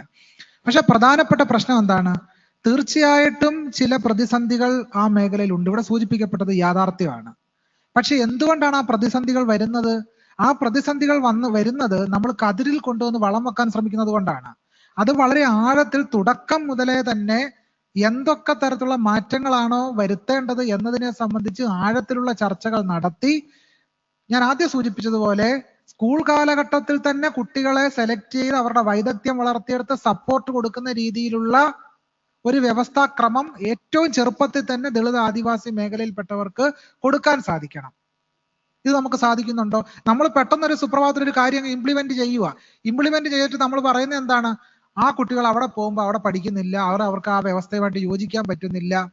എന്റെ ചോദ്യം ഇതാണ്, ഭാവി, അവരുടെ ശുഭോദർക്കമായ ഭാവിയെ കണ്ടുകൊണ്ട് നിങ്ങൾ വിത്തിടുമ്പോൾ തന്നെ എന്തുകൊണ്ടാണ് ഫലപ്രദമായ ഒരു വ്യവസ്ഥാക്രമം സൃഷ്ടിക്കാൻ കഴിയാത്തത് എന്നതാണ് ചോദ്യം. ആവാസക്രമം നമ്മൾ സൃഷ്ടിക്കണമല്ലോ. ആ ആവാസക്രമം എന്താണ് നമുക്ക് സൃഷ്ടിക്കാൻ കഴിയാത്തത്? ആ ആവാസക്രമം കേരളത്തിൽ ഇല്ല എന്നുള്ളതിന്റെ പ്രധാനപ്പെട്ട തെളിവാണ് ദളിതാദിവാസി മേഖലയിൽ നിന്ന് ഉന്നത വിദ്യാഭ്യാസം നേടി വളരെ വലിയ രീതി വൈദഗ്ധ്യമുള്ള ആളുകളെ പുറന്തള്ളുന്ന ഒരു രീതി കേരളത്തിൽ നിലനിൽക്കുന്നു. ഒരു ഉദാഹരണമാണ് ഞാൻ കേരളത്തിലെ ദേവസ്വം ബോർഡിന്റെ എയ്ഡഡ് കോളേജുകൾ, കേരളത്തിലെ തിരുവിതാംകൂർ ദേവസ്വം ബോർഡിന്റെ കോളേജുകൾ. എന്തുകൊണ്ടാണ് അവിടെ ഒരു ആദിവാസിക്ക് ജോലി കിട്ടാത്തത്? എന്തുകൊണ്ടാണ് ഒരു ആദിവാസിക്ക് ജോലി കിട്ടാത്തത്? എനിക്ക് തോന്നുന്നത് ഒരു കാക്ക മലർന്നു പറക്കുന്നതിനെക്കാട്ടിലും പ്രയാസമാണ് കേരളത്തിലെ തിരുവിതാംകൂർ ദേവസ്വം ബോർഡിന് കീഴിലുള്ള ഒരു കോളേജിലോ സ്കൂളിലോ ഒരു ആദിവാസിക്ക് ജോലി കിട്ടുന്നത്. അത്രമാത്രം സാമൂഹ്യ ജീർണത ബാധിച്ച ഒരു സമൂഹമാണ് മലയാളികൾ. അത് അംഗീകരിക്കണം മലയാളികൾ. തനിജാതിവാദികളാണ് മലയാളികൾ. ഒരു ആദിവാസി അധ്യാപകനായി വരുന്നത് അംഗീകരിക്കാൻ കഴിയാത്ത സാമൂഹ്യ ജീർണതയും തനിജാതിവാദികളുമായിട്ടുള്ളതാണ് മലയാളികൾ. അതിന്റെ ഉത്തരവാദിത്വം ആദിവാസികളല്ല, അതിന്റെ ഉത്തരവാദിത്വം നമുക്കാണെന്ന് നമ്മൾ അംഗീകരിക്കുകയാണ് വേണ്ടത്. അത് നമ്മൾ അംഗീകരിക്കാത്തതുകൊണ്ടാണ് കുറ്റം ആരുടെ തലയിൽ. അത് ആദിവാസികളുടെ കുഴപ്പമാണ് കേട്ടോ. പറഞ്ഞാൽ നമ്മൾ ഈ ബൈബിളിലെ കഥ പറഞ്ഞ പിലാത്തോസിനെ പോലെ കൈ കഴുകി എളുപ്പമാണല്ലോ.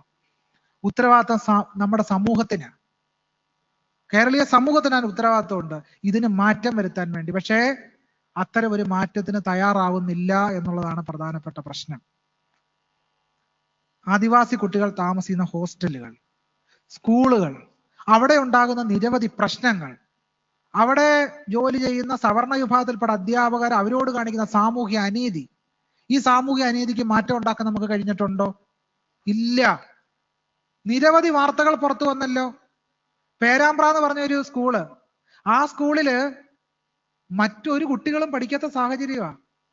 ഇതെന്തുകൊണ്ടാ? പേരാമ്പ്ര സ്കൂളില് മറ്റൊരു വിഭാഗത്തിൽപ്പെട്ട വ്യത്യസ്ത ജാതി വിഭാഗത്തിൽപ്പെട്ട ആളുകൾ ആ സ്കൂളിൽ പഠിക്കാത്തത് എന്തുകൊണ്ടാ? അതിനൊരു പട്ടികജാതി സ്കൂളാക്കി മാറ്റിയിരിക്കുകയാണ്. ഈ വ്യവസ്ഥ എങ്ങനെ ഉണ്ടായി? ഈ വ്യവസ്ഥ കേരളീയ സമൂഹം സൃഷ്ടിച്ച വ്യവസ്ഥയാണ്. ഇതിന് മാറ്റം ഉണ്ടായാൽ മാത്രമേ, വളരെ ശക്തമായ രീതിയിൽ നമ്മുടെ ഈ സബ്മിറ്റ് ശ്രദ്ധിക്കേണ്ട ഒരു പ്രധാനപ്പെട്ട കാര്യം എന്ന് പറയുന്നത്, രണ്ടു തരത്തിലുള്ള കാര്യങ്ങൾ ചെയ്യണം. അടിയന്തരമായി ചെയ്യേണ്ട ഒരു കാര്യം, 100 കണക്കിന് അധ്യാപക പോസ്റ്റുകളാണ് ഇനി നികത്താനുള്ളത്. കർശനമായിട്ട് സംവരണം നടപ്പിലാക്കണം. തിരുവിതാംകൂർ ദേവസ്വം ബോർഡിന്റെ കോളേജുകളിൽ, കൊച്ചിൻ ദേവസ്വം ബോർഡ്, മലബാർ ദേവസ്വം ബോർഡിന് ഉൾപ്പെടെയുള്ള കോളേജുകളിലും സ്കൂളുകളിലും കർശനമായി സംവരണം നടപ്പിലാക്കണം. ആനുപാതികമായ പ്രാതിനിധ്യം ദളിതർക്കും ആദിവാസികൾക്കും കിട്ടിയേ മതിയാവൂ. ഇപ്പൊ സംഭവിക്കുന്ന എന്താണ്? ഇപ്പൊ സംഭവിച്ചുകൊണ്ടിരിക്കുന്നത് അനുപാതം തെറ്റിയുള്ള കാര്യമാണ്. ഒരു കാര്യം പറഞ്ഞ് ഞാൻ അവസാനിപ്പിക്കാം. EWS സംവരണം വന്നു. ഇന്നലെ വരെ നമ്മൾ എന്താ പറഞ്ഞുകൊണ്ടിരുന്നത്? ഇന്നലെ വരെ SC/ST വിഭാഗങ്ങൾക്ക് സംവരണം കിട്ടിക്കൊണ്ടിരുന്നവ പറഞ്ഞുകൊണ്ടിരുന്നത് കാര്യക്ഷമതയുള്ള ആളുകൾ ഈ സംവരണം മൂലം ജോലിയിലേക്ക് വരുന്നില്ല. സംവരണം മേടിച്ചു വരുന്ന SC/ST വിഭാഗത്തിൽപ്പെട്ട ആളുകൾ ചികിത്സിക്കാൻ വരുമ്പോൾ സർജറി ശരിയാകത്തില്ല, ചത്തുപോകാൻ സാധ്യതയുണ്ട്.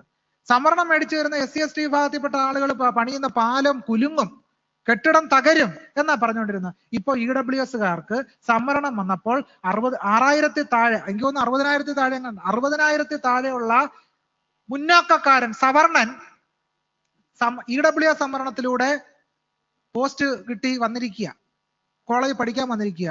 EWSകാരൻ പണിയുന്ന പാലം തകരുമെന്ന് നമുക്കെന്താ തോന്നാത്ത? മലയാളിക്ക് ഇപ്പൊ അങ്ങനെ തോന്നുന്നേയില്ലല്ലോ.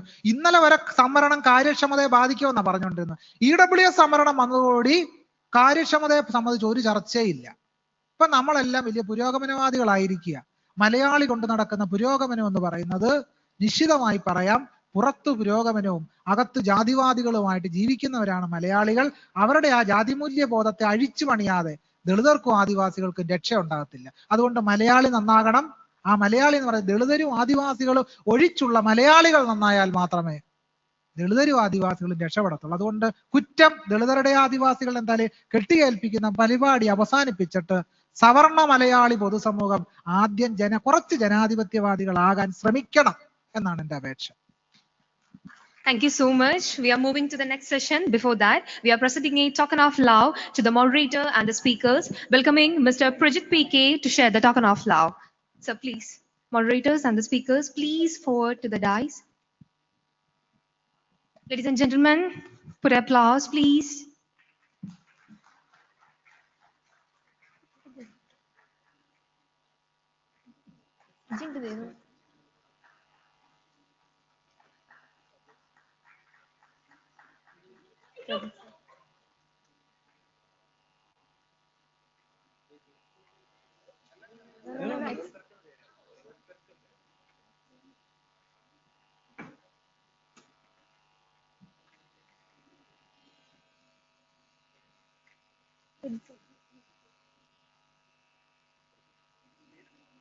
Speed up, please.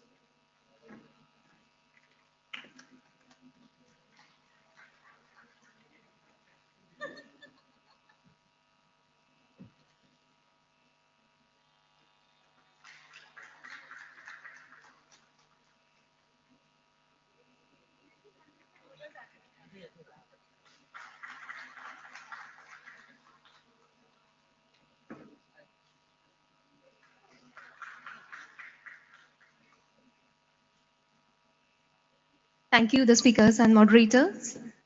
Okay, moving to the next session. Sorry for the rushness. We have some time limitations. Next topic is decoding employment and skill landscape in India. Kindly, I'm welcoming Gautam Das, editor, Long Story and Mind Primer, Live Men. Sir, I'm welcoming kindly. With the full respect, I'm welcoming to the dais.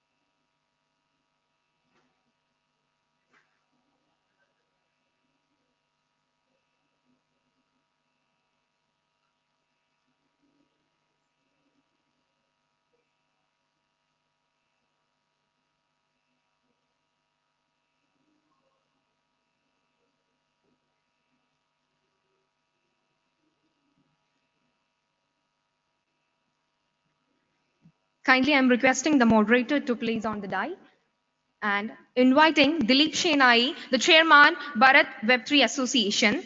With all respect, I'm inviting Dilip Shenai, sir. Inviting Rukmini S, the founder, Data for India. With all respect, I'm inviting to the dais. Also inviting Sabina Devan, the president and executive director, Just Job Network. With all respect, I'm inviting to the dais. Sorry, ladies and gentlemen. Sorry for the rushness. The session will begin.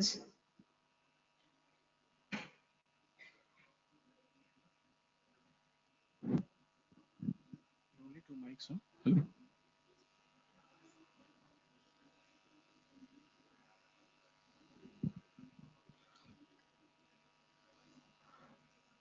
Good morning, ladies and gentlemen. Welcome to this session on jobs and skilling landscape. I live in the National Capital Region, very charming place, but not without its nightmares, and traffic is one of them. Sometimes I hire drivers on an hourly basis from an app called DriveView to get over the traffic mess in Delhi. And recently I met a driver who is training to be a lawyer. Dilip, this would be interesting for you. So he trains to be a lawyer. He also helps a senior lawyer and earns some money from it. Okay. On weekends, he turns into a real estate broker. And of course, he drives cabs when he's free, and he makes up around 25,000 rupees a month doing all the 3 gigs. So this gentleman is what we know as technically as a independent workers. and there's a significant rise in the population of such workers, self workers, right? From something like 52% in FY 2018 to 58%, which is almost like 6 in 10 people who are independent workers now. Now, why is this happening, right? Are salaried jobs not available? What's going on behind the scenes? So this session will deep dive into some of these issues, right? And of course, we'll also talk of some of the macroeconomic challenges that we currently have, tariffs, etc., and how that impacts the job market. But to begin with, let me go to Sabina to talk about the unemployment numbers, right? Which is fairly low right now, between 3 and 5%. And so on the face of it, it looks good. Unemployment is in control, but let me ask Sabina what the number doesn't tell us, right? What it doesn't reveal.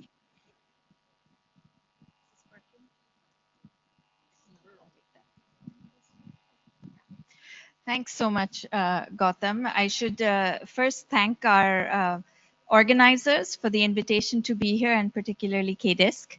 And also I should thank you because you've literally written the book on jobs, Jobonomics. So, you know, it's great to have you moderating this panel. I'm sure it'll be a nuanced discussion. So to take your question, it's a perfect place to start because, you know, we hear all the time that unemployment is great. It's around 3.1%, and anything below 5% is considered full employment. So what's the problem? Well, the question is a good one. What's the problem? Look around you, right? Yes, unemployment is 3.1%, but the problem is not the unemployment per se. The problem is underemployment, right?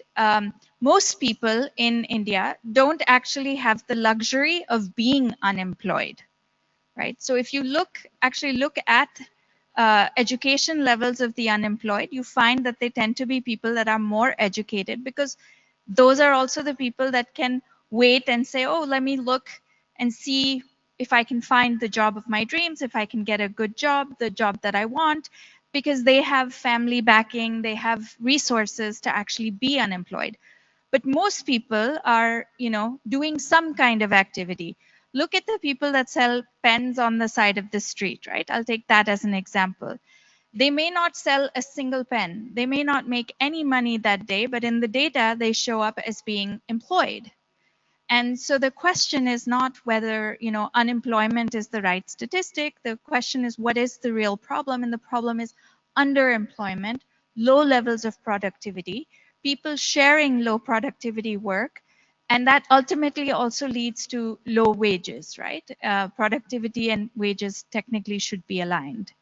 So I think that's one of the big issues. So if you want to really look at the health of the labor market, we should not be looking at the unemployment statistic as the statistic for our economy. We should look at other data trends, and just to put 3 numbers out there, and then I'll move on. Youth unemployment is 10 times the regular unemployment. And this is starting to become a problem because we are starting to see a lack of jobs for young people. But these young people are also going into things like gig work and so on, that, you know, is again underemployment and low productivity, low value add work. Informal employment has gone up from about 68% in 2017-2018 to 73% in the last PLFS 2024. And as you also mentioned, self-employment has risen drastically.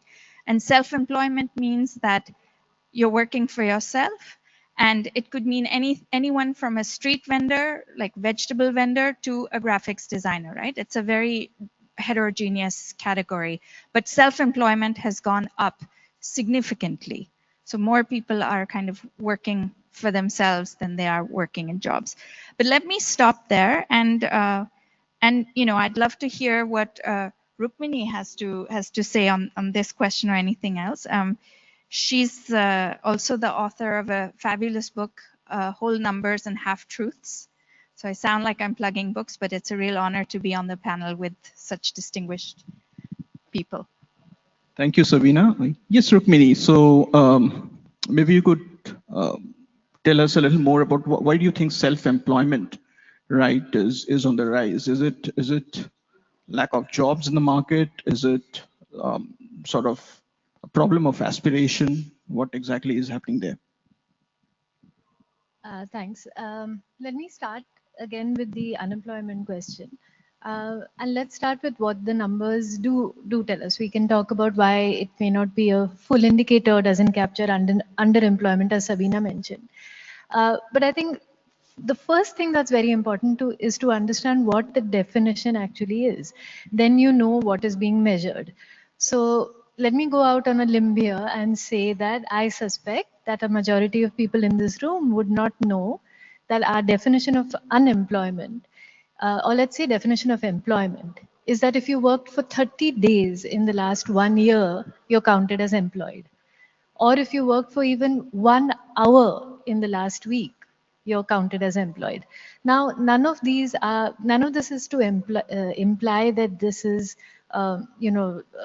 fudging through numbers or manipulation. These are international definitions, and we are signatory to ILO definitions just as many other countries are. So this isn't, an Indian innovation. But it's important to know what are we talking about when we're talking about unemployment. I have to say that when I started looking at unemployment data, it did not occur to me that working 1 hour in the previous week classifies you as employed in India's official statistics. So when we talk about 3% unemployment, this is what we're talking about. Just 3.5% of the country, or let's say 3.5% of the working population, couldn't find even 1 hour's work in the previous week. So that's the definition there. Then by the official definitions, it becomes important to see if things have changed. If by that very liberal definition, even the unemployment number is rising, then of course it becomes a cause of concern. We aren't seeing that. By that definition, it isn't rising. The second thing that becomes important then is to see what are the differences between different socioeconomic groups as well as different parts of the country. And because we see, as Sabina mentioned, very high unemployment rates among educated people, young people as well as educated, and in fact the combination of being young and well educated is the most potent one. And unemployment rates are highest among young, freshly educated, freshly graduated people, extremely high. Here they're in the over 20 and 25%, which means all of this explains why Kerala's unemployment rate is so high. So if you look at national statistics, we do see among the highest unemployment rates in Kerala and in Goa. But it becomes important to understand what the components of that unemployment rate are. To use it as a way to criticize the state government necessarily as saying something is going wrong in creating jobs does not acknowledge the fact that graduate unemployment is very high across the country, and this is a state with a particularly high number of graduates. So all of that fits into definitions and numbers of how we arrive at this unemployment rate. Then the other thing we need to talk about is what is not technically unemployment, but is to me a deeply worrying category in Indian statistics, which is called unpaid work. So among women workers in particular, 40% of women who are in the workforce, so who answer to government surveyors that they are working, work for no wages. This is officially called unpaid work. They are in the workforce but working for no wages. So in our statistics, they may not count as unemployed, and we may take that as a source of pride. But if they are working for no money coming into their own hands, what does it mean? Does it give them agency? Does it give them the independence that we assume that employment will give? What is that work? So all of this fits, there may be the central unemployment number, and then there are all of these statistics around it, sort of satellites or moons of that number that add up to our overall understanding. And now to come to the point on self-employment, I think the problem around self-employment is the narrative around self-employment. So people often use the self-employment number to make it sound like a thriving economy of entrepreneurs. I've set up my own company, for example. I might take pride in calling myself an entrepreneur. However, when we look at the numbers of self-employed, we see that the vast majority of the self-employed in India have no workers. They work in enterprises for themselves only. And in the case of women, working in family enterprises. So there is no shame in this. Working for yourself or working for a family farm or a family shop is not something that necessarily means this is bad work. Only if we look at quality of work data and find that it's low productivity, low wage, we can worry about it. There's no shame in working for yourself. However, if we're going to use this self-employed number to create a narrative about thriving startups and entrepreneurs, this is not the right statistic. We need to look elsewhere. Self-employment does not automatically equate to large amount of entrepreneurships when the vast majority of the self-employed are in the informal sector working for themselves or their families alone. So I think the problem is use of the number for a narrative one way or the other, and probably an incorrect use of this word. And I think the question of does self-employment indicate employment of the last resort, desperation, or is it quality employment, cannot be answered so easily. So I would not say that rising self-employment necessarily denotes desperation either, because I count myself, say, for example, as someone who set up an enterprise. In my case, it does not stand for an indicator of desperation. So it needs more nuance. It isn't one number that can, decide what the narrative is this way or the other. Yeah, Sabina, you wanted to add something to it. I just want to add to this idea of self-employment. So it's not one way or the other, but I do think that in some sense, rising self-employment is an indicator of rising precarity in the labor market. Because if you're self-employed, then you are responsible for buying your own health insurance, buying your own other kinds of benefits, pensions and all of that, right? So you fall out of the purview of social security benefits if you are self-employed. And most people don't actually purchase their own insurance or don't purchase their own pension plans and so on.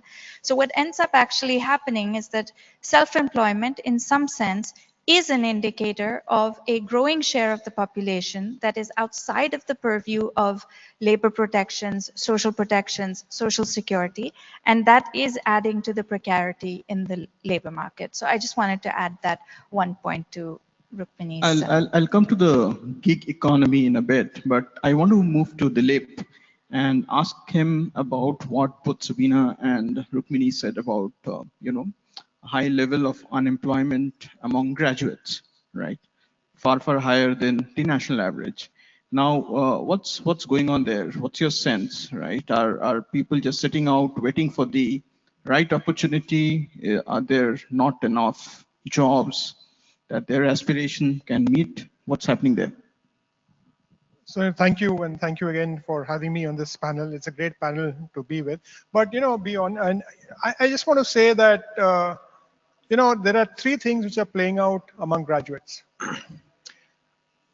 Interestingly, a lot of graduates who are there are either sitting for the IAS or the state provincial services or police services or whatever, preparing for competitive exams and not really looking at the government jobs, right? Okay, so that's one thing which is playing out.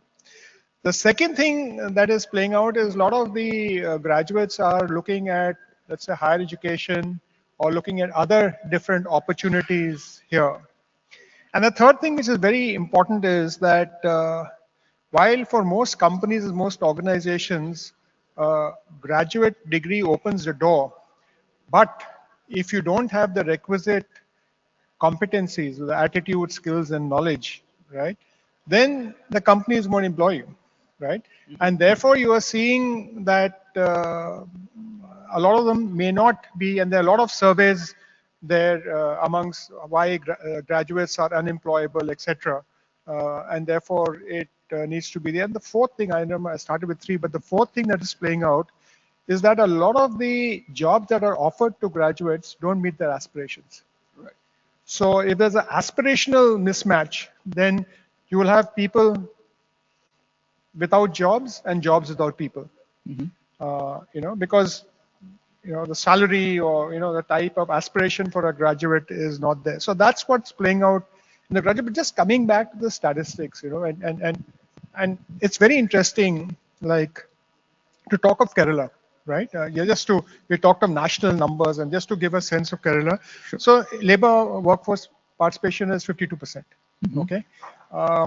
Interestingly, one very counterintuitively, one would think that the labor workforce participation rate in Kerala would be high, but it's actually lower than the Indian average, 27 versus 37. And the employment structure here is very interesting, very much different nationally. So 20% in agriculture, 23% in industry, which is something which we are aspiring for, there, and services 57%, and also driven by remittances and migration, etc. And of course, I was hoping that Rukmani would take that data point, because that's, but youth unemployment here is close to 20%, which is a which, Right. Yeah. I mean, you touched upon few interesting points, but just hold on there. I want to come to the macroeconomy part a little bit, right? Now India is aspiring to be a manufacturing sort of superpower going ahead, right? Because that mops up people at the bottom of the pyramid quite a bit. But we are seeing increasingly, because of the uncertainty, the private sector is not really investing in capex, and they probably will not invest meaningfully in capex this year. They just wait and see how the macroeconomy, the political landscape sort of matures over the next 1 year or so. Given this scenario, right, what do you see happening this year when it comes to capex, particularly from the private sector? People are aspiring for government jobs because the private sector is not hiring enough, right, Adiba? that's reality. They are not hiring enough, and they are not investing in capex. I mean, the government has tried enough, to sort of invest in public capex so that private capex gets pulled in, but that cycle never picked up. okay, so there are multiple questions in that question. So let me first say capex, private capex. Now, what has happened that there are 14 sectors that have got PLI schemes, right? So assuming that no new investment came in, right? Those 14 sectors would have got some 50,000, 60,000 crores as capex. Those numbers are not showing anywhere, right? So there is and I think Rukmani here should really look at that, because everybody looks for capex at CMIE data, right? But the 14 sectors which have PLI scheme going, and all of them have kicked in now. So that's huge investment in tech leading sectors, right? Whether it is from iPhones to mobile phones to drones to electric vehicles, APIs, chemicals. The 14 sectors are there, so there is capex happening. Why the capex is not being captured and why it is not coming in, one doesn't know. Second, given the DNA of a lot of people is such that given a government job versus a private sector job, they'll always opt for a government job. That's unfortunately the DNA of a lot of people, right? So you're actually seeing that. But let's see now, if I want to get it back to Kerala and policy and all of that. So if you look at how do you increase employment, right? Either you attract new factories, or you set up knowledge parks, global parks, IT parks, invite service sectors, or you play on your strength. Or you play on your strength. So what is Kerala's strength? Kerala's strength is tourism. And like I was explaining to you, I have this habit of saying, if Kerala were a country, right, who would they compare with? Right? So you would be by area, you would compare with Switzerland, let's say. Okay, just an example, right? You would really look at that, or if you look at migration, Philippines, or Jordan, right? In terms of population and size of the country, right? But if you look at international tourist arrivals plus other things, Kerala, Switzerland size, population of Poland, Philippines in remittance, South Africa in skill penetration, Spain in youth unemployment. But the number of international tourists are very, very low. You know, we are 1/14 of Switzerland.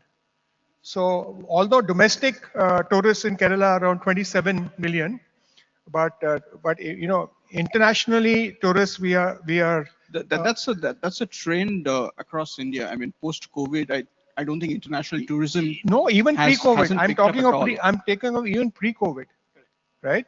And what is there, given that the Western tourist destinations are being priced out, you know, how do we as a, you know, a comparable size country and a comparable size population? I took different examples, not only Europe, right? Different countries. We have 1 million versus 10 to 16 million. So either you get tourists, right, coming in, or you get remittances. As a state, as I think Kerala has said, no, we want to see how we create domestic employment and create employment. So if you were to multiply your tourism sector by 10 times in a year, look at the type of jobs that would create, look at the ecosystem that it would create, right?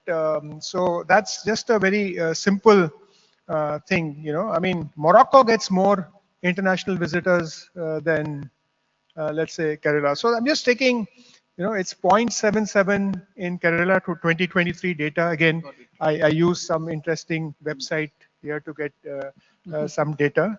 And, you know, that's the actual fact. Yeah. So you can't have one policy for the state. You got to have multiple policies. You got to work in multiple areas. Right, right. Let me come to Sabina on the policy bit, right? Sabina, what policies are when it comes to skills, right, and thereby hopefully job creation, do you think are working for India right now? Sure. See that smile. Yeah. So I'll take up just one point that was in my head in reaction to what Dilip said, and then I'll take this question. So one is, you know, we think of Dilip, not to nitpick, but sorry. No, you said, you know, unfortunately, people look at government jobs. Whether we think that's fortunate or unfortunate, I think the main point to make here is that why do people look at government jobs? They look at government jobs because they are stable jobs. They look at government jobs because government jobs provide security and benefits, right? They look at government jobs because those are jobs with dignity. So, you know, it's not just, oh, people are stuck in old ways. People actually look for jobs that provide them with you know, with a pathway to go forward in their lives, to provide for themselves and their families. And so I think that's kind of an important thing. And in fact, private sector jobs, we've just seen a deterioration of benefits and entitlements, right? And so, you know, I just wanted to make that clarification. Yeah. I just want to say all four of us on the panel are all private sector. Yes. We provide stable jobs to our employees. We provide them good respect, right? It's not that the private sector does not give you stability or respect or value for money. It's the perception. And now with the government moving away from your pension plans, moving away from all of this, there's hardly any difference. But again, there's a perception and parental perception. Like the parental perception a few years ago was no one will do their own business. Startups is a bad word. So there's another thing, and there's a mention of that in my book, right? There's a feeling that if you work for the government, you will have a relaxed life. Okay, you don't have to work hard enough, right? There is that perception too. Maybe that there's that perception, but the point is that why do young people aspire to government jobs? It's because they provide them with the security, the stability. I mean, invariably in all of our fieldwork, when we ask young people that are preparing for the, you know, civil service exam and so on, like, why are you doing this? Why are you trying for a government job? I get your point. Let's hold on to the policy. Yeah. Policy question. But also it's not just a matter of perception, right? If you look at, and Rukmini can add more specifics to this, I'm sure, I'm assuming. because if you actually look at the data in terms of informalization in the private sector, there is growing informalization in the private sector. That means private sector is providing fewer and fewer benefits to employers, and case in point is also the platform economy, right, where the contractors that work for private platforms have like very little coverage. So the private sector by and large, we are exceptions. That's why we're on this stage, right? That's the exception, not the rule. Okay, now to the policy question. So what do I think is happening well in terms of policy when it comes to skills and education? Unfortunately, I think very little is happening that's good in terms of skills, education and skills, particularly skills. If you look at the data, we've been talking about Pradhan Mantri Kaushal Vikas Yojana. And I'm talking kind of at the national level, central schemes. We've been talking about a lot of investment in Skill India and so on, and yet our data show us that only 4.1% of respondents in the periodic labor force survey actually identify as having any kind of formal skills, right? In our country, most people are actually skilled, but through informal means. Your uncle has taught you how to do carpentry. Your, another relative or your older brother has taught you how to be an electrician. So people do have skills, but these are not formally recognized skills. They're not, and it's not happening through the actual skills training system. And that is hugely problematic. We actually have to go back to the drawing board and think about how we fix it, look at more and more industry engagement in terms of skilling. We have to look at things like, why do we, we have an apprenticeship program, but why is it not working? Why is it we have an apprenticeship act even? So why is it not working? And I can, in the interest of time, I can go into detail on all of these things. The last thing I just want to say, Gautam, is we do have now a national education policy. Yeah. And for all the, you can criticize it for many things, but one of the things that I think it does extremely well is that it actually breaks down the silos between education and skills, and it mandates that our schools actually from 6th class onwards, 6th to 10th, teach children how to do things with their hands, how to, learn how to do different trades. And so vocational education is being integrated through the NEP into school education. And after 10th, kids can decide if they want to pursue the vocational track and what they want to specialize in. But I think that that's if we are able to implement it, that's really important for many reasons, which I won't go into now. But I think that's one policy that I actually think is quite good. Right. Rukmini, would you want to talk about, how do you think we can make our skills education, right, more inclusive, so that the labor participation, particularly for women, sort of rises going ahead? So let me talk about two things. When we talk about women, and especially because we want to talk a little bit about policies that are working, or at least that people are attempting, let me talk about some of the allied programs that multiple state governments are experimenting with to ease the entry of women into the workforce and remain in jobs. Now, this is not skill related, and I'll come to skills separately. But we know that there are multiple barriers to the entry and continuation of women in the workforce that need separate intervention. So it's going to be very interesting over the next few years for economists in particular to study these and see what's working. And what I like is that there is almost competitive electoral politics around this among state governments who are trying different things. So let me give you one example. Multiple southern governments in particular and a few others have attempted free bus travel for women. It's going to be very important and interesting to understand whether unlocking one of the barriers to mobility for women allows them to explore more job opportunities as well as the potential to travel further for jobs. Worth study. Another one is, and the national budget has talked about this as well, the importance of childcare facilities, although it's been mandated in various acts. If we're able to get more push behind having childcare on site or government subsidized childcare in other locations, what this is going to mean for the entry of women.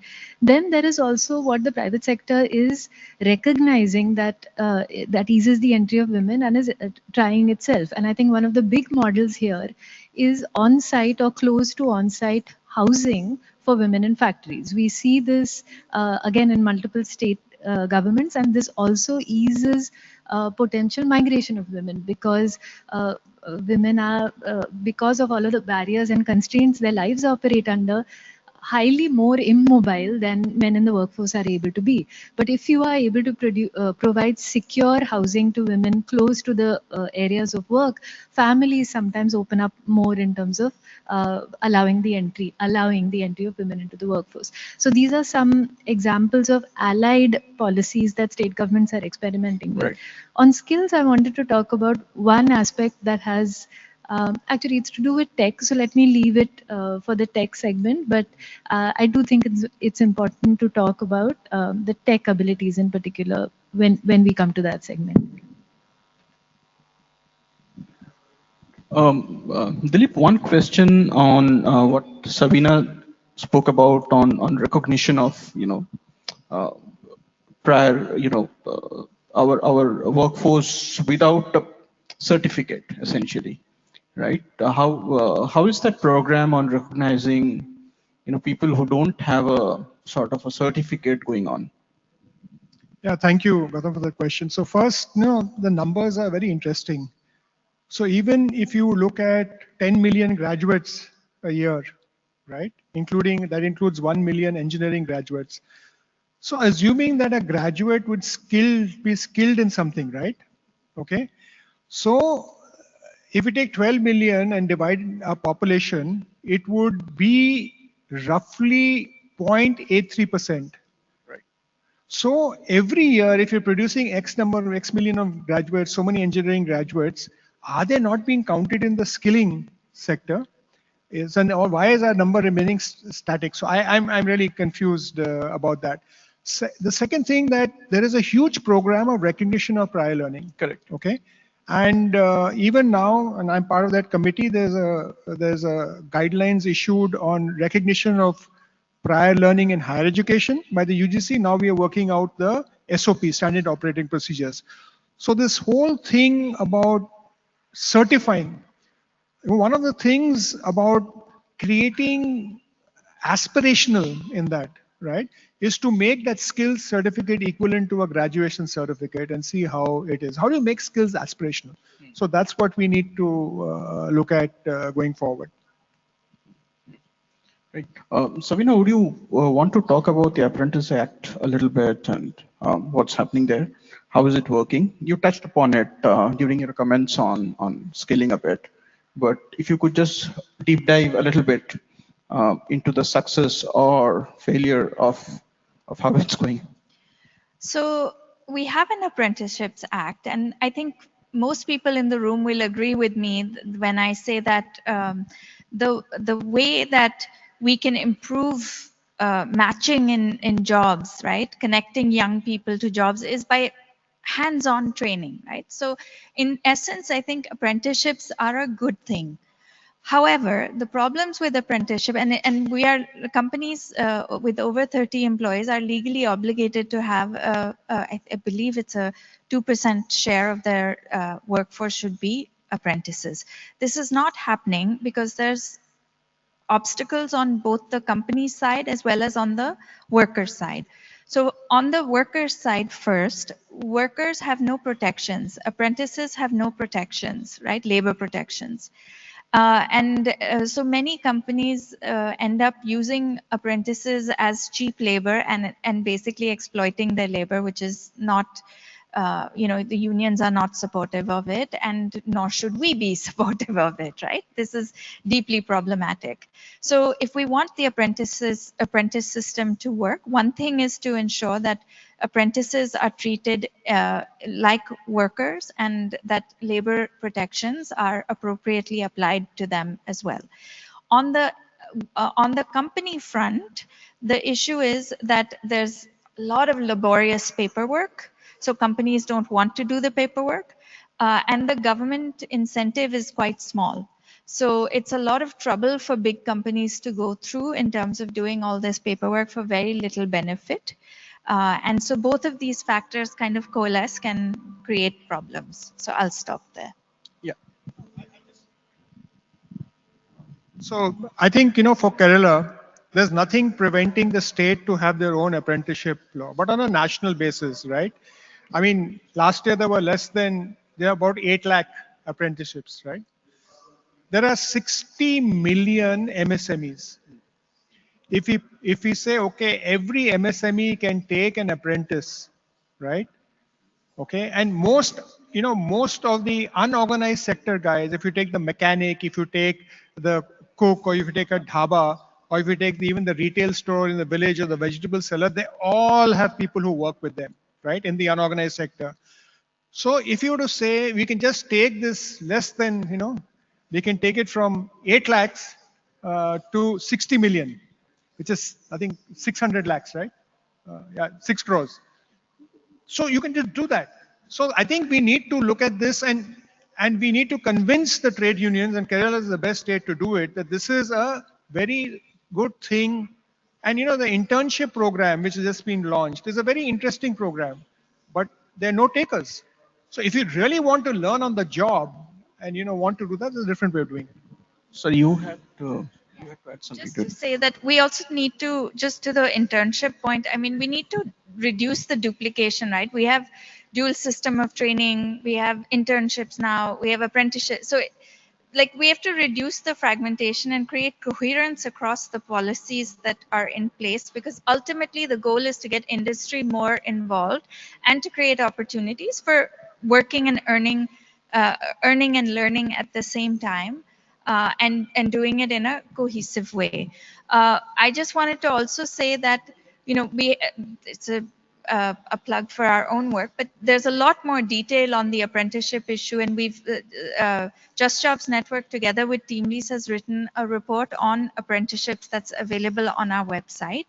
I also wanted to say that to Rukmini's earlier point about creating an ecosystem that is conducive to women's engagement in work and in enabling access to skills and education, this ecosystem of policies.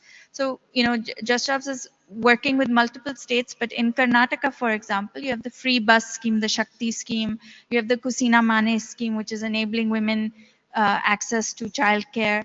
And we've done assessments of these policies to see how conducive they are to women's work, and maybe there's some lessons there. All of this is available on our website, so we can go into greater depth there.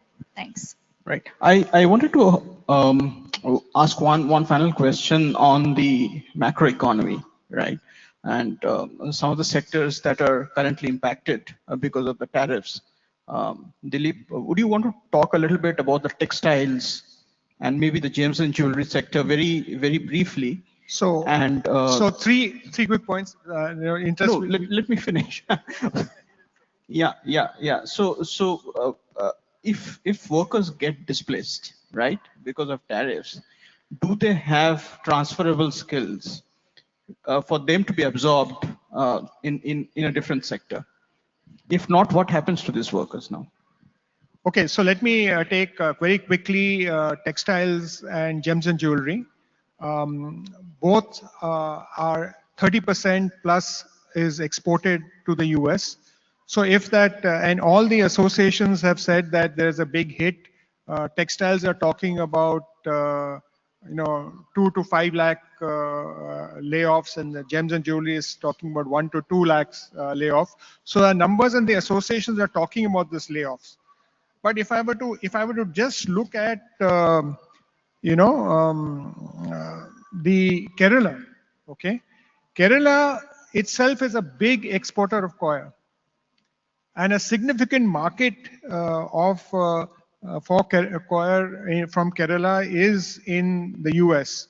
So the Kerala coir people, they're also saying that there's going to be a kind of a job loss, etc. there. And that's the challenge here. Of course, there's a counter view, is that industry always cries louder and wants more SOPs. But you need to look at how we address this sector. So there is a potential for a layoff, and if it continues over for over 12 months, right, then the whole structure of these industry sectors will do. And unfortunately, then tier 2, 3 and tier towns, Ludhiana, Surat, Sholapur, Coimbatore, Tirupur, right? That's Okay, one final question to Rukmini, right? You had a point of view on manufacturing, right? As a percentage of GDP, it's not increasing, right? We are stuck in the 15-16% range. Now, what do you think some of the policy interventions India needs, right, to move the needle, particularly keeping in mind that, changing geopolitics, the world is becoming more insular, right? Almost anti-globalization, right? So, I mean, becoming another China doesn't look like a possibility, right? So where do we go from here now?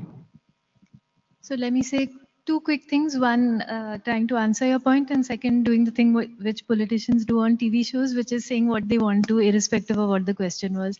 On manufacturing, I think the first point is to be much more honest about where the numbers stand, and to confront the fact that in terms of employment as well as share of GDP, GVA, the numbers have stagnated for a long time now. So that has to be acknowledged first. Then within manufacturing, we were struck by the size, the outsized contribution of some sectors in particular, and how lopsided that is. So for example, 1 in 3 women in manufacturing is what is called a custom tailor. That one job, which is one code in the NIC, accounts for 1 in 3 jobs. These are not salaried, these are self-employed, home-based workers.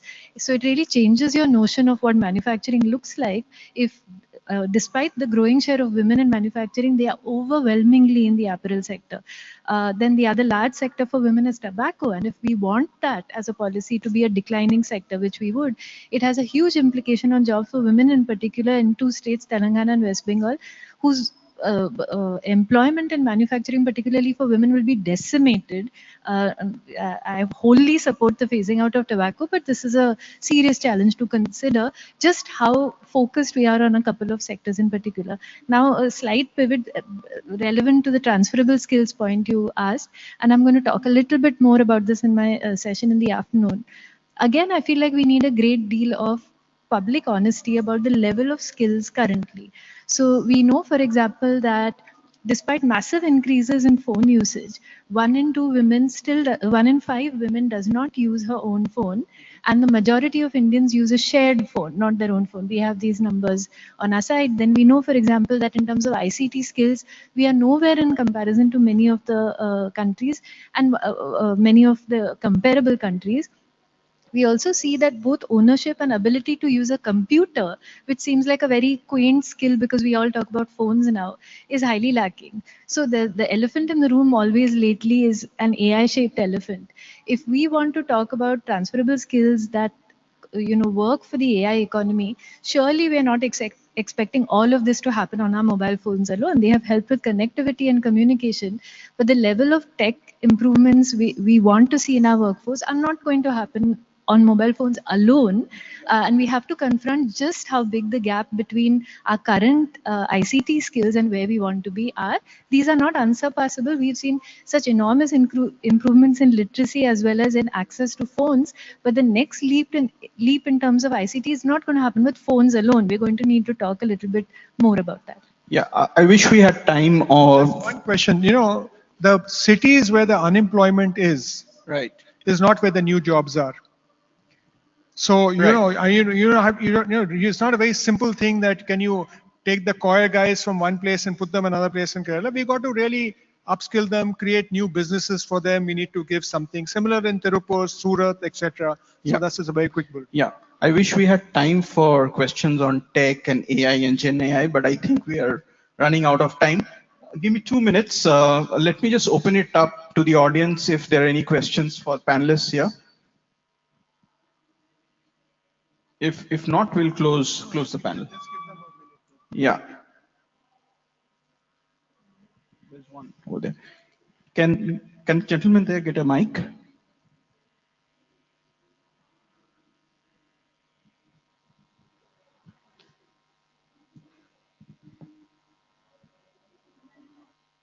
Please identify yourself, sir.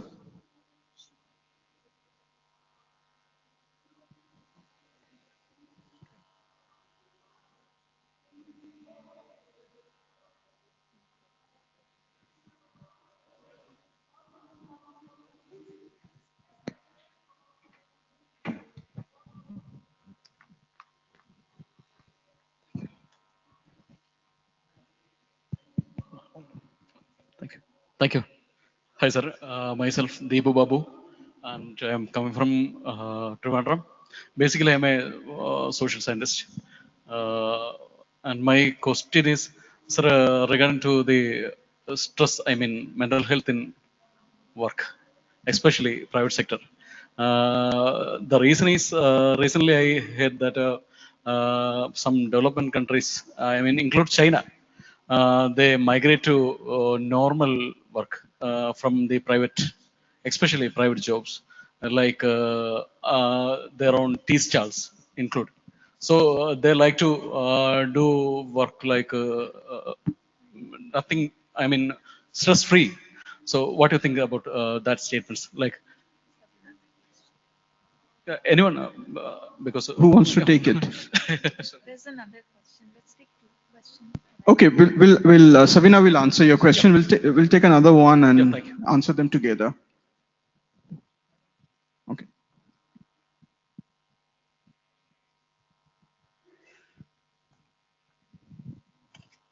Thank you for this amazing panel. My name is Soumya Bajaj. I'm an economist at the World Bank. I'm curious, so oftentimes now when we talk about skills, the economic impact is cited, how it impacts GDP growth, how it impacts productivity. From that perspective, given all the demographics that you spoke about, can you help us prioritize which section, which policy, what kind of implementation should be focused on? And what would the economic impact of that be, or just how to think about it? Thank you. Right. Sabina, you want to take the first one? I'll just make two quick points. I mean, on the mental health crisis, there's no question that there's a huge mental health crisis. And I think the point I made earlier about growing labor market insecurity, right? Whether it's because there's all kinds of disruptions that are happening in labor markets, making jobs more less available, existing work is becoming more precarious, more insecure, more uncertain. I think these are compounding mental health issues across. But I also think that technology has a huge role to play in terms of the mental health crisis. We don't have too much time to go into details of that, but you know, rising rates of anxiety and depression, have a lot to do, and this is not even an opinion, right? Facts, there's plenty of studies that are showing how detrimental the way that we use technology, the way that children are being exposed and are using technology, how these are affecting their anxiety levels, their mental health. And I think that that's something to be deeply mindful of.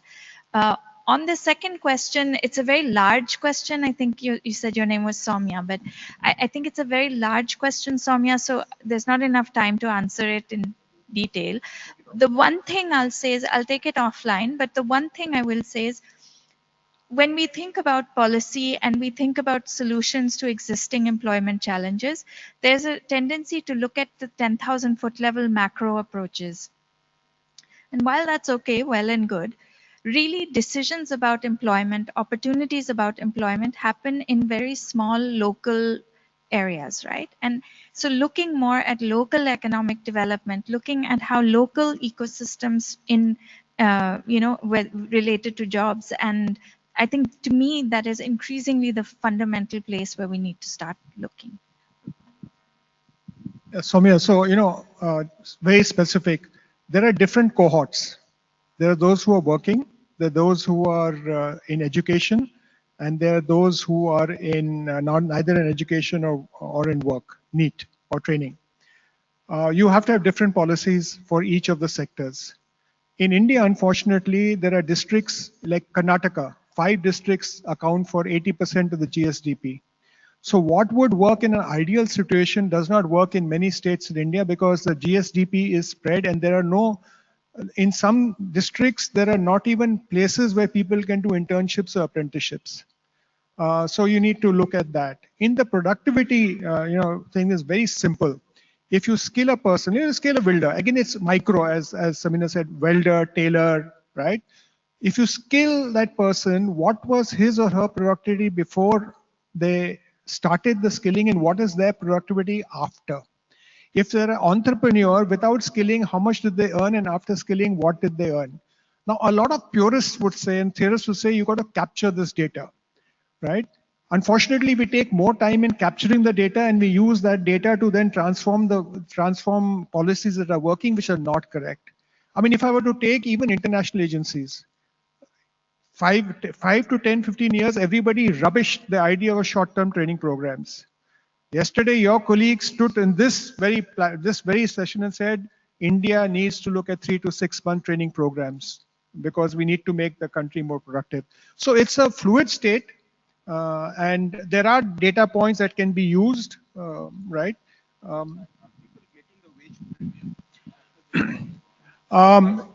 So I will, first of all, there's not anecdotal evidence, there's very clear evidence, right? That if you use, and there are companies, I don't know, I can't see the audience because I got lights in my face, but there are companies who are following hire, train, and employ, right? And those people are actually getting jobs in the company as to another job. Right? So that's one thing. And second, if you're an entrepreneur, if you're a piece rate worker, which Sabina said is a majority of this, and if you are doing unorganized work and you're paid for your productivity, there's a definite premium there.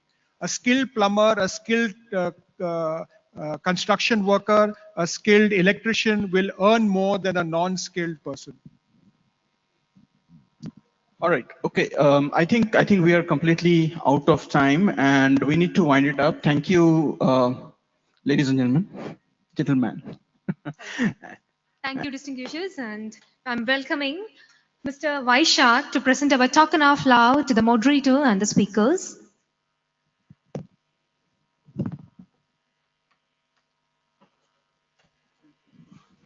Thank you for your valuable time.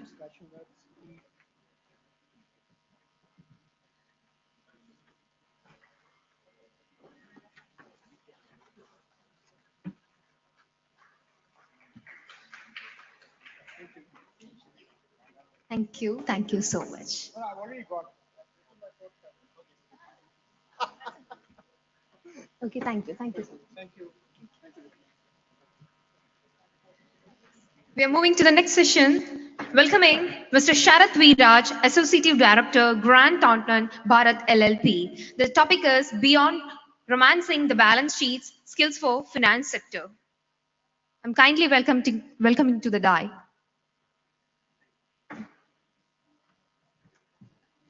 I kindly welcoming Bobby Matthew, the HR Head of ISAF Small Finance Bank.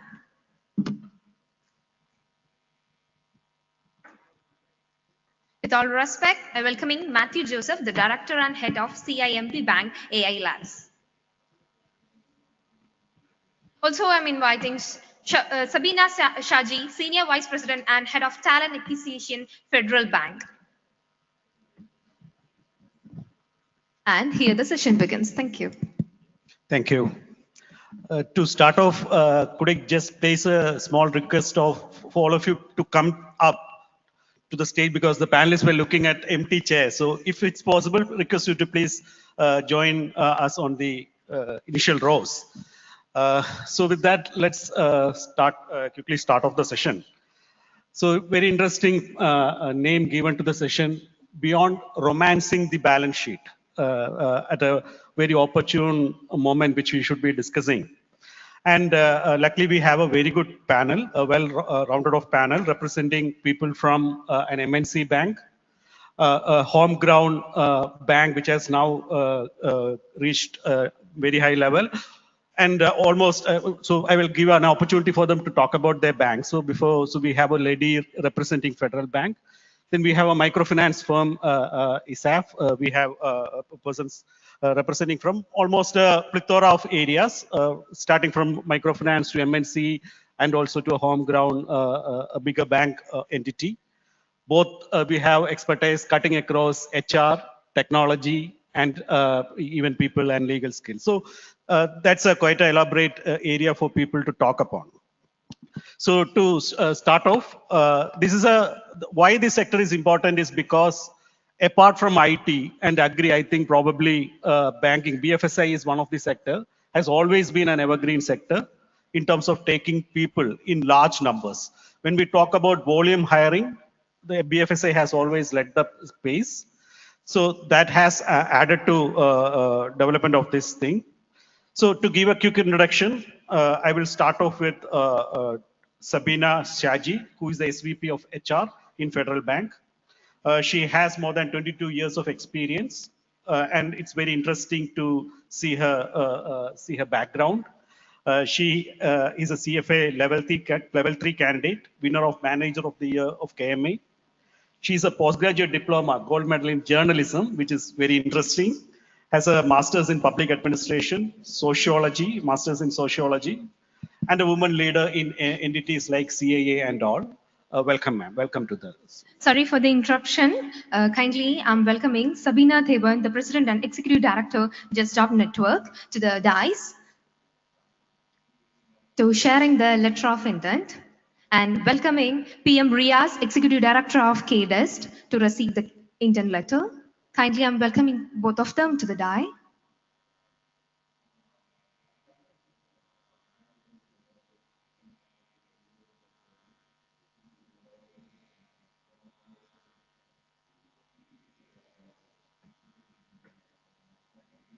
Sure, ma'am. Thank you so much. Yeah, no worries. It's fine. A huge apologization for the speakers and the moderators. Yeah. Here the session continues. So after Sabina Shaji, we have Matthew Joseph, who has been patient enough to fly down for this, and all of them have a lot of other priorities. So quickly introducing Mr. Matthew. He's the director and head of CIMB Bank, especially heading the AI initiatives of the bank. He has a versatile experience spread across 32 years in technology, especially in firms like IBM, TCS, Siemens, before getting into the banking sector, leading the AI initiative of the MNC Bank. He's an engineer, pass out of CET, then did his MBA from BITS Pilani, and is also very active in the startup ecosystem and also in the academia, where he consistently interacts with students and teaches them in IAM Calcutta and also IAM Indore. A very interesting person who can drive a different perspective in the discussion. Welcoming Matthew Joseph. Then we have with us Mr. Bobby Abraham Matthew, who is currently heading the HR and also the vice president of ISAB Small Finance Bank, a BTech mechanical engineer and PG in HR from Symbiosis and masters in law with expertise in HR leadership, talent management, and is also an MBTI specialist. So looks into the human psychology and fitting into skills. So this is the panel. To keep the things rolling, we'll just start off with how the sector is moving. Like all of you represent from different things.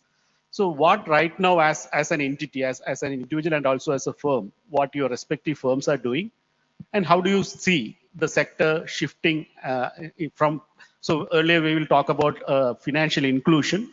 Now what are our priorities as a sector? So I will start off with, yeah.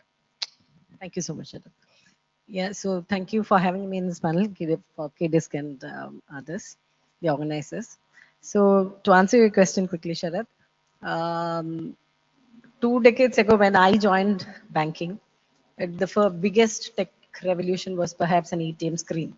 I mean, we're looking at it and wow, that was the first thing. But times have changed. Then as you mentioned, financial inclusion came up. Now, to drive home the point of like Federal Bank is known for its remittance business because we hold around 40% of remittances to India through Federal Bank. So I'll quickly pitch in that as an example to how the revolution is changing our lives. 10, 20 years back, a Gulf Malayali who wanted to send back some money home, had to stand in long queues, fill up forms, or bear a huge amount of commissions and transaction fees for transferring money back home, and he would then go to Hawala traders for sending money. And then after all this, he'll have to wait for 1 or 2 weeks to know whether the money has reached the people. So that was life then. But now with the evolution of blockchain and so many other technology, somebody sitting at home and with all the comfort of um, a mobile app or something, they can send money home. So that is how the revolutionary changes have happened. So banking is not about counting money anymore. It is more about designing how money flows in the system. So that is my two about. So whatever Sabina said, I completely agree, and I would probably talk about how the technology has helped in achieving what Sabina was saying. So in the last 30 years, hello. In the last 30 years, the banking and the financial sectors have undergone huge transformation. There are two parts of it. One is the digital transformation, and the second is AI transformation, right? So the digital transformation, probably all the banks in India are at a very mature stage. And the AI transformation, the artificial cognitive transformation or the artificial intelligence transformation is something which is yet to start or at the very nascent stage, right? So 30 years back, the bank was dealing with cash, hard cash. The books were in the ledger books. All your accounts were in the books, and everything was very much manual, right? And the money was dispensed through an ATM, not through an ATM, a cash counter where people will stand in the queue and take money. But now everything is digital, right? You can use your mobile phone and transfer money. You can make your payment, your utility bills. Everything can be done in a fraction of a second. So that is achieved through digital transformation. And with digital transformation, the banks end-to-end has transformed seamlessly. The customer experience has changed. And now, with that, the next step is the cognitive transformation, the artificial intelligence transformation. So transforming the banking and financial institutions to the next level. So with the digital transformation or the traditional banking, now we are talking about running the business from a banking perspective, from a business point of view, business perspective.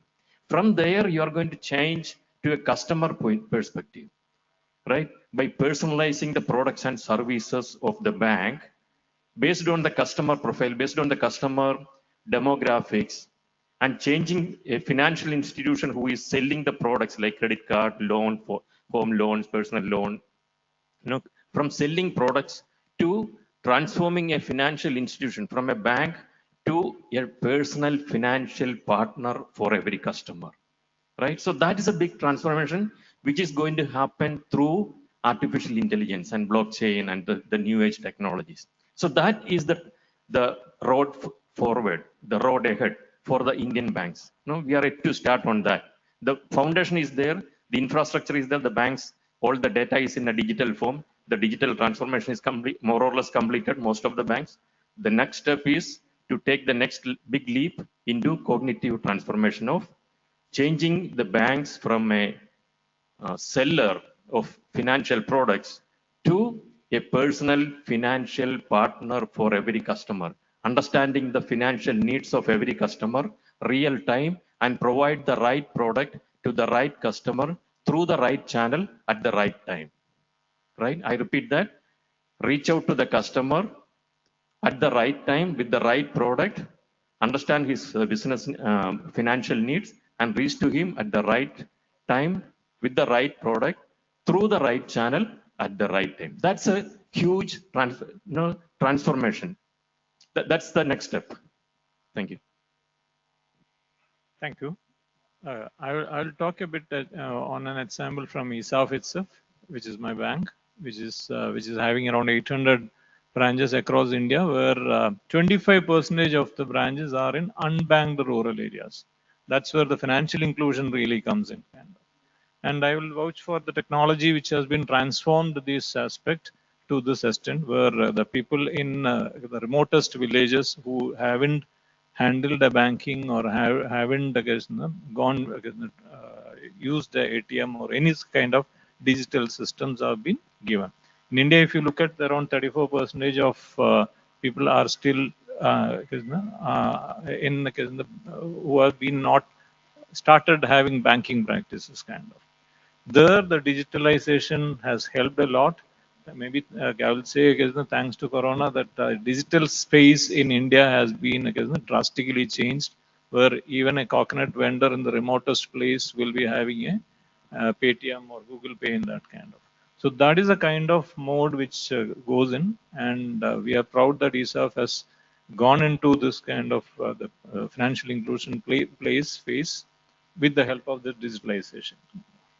Okay, and with AI coming in and the digitalization coming in, you can see that nearly around 8,000 branches across the world has been closed down. So, and still people are happy. People are, as you have been mentioning, right, the personal partners, there's been still continuing. And neobanks, 235 fully digitalized banks are coming in. So it's a change of things has been started, and we might have to go into next phases, like maybe in the next five years, and then after that there will be another disruptive thing which will be coming in the banking industry.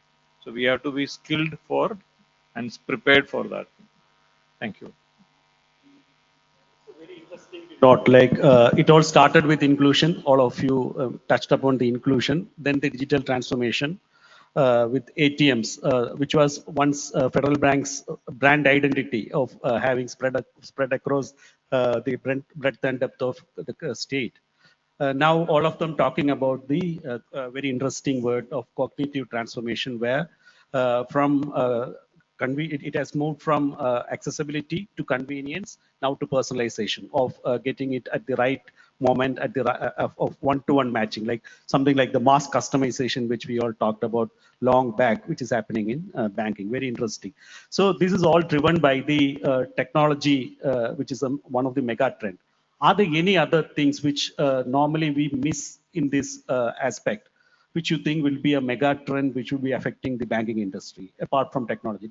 Anything which you would think would be like across, are these demographic shifts going to change? Or are there any other mega trends which we would like to discuss? Anyone can take that, yeah.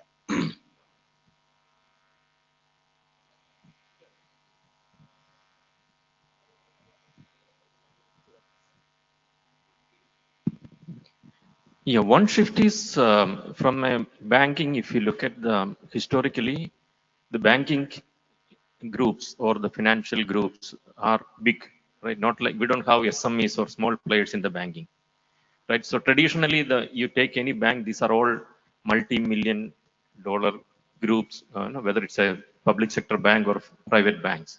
But that is going to change, right? Unless the big bank, the big elephants are going to transform themselves with technology, the fintechs are eating up where the traditional banks are failing, right? The traditional banks with their bureaucracy, with their delay or in identifying the business needs or catering to the customer needs, where the traditional big banks are failing, the fintechs are eating up the business and they are coming up. So the new age business shift will be from the big players into democratizing the financial sector, right? So who is the person who is able to meet the customer need, who can identify the customer financial need and help him with lesser and lesser bureaucratic processes, right? He is going to make the business. So that is a challenge for the big banks, which unfortunately many of the banks are not identifying it or addressing it. And the fintechs are coming up. As he was saying, the branches are closing down with technology. Even in our bank, we have a target given by the board of directors. Every year we have to close down so many hundreds of branches across the country in Asia, right? So that's a target given. So in some of our countries, we are 100% digital. We don't have any branch. We just have an office where the technology people and the CEOs are sitting, and then you don't need a branch at all, right? So that's a traditional change. And it's high time that the big banks identify and address it. Otherwise, you will be out of the business. Very interesting take. Like we are seeing such disruption happening in the capital market players. Zerodha and Grow hitting the industry like, so it has basically redefined. So it's not just transformation, it's a new industry being created. So any take on that? Yeah. Adding to that, what Sir was saying, generative AI is going to change the way we serve our customers in a big way. And robotics and the customer query addressal, grievance redressal, dispute resolution mechanisms, compliance, regulatory reading, policy adoption, everything. I mean, right now to draft a policy in a bank, it is a 5 years ago, it is a huge task which required so many manual hours and effort of people. Now, generative AI has made it so easy that you take the regulatory, whatever compliance requirements are there, map it with whatever practices you're doing, and it frees up so much of your repetitive work time so that you contribute more to customer service and personalization or even hyper personalization. So that is how the evolving landscape, the trends to watch out for.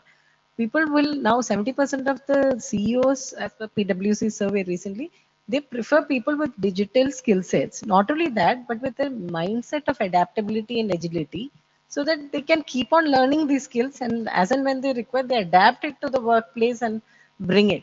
So these changes, AI and the newer versions of AI, newer generations of AI, which is evolving, is going to completely change the way we bank. Banking will remain, but the way we bank will change.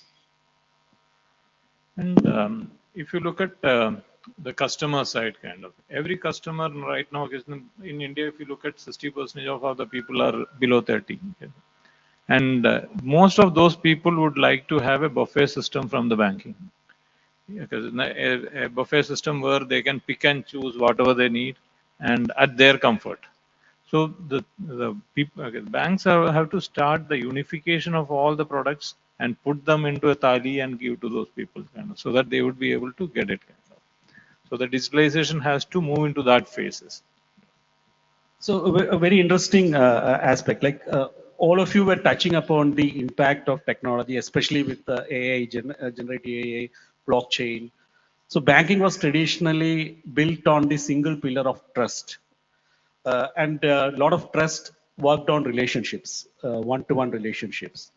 When we talk to our friends and colleagues in the banking sector, now what they are saying is banking, as a professional working in the banking sector, has been very transformative for them.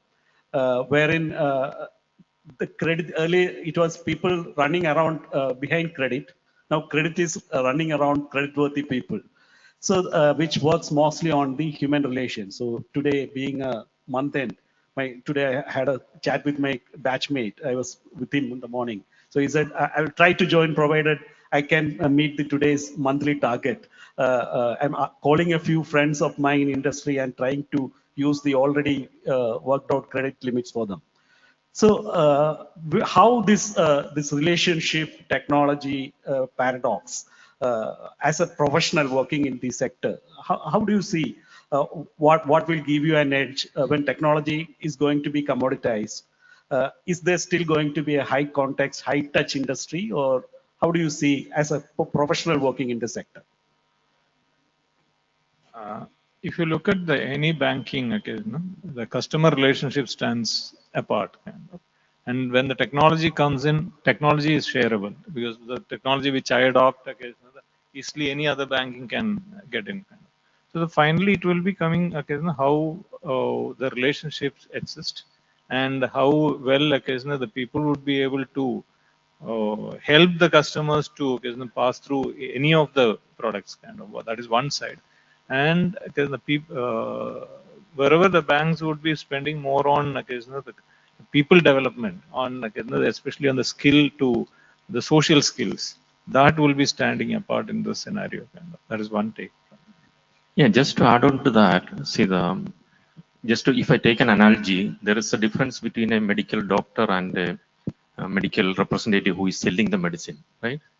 A doctor is respected because he understands you, he understands the patient, he is able to diagnose the problem, and he is able to give the right medicine, and he is able to solve your health problem, right?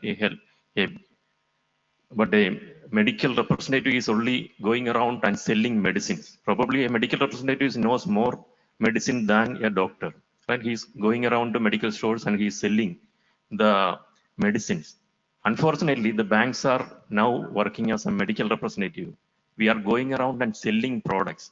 I have a loan product. He's from the call center guys are calling, sir, do you want personal loan? Do you want credit card? You go to a hospital, standing in the queue, there will be a guy asking for credit card, asking for loan, all that, right? From there, the technology will help you to transform your business into a medical practitioner, into a medical doctor, right? All these in outbound channels will stop. He will come to you, the customer. What is his need? What is his financial need? Is he a high net worth individual? He may be having millions to invest. You help him in financial planning. You help him with the right advice to manage his finances. Somebody who is doing a business, help him what kind of loans he need. I'm not going to take a home loan every day, right? Probably a person, I'm not going to take a car loan every day. A person will probably take a car loan every once in a 5 years or once in 10 years. You identify the customer who is likely to buy a car and reach him with the right product at the right time instead of calling him every day for car loan, right? So there is a huge shift in that. And this is enabled by technology like artificial intelligence. Identify the customer, analyze the customer demographic data, his credit data, right? The banks today have all the data. Unfortunately, even if I have, when I was constructing a house in Bangalore, I approached the bank where I have my salary account for the last 10 years. Still, I had to submit all the documents to prove that I am not a thief, right? But the bank has all the data. Now, what we need to do is, you have all the data, his purchase behavior, his investments, where is he going, where he is swiping the card. You have all the data. With all that data, you identify him, his financial needs, and help him reach him with the right product and personalize, right, real time, and give him the right offers instead of bombarding at the wrong time, right? That's a huge shift. Unless and until the traditional banks do this, you are going to be out of the business down the line. Next 5 years, mark my words, the fintech will eat your business and you will be out of the game. So technology transformation is not an optional, nice to have thing. It's mandatory. It's a matter of survival. Adding to Matthew sir and both Bobby, see, 70% of bank jobs which were traditionally being done are getting automated. So, but having said that, humans are still needed to teach AI. I mean, in Federal Bank, we believe that digital at the fore, human at the core. So that is our punchline. So, which is true. Like for teaching AI and to get the best results out of it, still humans are needed. And to design the AI systems, humans are still, I mean, unavoidable. So what will happen in, I mean, adding to your point on credit and adding to what Matthew sir said, earlier a credit appraisal used to take like weeks and months probably to get it corrected. Banks then also had the data of all the customers. It was sitting with them. But the cohesion of data or the synthesis of data is much more easier when it comes to marrying technology with credit and other banking functions. That's where technology adds a layer where all the data analysis can be meaningfully done, and you go to the customer with your hyper personalized offerings, and the customer will feel that okay, he knows me, or I can trust him because he knows my need. And instead of offering blindly like credit card, this, that, insurance, this thing without knowing my background, the system or the technology will help you to prompt the customer that, sir, you are from this background, I know that your daughter is here, your this is there, you have these requirements, would you like to see? That kind of hyper personalization is enabled by technology. So coming back to the core of today's discussion, today, what is the number of people which we are talking, which the industry can absorb? Any idea on that? I think there is a NASCOM study that has come up, which I'll just pull it out. 1.5 million professionals would be needed in finance by 2030. That is the NASSCOM in India. In India. 1.5 million. Yeah, that's Yeah. I mean additional Over and above what we currently have. So it will never stop. I mean, Yeah. AI will not take your jobs away. It will change the job profile and your job description. So just And when we talk about the manpower requirement, there are two parts, right? One is the core banking banking professionals, right? The people who are doing the banking, maybe it's banking sales or banking operations, the traditional bankers. And then is a set of technologists who are going to help the banks to transform their business. So that can be digital transformation or the AI engineers who are going to help you at building the digital platforms, digital channels, all that. So there is skill requirement, both functional experts as well as the technologists, and the core will be techno-functional consultants, right? They are going to be the niche skill set which is going to be the differentiator. Somebody who understands the business, somebody who is coming up with the technology. So currently, what type of profile are being hired mostly? Currently, I'm talking about maybe in the next 1 or 2 years of this big number which we talk. What do you see the people should focus on? Not on the future, but Federal Bank is in a mass scale of expansion now. We are almost saturated in Kerala.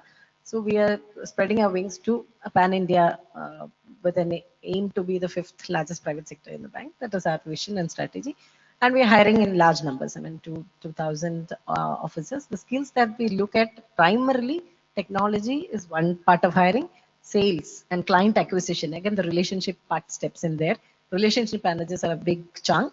Then compliance, risk, and fraud prevention. I mean, fraud risk and information security are the specialist talent or the specialist skill set that we specifically look for.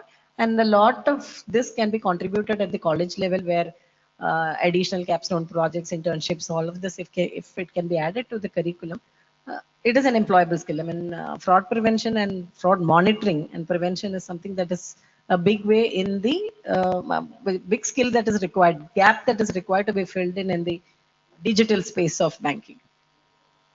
And to ma'am, Savina ma'am, okay, right now the people who, okay, there is lot number of people required for the banking. At the same time, the skill sets is also has to be the college and the industry collaboration has to build up certain kind of skills which is digitally literate people kind of. I mean, occasionally digitally AI literate or now it has gone to ASI, artificial super intelligence kind of. So the people who have been highly digitally oriented or digitally acumen plus social skills. That is the two things which we have to look at in every person. And if those kind of skill sets are available, like I think the banking industry or any other industry also would like to take the people in kind of. So colleges and the industry has to jointly work on that, how to build that kind of skill set in the industry. So we'll quickly wrap up. So since we are running out of time, I would request all of you to just give one suggestion, one or two suggestions, maybe to industry, maybe to government or any stakeholder, which will help create opportunity for people in Kerala. Especially Kerala is a very, very unique place for financial sectors. Homegrown banks, NBFCs doing very well. So there is an ecosystem in the state. To take it to a next level of being a talent and a knowledge hub for financial markets, how Kerala can reposition itself and what each one of us included can do in that. Maybe with that, we will quickly wrap up. Yeah, thanks.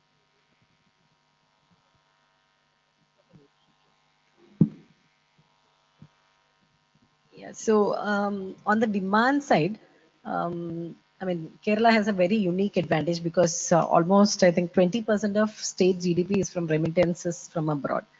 See, that is a unique financial advantage and the ecosystem that we are placed in. And on the supply side, we have a very good, skilled, talented education system. I mean, education system that grooms talented people, but they're degree ready, not job ready. So to make them job ready, what we may have to include certain adjustments or certain really worthwhile projects and into add to their curriculum where where students can really, I mean, one of the colleges that I went in Hyderabad for recruitment, I could see people doing, students doing fraud analysis of a UPI transaction that is applied learning, which has to be seriously thought of in the states while they make up curriculum and all the education system. If this can be brought in and make our students job ready along with degree ready, Kerala can actually lead the financial fintech transformation or the revolution from front instead of lead it from front instead of just joining the revolution. So there is a lot of scope on the demand and supply side. We have to figure out a way to marry both. That's it. One is occasionally Kerala government can compulsory make that occasionally after the college 1 year compulsory apprenticeship for occasionally every student who pass in kind of. Maybe in those kind of places, industry, academia partnership can work out, and every student coming out of colleges can be absorbed in the industry as apprentices, and occasionally they can be worked on certain projects which has been real projects kind of. So by the time occasionally they would be able to come out in 1 year, they would be able to get a good hang of okay, what is industry needs, and they can continue. That is one side of it. And academia also has to prepare for that, for occasion allowing the students to go through this grilling sessions. That's it. Yeah, so from my side, I would say there are two parts of it. One is we always say employability is an issue, right? That's an issue, but that's something which we need to address it with the right focus. So if I am hiring a civil engineer, I mean, in the engineering BTech, when I did the BTech, we had 52 subjects in 4 years, right? The first year we studied civil engineer. Even if you are joining a computer science branch, you study civil engineering, electrical engineering, electronics engineering, mechanical engineering, everything. The breadth of the subjects, which is good for general knowledge, right? But if you are joining as a civil engineer, and if I am recruiting you as a civil engineer, I expect that you should have the skill to design a building. I expect you to have an architect to design a building or a house. I am not expecting him to be an expert in electrical engineering. I'm not expecting him to be a mechanical expert, right? These are all general subjects which need general knowledge. So when you say skilling, you need to identify what is the career path. And there, if you are joining as a software, if you are joining as a computer engineer and you want to be a software engineer, you build expertise in Java development or .NET development, 2 or 3 technologies. And rest of the subjects you study for marks and you forget it. Yeah, that's exactly what you need to do. So when I recruit data scientists, AI engineers, or a machine learning engineer, and if he say I cannot code in machine learning, then I cannot hire. I don't care how much you know about civil engineering. You study and you got 80% marks, fine, forget it. So when we say skilling, this is very important. You have 4 years of engineering course and you are expected to be an expert in 1 or 2 or maximum 3 subjects. Can you do that? It's not a big challenge. The problem is we are trying to boil the ocean. Everyone is trying to study all the 52 subjects equally important.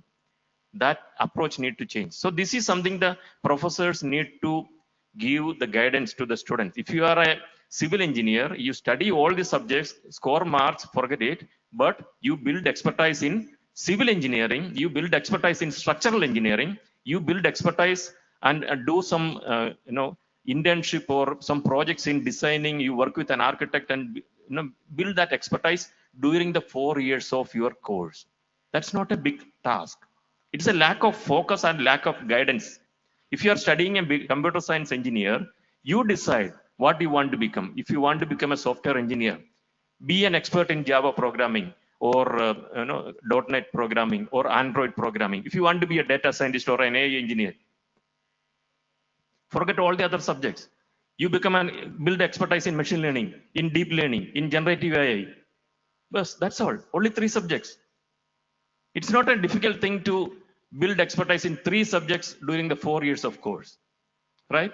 And you do some 3 or 4 projects during that time, you become an expert. I was yesterday talking to one of the ladies here. So she was saying her son is now 14-year-old studying in the 9th standard, and he can code in machine learning, Python, and all that. If a 14-year-old student without going to a BTech course can become that, why not a BTech student? So it's all about focus. You have 52 subjects, study 49 subjects, score marks, forget it. 3 subjects, become an expert, go beyond the subject, go beyond the syllabus, be an expert there, do some projects, do some internship, and come out with your expertise. And you will be hired for that 3 subjects. No one will hire a software engineer for his knowledge in drawing a building. No one will hire a data AI engineer for his knowledge in automobile engineering. No, nobody. That is just general knowledge. That's number one. And then second is the syllabus, right? Need to, and especially in the technology side, right? The computer science or and all the new technologies are coming up every year. Unfortunately, most of the universities are 20 years behind, 10 years behind, except the autonomous universities, right? I am in the board of studies of four universities, and I know the struggle they are going through. In Kerala, the difficult thing is the colleges want to teach the latest technologies, but the universities, the syndicate, these are they are in a different world altogether, right? You need to upgrade your syllabus. So these 2 things are very important. The syllabus, make it relevant, make it industry ready. And then second, guide the students to become an expert in their career path. Study jack of all. Now the problem is jack of all, master of nothing, none.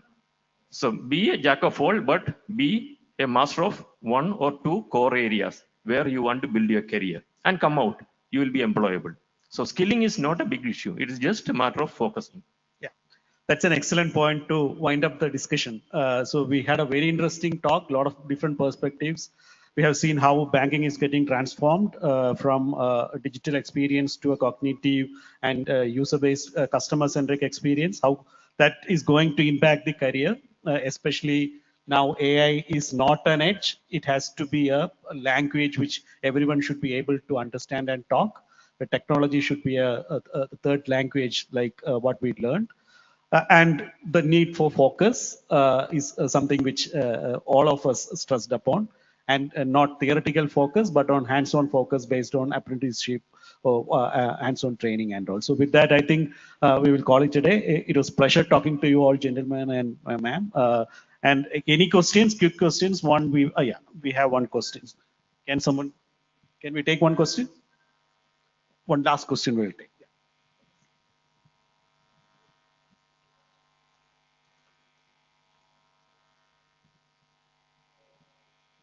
My question is, how will the digital currencies will affect the banking industry? Even our RBI is going to introduce CBDC, central bank digital currency.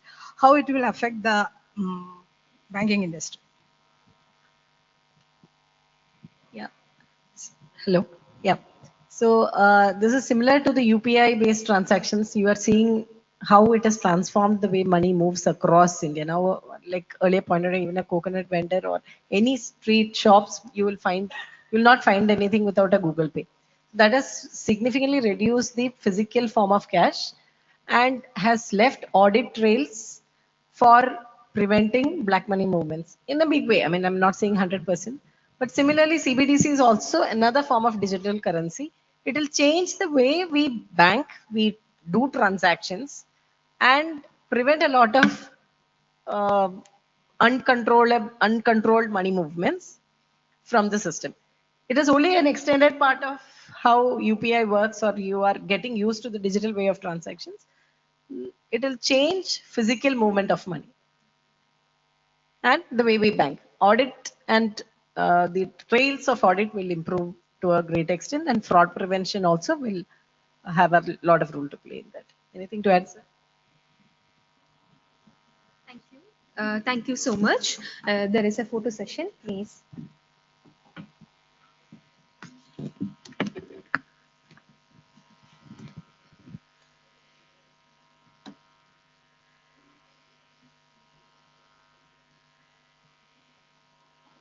Thank you. With gratitude, we request you to gracefully leave the dais. Thank you so much. We have one more session too. The topic is Advancing Human Capital Development on Emerging a Critical Industries.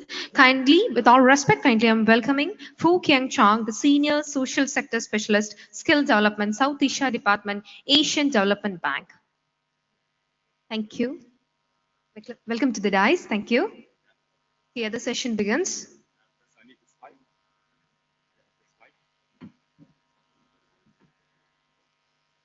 Yeah, can I have the slide? Yes. So yeah, I only see a few people left. So hopefully this is of interest to you. Yes. Oh, I can control it. Okay, sounds good. Asian Development Bank, ADB. I think most of you know ADB, so I'm not going to go into what ADB does. So technically speaking, I only have time perhaps for one slide, which is this slide, but there are a lot of information in the whole PowerPoint presentation, which I have already shared with the organizer. So I'm sure the organizer will share with the rest of the participants. So I'll just start on the right-hand side, on my right-hand side, yeah? I'm seeing at the screen is directly opposite. Industry 4.0, right? I think that was something that was mooted way back in 2015, 2016, right? Because of the advance in manufacturing technology, particularly, IIoT, smart manufacturing, robotic, autonomous manufacturing system. And back then, 2018, 2019, there was so many publications that talks about job losses because of Industry 4.0 technologies. But then fast forward, nobody talk about job losses because of Industry 4.0 technology anymore, right? The other thing is, has Industry 4.0 disappeared? Not at all. It is being implemented in all the major MNCs that do manufacturing. They are all implementing I 4.0 embedded into their system, right? Everything is digitalized. Data is there, very efficient, right? But the small, medium enterprises, those that aim to get into the global supply chain or the supply chain of the bigger, manufacturing companies, they are the one that is struggling because they don't have the financing to just buy new equipment that is I 4.0 embedded, enabled, right? So that is where I think there's a lot of opportunities for institution to develop training program so that students, when they graduate, they are able to help companies to integrate their machine, digitalize it, especially the legacy machine, so that small, medium enterprises do not need to borrow, a hefty sum of money from the banks, right? Because that will break their business. And fast forward, now we are in 2025. What is happening is, I don't know how many of you heard about industrial AI. So what is industrial AI, right? In the day-to-day AI that we use, that is based on a large language model, it's text-based, right? When we talk about industrial AI, we are talking about data set, numbers, figures coming from the production shop floor.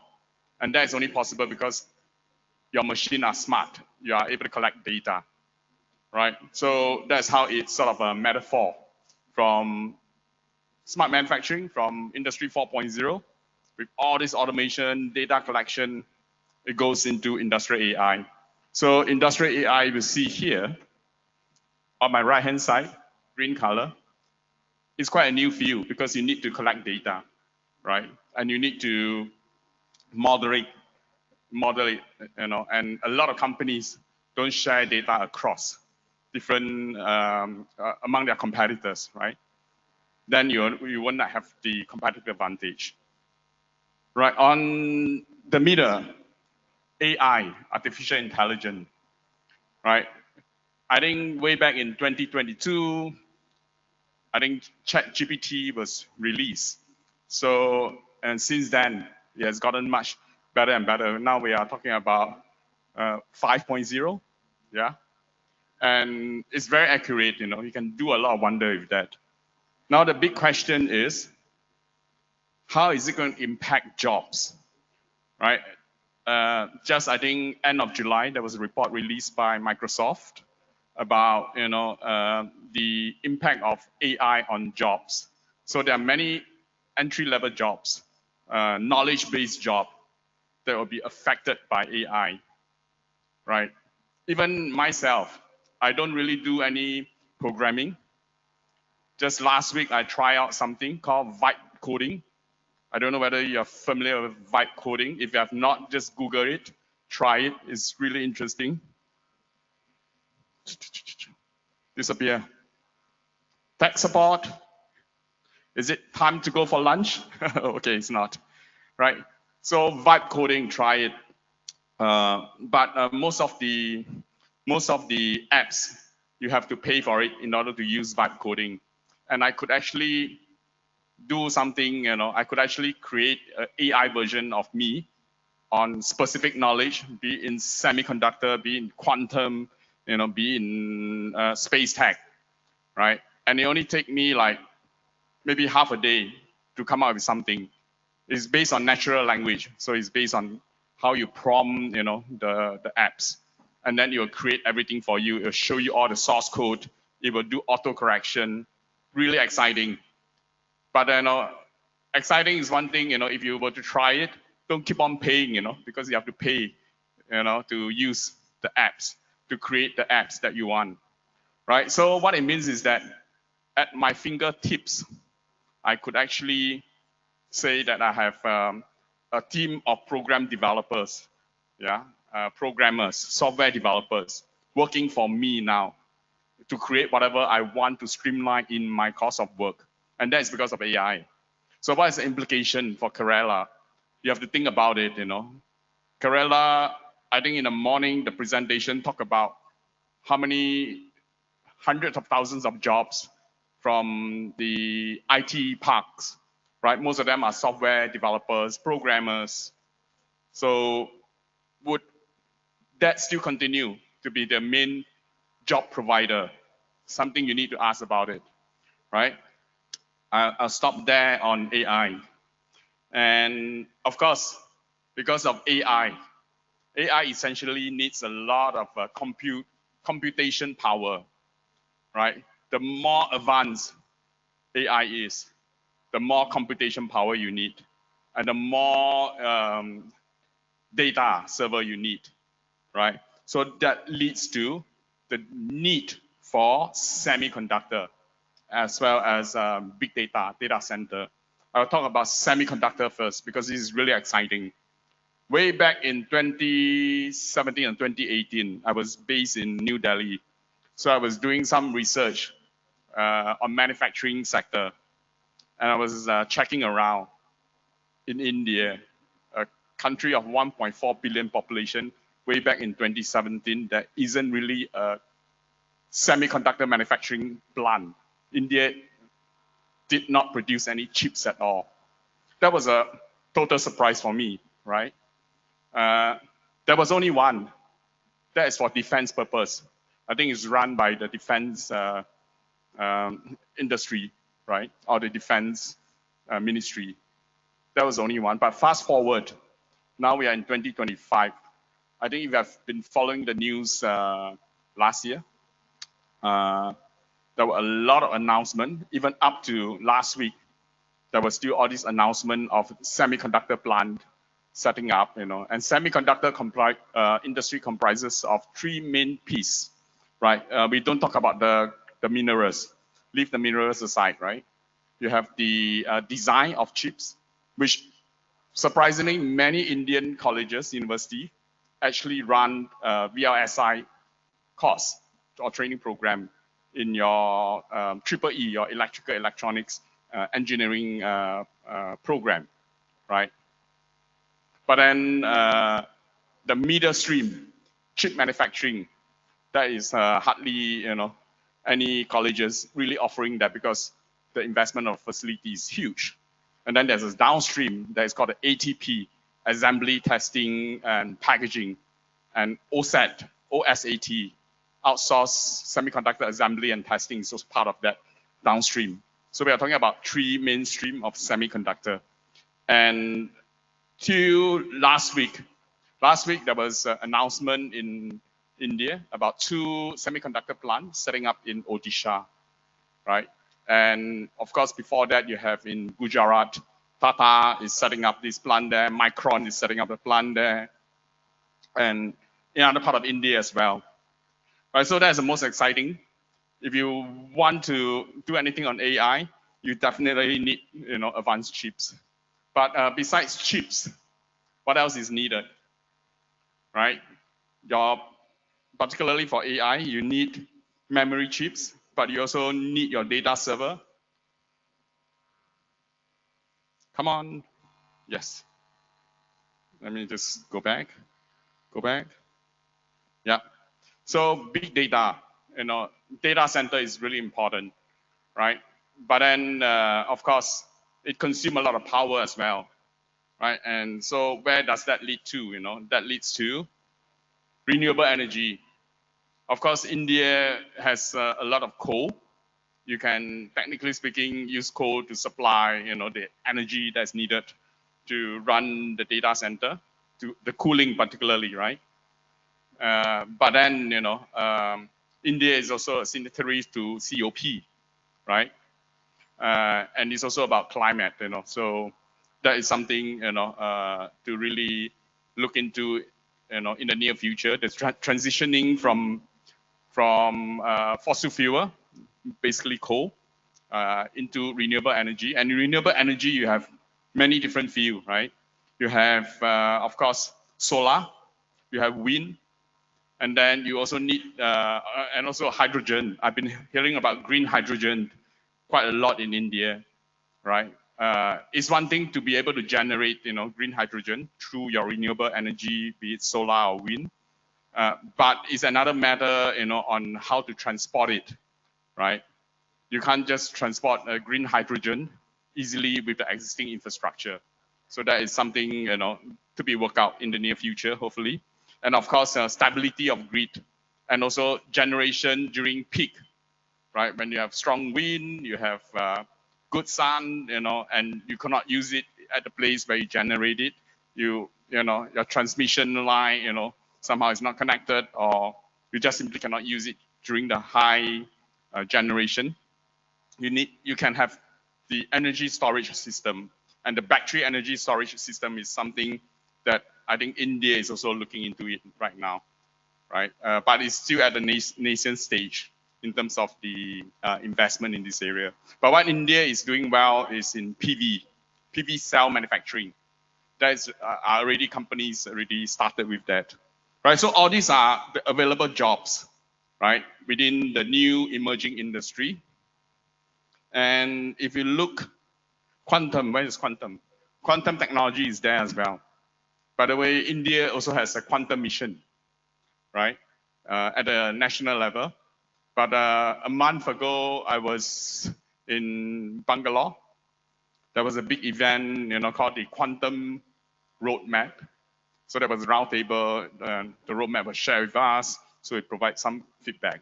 So that is something I think kind of interesting as well for India, because India is trying to create that ecosystem, right, to create companies that can get into the quantum supply chain in the future. And I think India is not far off from the leading countries doing quantum. So together, all these present new opportunities, which I think Kerala as a state, you should look really critically and see where you can really fit in, right? Particularly, I fear, the next generation at AI, or the next breakthrough application for AI may result in the less opening for software developers and programmers, right? So how do we address that? And where, in terms of manufacturing, could Kerala actually come in easily or transition? Something to think about. Because we have been hearing so much from many people from Kerala saying that Kerala is a small state, it doesn't have big space, so going into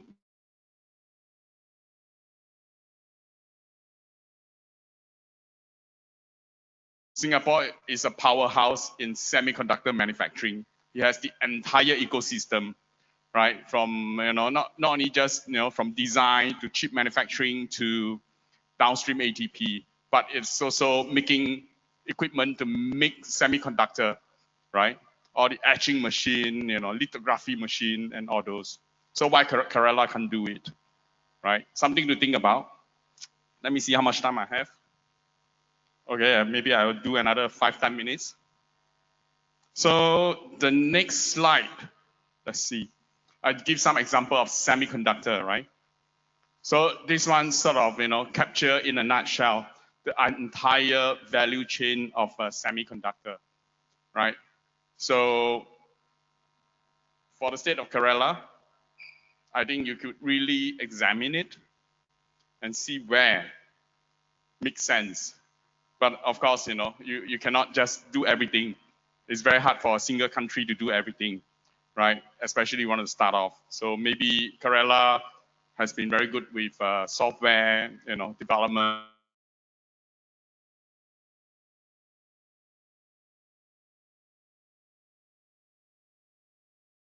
Don't have their own plant to produce the chips, but they actually do the advanced design, 3 nanometer, 2.5 nanometer, whatever, right? And then the downstream using chips, particularly India produced chips to make very customized products. I think that could be one area Kerala could focus at, particularly high value electronics products, right? So that is one opportunity for Kerala as well. This one is the entire value chain from R&D. If you look at R&D, could Kerala do R&D?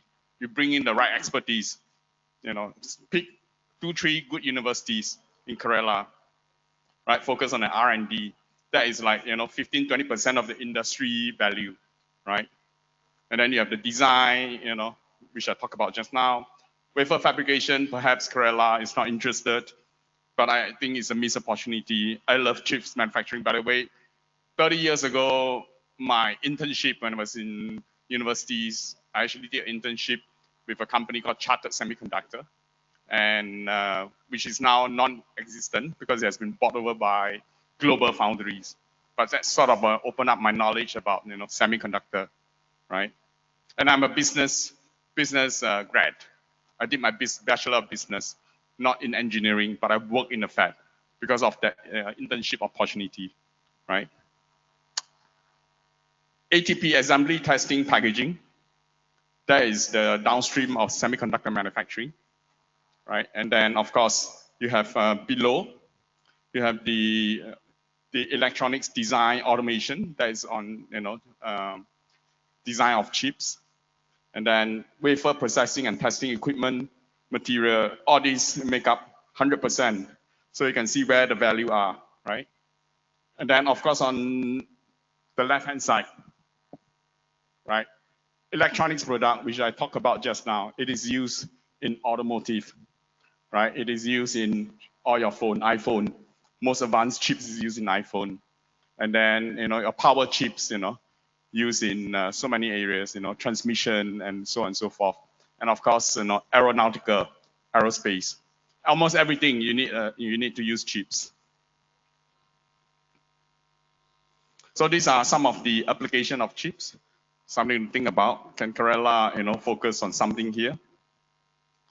And there is manufacturing. I think manufacturing job is really sexy. These are some of the chip manufacturing company announced in the news. Some started their production. Yeah, it's a little bit small. I'm not going to go into detail. These are more. This is ATP. Before that was the chip manufacturing. estimated job known, announced, I think it's about 128,000. But I think it'll be much, much more than that, 10 times, 20 times more than that. Philippines, a country that has a steep tradition in semiconductor,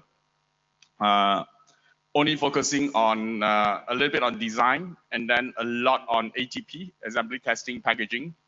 They hire almost 3 million workers in the industry, and their major, high value export is actually semiconductor.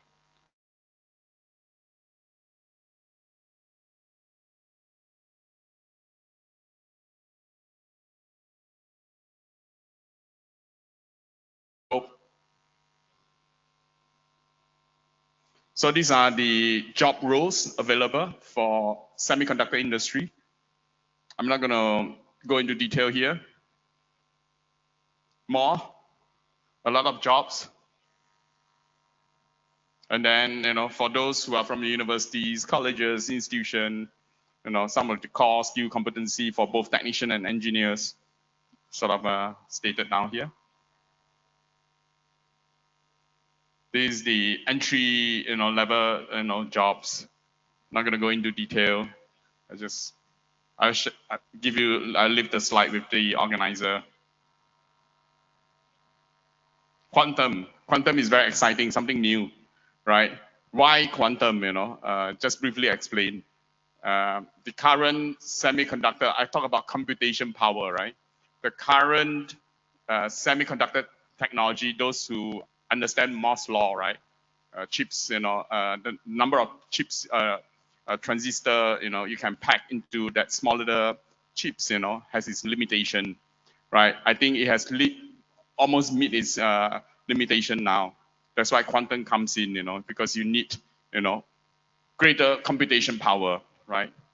So, but it's still very new industry. It might disappear completely. I hope not. See, these are all the companies actually now in India. Many of them are startup.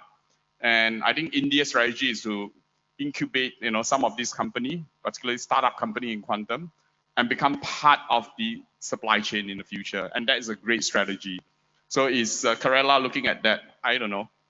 Yeah, perhaps somebody from Kerala can tell me later. And these are the quantum skills associated jobs currently. It's very, very nascent, but currently, we don't really even have a quantum computer yet, right? But there's a way to sort of do the programming, right? Using programming to mimic quantum technology, right? So I'm going to stop here because my time is up. I need to check out my room and I need to go to the airport. Thank you. I hope you enjoyed the presentation.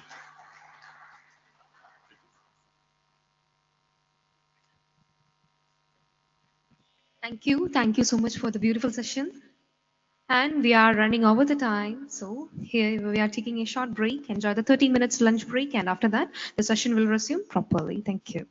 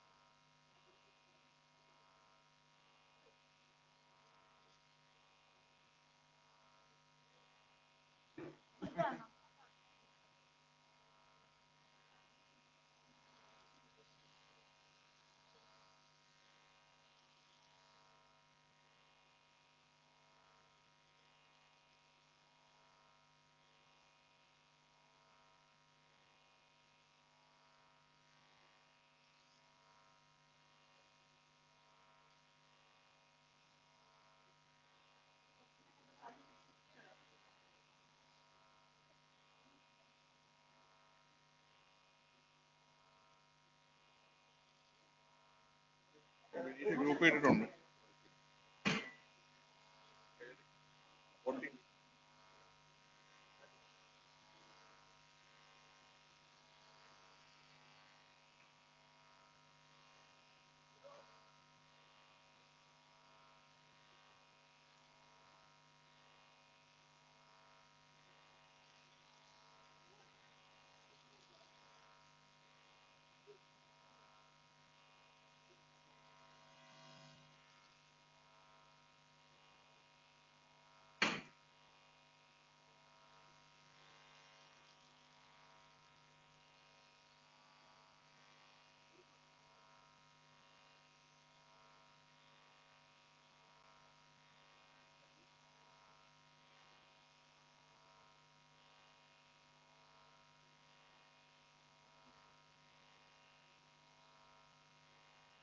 ഇവിടെ നിൽക്കണം കണ്ട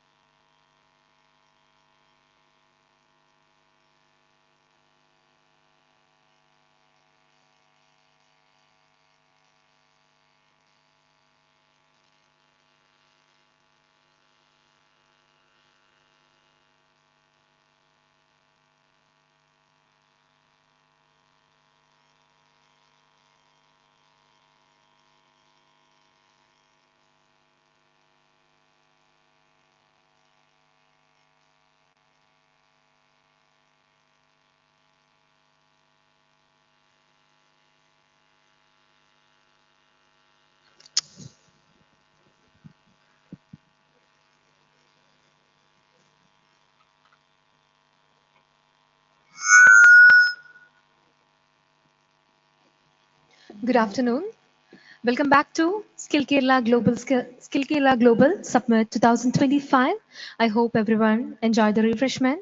And moving to the next session, kindly inviting Kevin, the Executive Lead of Flight Dynamics, and the topic is Building Rockets, Breaking Barriers: The Story of Agnical. Kindly, I'm inviting, please, to the dais.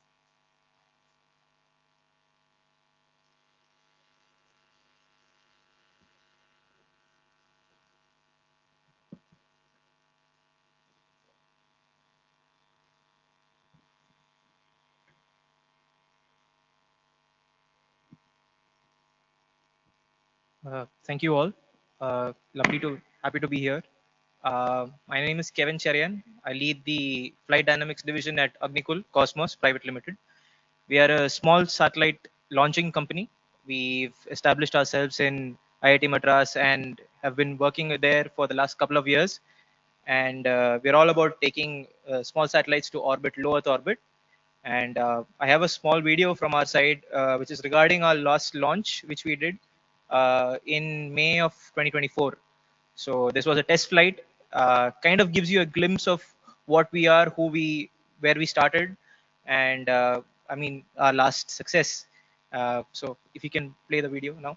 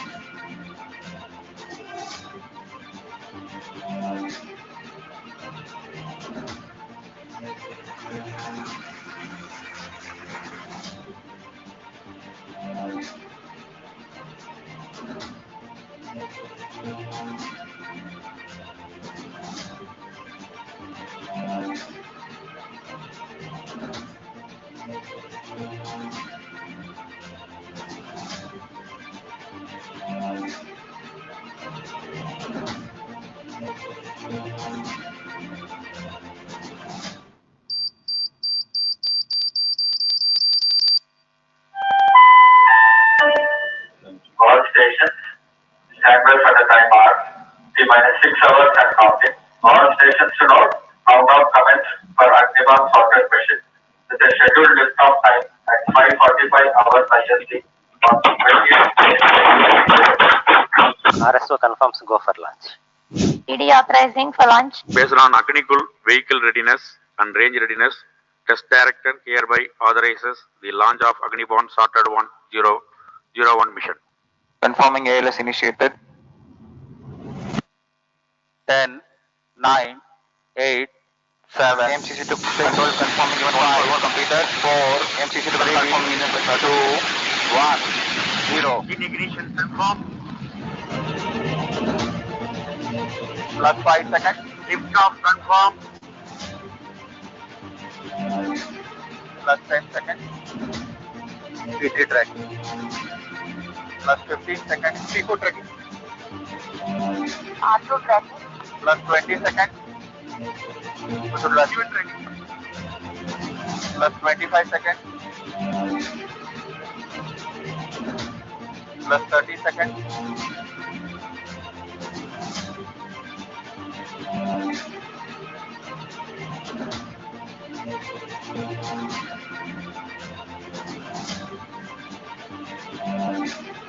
Over maneuver happened. Wind biasing is completed.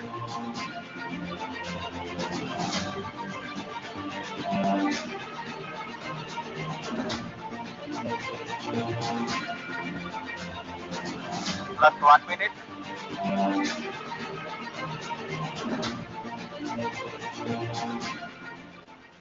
The launch of Agni-Bon Chartered 01 mission from Agnikul is completed.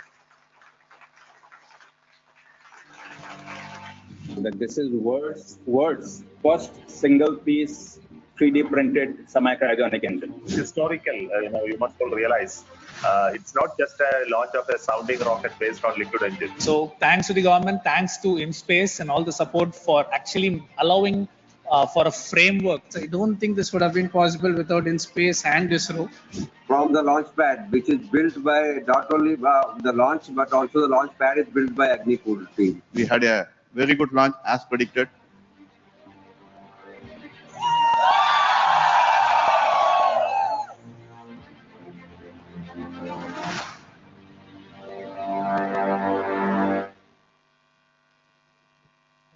Small video from our side. Yeah. I think what you see is probably a fraction of the kind of work that it took to get here.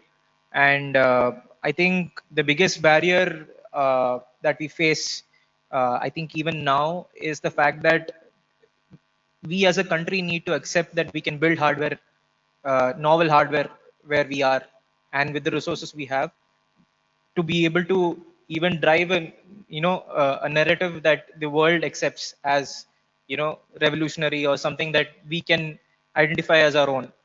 And I think the last couple of decades have shaped the economy as well as the public mindset towards the fact that we are able and we are a capable crowd and we can do things at our own pace.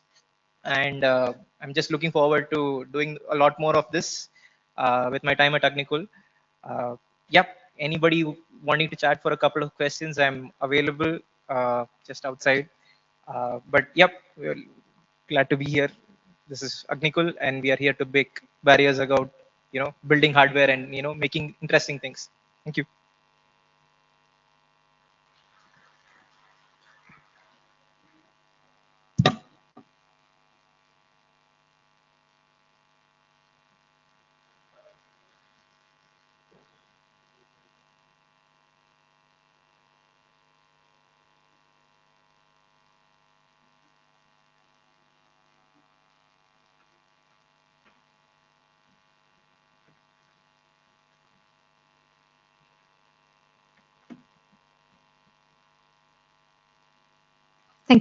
Thank you, sir.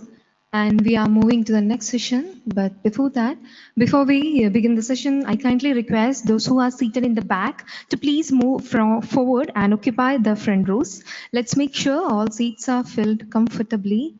So I'm requesting those who are sitting on the back side. Again, I'm requesting the people who are sitting on the back rows, please get in front of.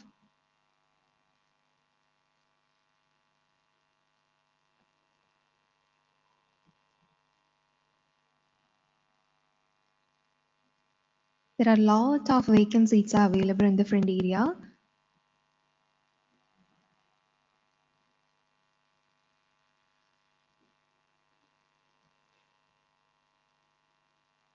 Moving to the session, kindly, I'm inviting the moderator, Dr. Madhuri Dubey, the founder and director of National Skill Network. Kindly, I'm inviting to the dais. Ladies and gentlemen, please applause.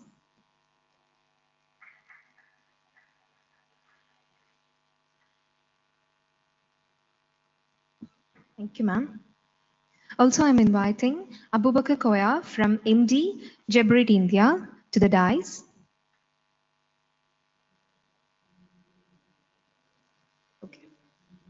I'm inviting Anil Verma, the CEO and the Director of Verma Homes, to the dais.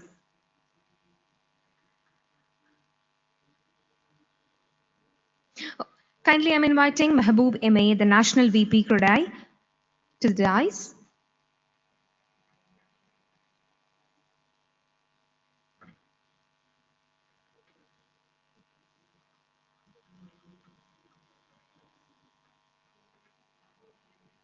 Kindly, I'm inviting Prashant P, the VP Furniture and Fitting Sector Skill Council, to the dais.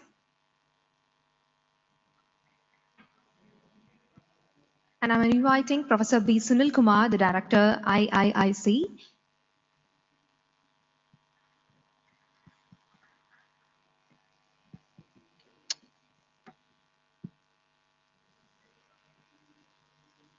Thank you. And the session begins.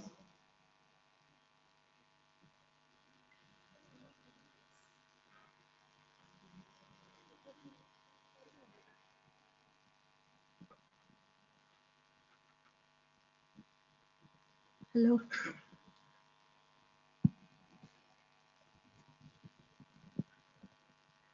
Yeah, thank you for this opportunity to organize this particular session and a discussion which is rather focused, I would say, on an industry. And this is such an important industry that without this industry, we cannot imagine living in this world. That is what I would say. And the industry has such a huge scope that you can fit in many other subsectors in this industry. And that is how this panel is formed here. So we have experts, we have people who are representing this industry, and I would like to get started by asking few questions so that we get to learn about the industry and the perspectives and the best practices. Then we will also get their insights on what can be used for Kerala Skill Development Mission, because one of the outcomes of this particular event is to gather that kind of wisdom from the experts and the seniors here and take it forward. So welcome to this discussion, sir, all of you.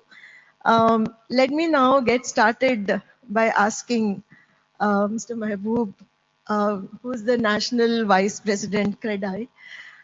Sir, how can Kerala integrate new technologies like BIM, that is building information modeling, robotics, and sustainable building into its skilling ecosystem? I am asking this also because we need to change the perception of construction industry and also create awareness about what are the allied industries. Like we have furniture, for example, we have architecture, design. There are so many other things. So probably you can do this. And I request the panelists to answer the first part of the questions, the first part of the discussion in about 3 minutes each. Thank you, sir. Thank you, ma'am. First of all, when we think about the Kerala construction sector per se, the use of new technology in Kerala is just beginning, just in the beginning stage, and it's not yet catch the momentum. Usage of BIM is slowly starting, and if we consider the number of people involved in that sector is very less or very minimal as of now. But fortunately, we have a lot of talent who are all trained in this new technology along with their graduation or separately. We have a lot of training centers, standalone training centers in the private sector, which trains students to enable them to understand or study the software and the basic techniques of BIM and other allied technologies across Kerala. That is happening, and but the use of the new technologies into the construction sector per se in Kerala is not that great. That is the current status. And one positive things happening in that, apart from the construction industry from Kerala, those who went outside India from Kerala, professionals from the construction industry. Some of them already started outsourcing centers in various part of Kerala. They started their own consulting part of their own consulting firms, some minimal works to be done in Kerala, or whether it is higher level of AutoCAD, Beam, or other software applications using the which is using in the project management side or the design side. See, they are all started many centers across Kerala, many cities, especially Trivandrum, Kochi, and Calicut, and they are bringing the work into Kerala, and our youngsters, those aspirants actually getting an opportunity to understand the new technology and a good job in that sector. I think if the government and KKEM also focus on that sector, bringing more companies. Currently, who are all there is not big companies or big organizations. There are small firms promoted by the professionals, especially those who went abroad earlier years from Kerala and came back or still working there, and they are doing outsourcing some of their work. And maybe more than 10 or 20, maybe 20, more than 20 established organizations there in across Kerala like that. And that is a good area to get high quality employment opportunity for our youth. Yeah, thank you, sir, for giving the big picture perspective about the industry. That's the reason I thought we should start with you to get this perspective. Now, I would like to ask Mr. Anil Verma. Sir, from the builder's point of view, from the real estate industry point of view, do you see any huge gaps in terms of skilling? Let's say it's not just the basic level skilling, but it could also be advanced level, right? Because we want to look at this industry as not just people who are doing hands-on work, but also those, there are engineers, there are architects, and there are so many others associated with the industry. So what's your view on this? Yeah, good afternoon. Thank you. I think construction industry is not different from any other industry. I think we talk about skilling everywhere. I think the world is talking about that. Kerala is not different. I think Kerala is much in a lower stage, especially our workforce, the labor, the so-called the labor force is all migrating, and we do have only migrant laborers coming from Bihar or Orissa or places like that. So in that scenario, I think our people, the skilled people are going abroad and they're earning a lot of money, maybe. But we are depending on the migrant workers. So I think we need to change the structure itself. Why they are traveling abroad or why they are going abroad? Of course, for salary purpose and the quality of life.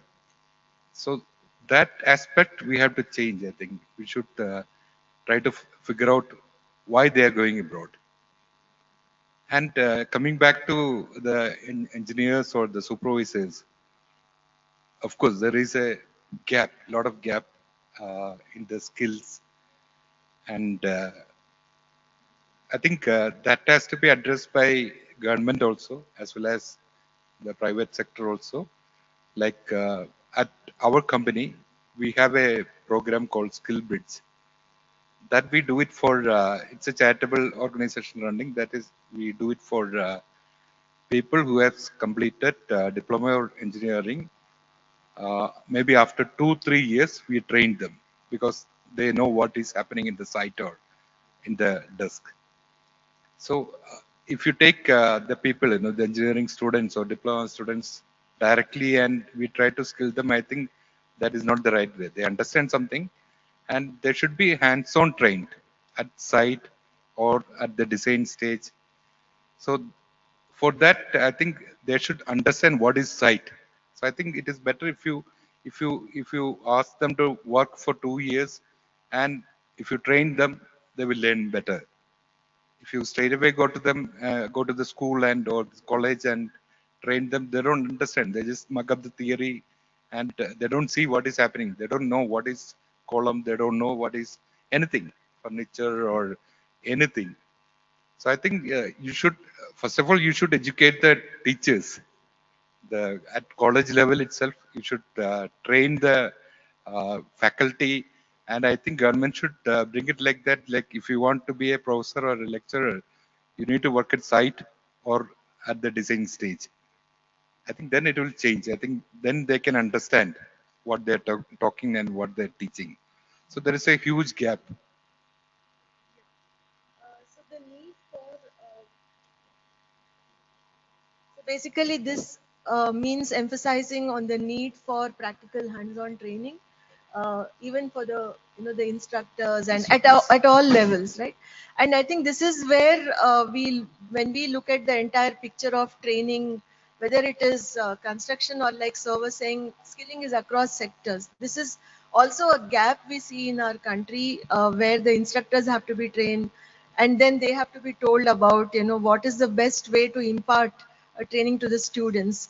Now let me reconnect this with the kind of technology and the kind of changes that are happening in the construction sector today, as we know. And when you look at big buildings coming up, at least the place where I come from, Hyderabad, around me, I see a lot of construction activity and it's very high tech, everything. So I think that gives a very different picture. So let me connect this with the kind of technology, integration that's happening, and ask Mr. Sunil about, sir, what is your view about how the industry is changing and bringing a lot of technology into the work itself and also impact skilling? First of all, I'm really glad to share this dais with eminent panelists here. I start with what Mr. Anil and Mr. Mahbub said. See, construction industry in India is in the limelight, contributing something like 10% of the GDP now. And construction infrastructure industry in India requires something like 92 million people in coming years to cater to the requirement, out of which only 50 or 60 million is in the stock. So we are short of such a big workforce to meet with our requirement in coming years. And very sad to make a note that out of the 50 to 60 million workforce that is available in the country, almost 80% of them are not trained and certified. As Mr. Anil rightly pointed out, we are depending in Kerala, we are fully depending on migrant laborers. These migrant laborers, I understand that after the harvest, post-harvest, in the agriculture sector in North India, they come for a 2 months or 6 months here, spend some time here, earn something and go back. So we are actually construction industry in Kerala, maybe in other parts of the country also. We are operating with the support of people from the agriculture sector. This is a very sad state of affair. And here, not just government, actually the industry also should come forward to address this scenario. On the technology side, the digital transformation happening in construction industry is very important. It has already happened in most of the developed nations, fully operating on BIM platform. I believe that India is only emerging on this digital transformation. It's just emerging, and therefore industry is a bit reluctant to suddenly switch on to the BIM platform for various reasons. But again, I don't believe that there is no reason like to shy off from this. In fact, IASC is offering many programs, or almost all PG programs and advanced diploma programs that we offer at IISc related to construction. All of them are trained in BIM. So a mindset change again is essential from the industry side also, to quickly switch to the digital platform and harvest, reap the benefits of that. Because, for example, the estimations and changes that you want to make in the design and planning, and it's all easily done and accurately done, and you get the accurate figures of what you're doing rather than making wrong estimates and things like that. So the advantages are huge, and it's high time that we switch to such digital platforms. So I stop here in the first round. Thank you for emphasizing on the need for this technology-oriented approach and recognizing that this sector is really transforming at a very rapid pace, which many of us still are not still aware of, I guess. So along with the construction in the broader sense, we have other allied subsectors. We can put them under construction or related to construction. One of them is furniture and fittings. So as we know, without furniture and fittings, we won't be able to use the kind of buildings that we are making, right? So we have with us today Mr. Prashant, who's the Vice President at the Furniture and Fittings Sector Skill Council. So he's representing the Sector Skill Council, and this is one of the important organizations in India which works on the kind of training, the curriculum, and many other things about any industry sector. So, sir, can you please tell us a bit about how this connection happens, the subsector, which is furniture, and related to the larger construction sector? And how do we change the perception of furniture sector itself as a very, low skill kind of an industry, which people are still not aware that it has many more opportunities? Yeah. Yeah, the perception I will not agree. It's cannot construction or furniture cannot be a low skill area. Yeah. Because construction itself a high skill, because every construction, even if it is a building or a bridge or a commercial complex or residential complex, it's the building is for 50 years, 100 years, or in our previous tradition, we seems 200 or 300 years building is still functioning in different parts of the world. So it's really it's a high skill area where the construction, because it directly depends upon the human being or life. About the council, we are Furniture Fitting Skill Council. Yes, we formed July 15, 2015. When the Ministry of Skill Development and Entrepreneurship formed. Before that, the skill development was part of the HRD ministry. 2015 onward, the Skill India, the Skill India mission is, doing the training programs, talking about, propagating about the skill, importance of the skill education is a long way. Now, FFSC is transforming the furniture sector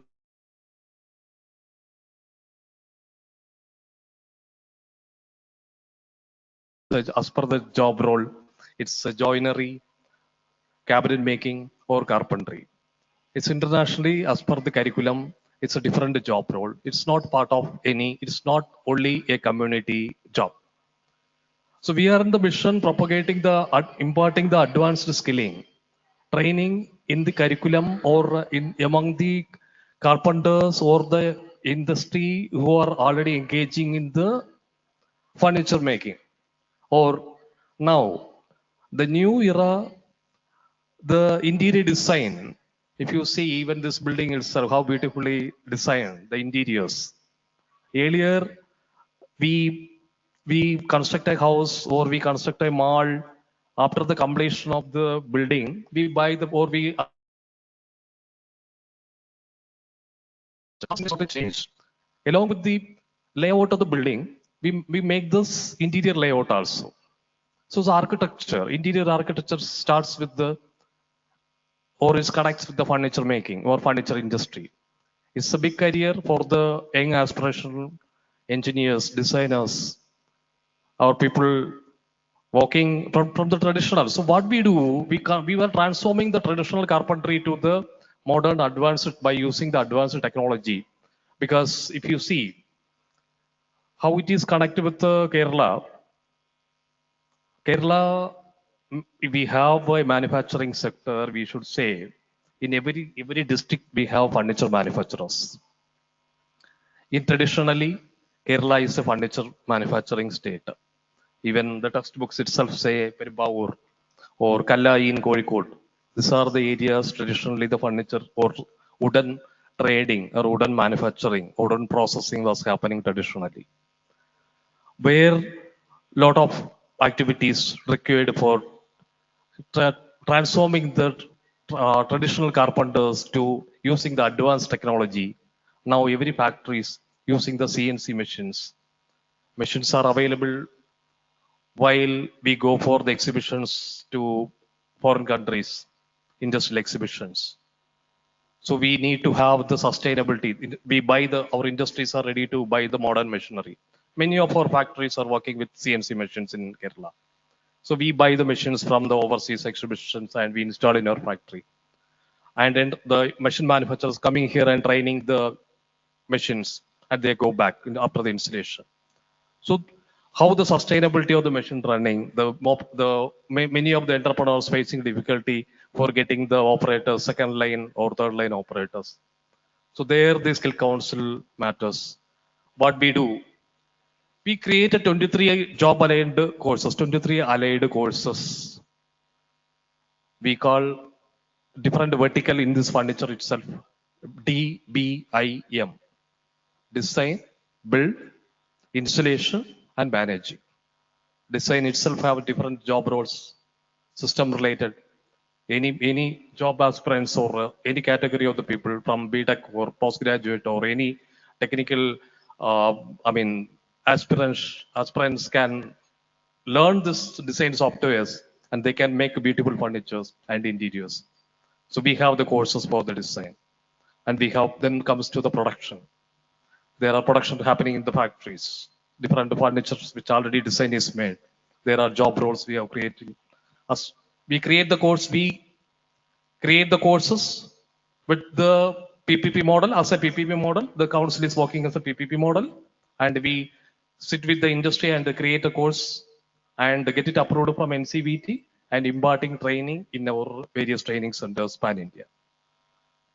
Next to this, the installation. Installation is another major area. So DBIM, somebody learns design, build, installation, then last coming the manage. Those who are learning the courses to manage, they can be the factory managers. So this is the way the council has been transforming the unorganized sector to a formalized sector with the internationally matching the courses as per the NSQF level, National Skill Qualification Framework. Thank you, sir, for giving us the big picture or the kind of work that is being done at the Sector Skill Council, and you connected it so well with the larger construction industry. Now, before we move to the next part of this discussion, which is going to be a very short, short part of the discussion where I'm going to seek the experts' views on various aspects of the industry pertaining to Kerala. Before that, let me just quickly summarize. What we just heard about our expert panel is that this industry is undergoing changes. As we know, technology is disrupting, and it's not just the low skill job roles that are becoming popular, but there is also the other aspect of the industry which has like designers, engineers, etc., who can add value to the local industry that's in Kerala. And we also discussed about the migrant workers, who are a very different set of people, and their skill levels are different. Now, let me come back to the most important part of it, where we would like to know from all of you, keeping the event in mind, the discussions that are happening since yesterday, what could be the, your views if we look at a vision for Kerala for the next 5 years? How should Kerala prioritize to build a world-class set of skilled workers in this industry, in construction industry, or we can even talk about allied industry? This is a common question to all of you. I would request you, sir, to start with your views. Yeah. First, I represent Confederation of Real Estate Associations of India. CREDA is the industry organization for developers across the India. We have around 13,000 plus members in 260 cities in India. And one of the next 2 years, one of our major priority, we identified 5 major areas across India to work in next 2 years. One of the major area is skilling. And we give that kind of importance to that skilling. And it starts from the basic labor to the promoters. We are skilling everybody. And this year, our national target is skilling 1 lakh employees. And we already started that in a few states, and Kerala we are starting in the next month. The modality, the base level, worker level, how we are doing is we are implementing the skilling in the site itself. It may the program may be for 15 days or 1 month, or depends upon the area in which they are training. The trainer is coming to the site, initial briefing, theoretical part and all will be doing maybe morning 1 hour. Then the trainer accompany or guide them through their work site, through their work. If it is a mason, or bricklaying and other things, the trainer is involved in his work and getting him trained in that work.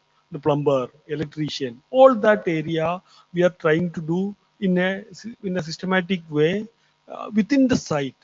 The problem no, otherwise if we are trying to get the other people for a 10 days or 20 days or 1 month training program without employment, we are not getting people. And we both, Kradai along with IAAC, we tried training of painters, but it stopped only because of there is not takers. It's not the job.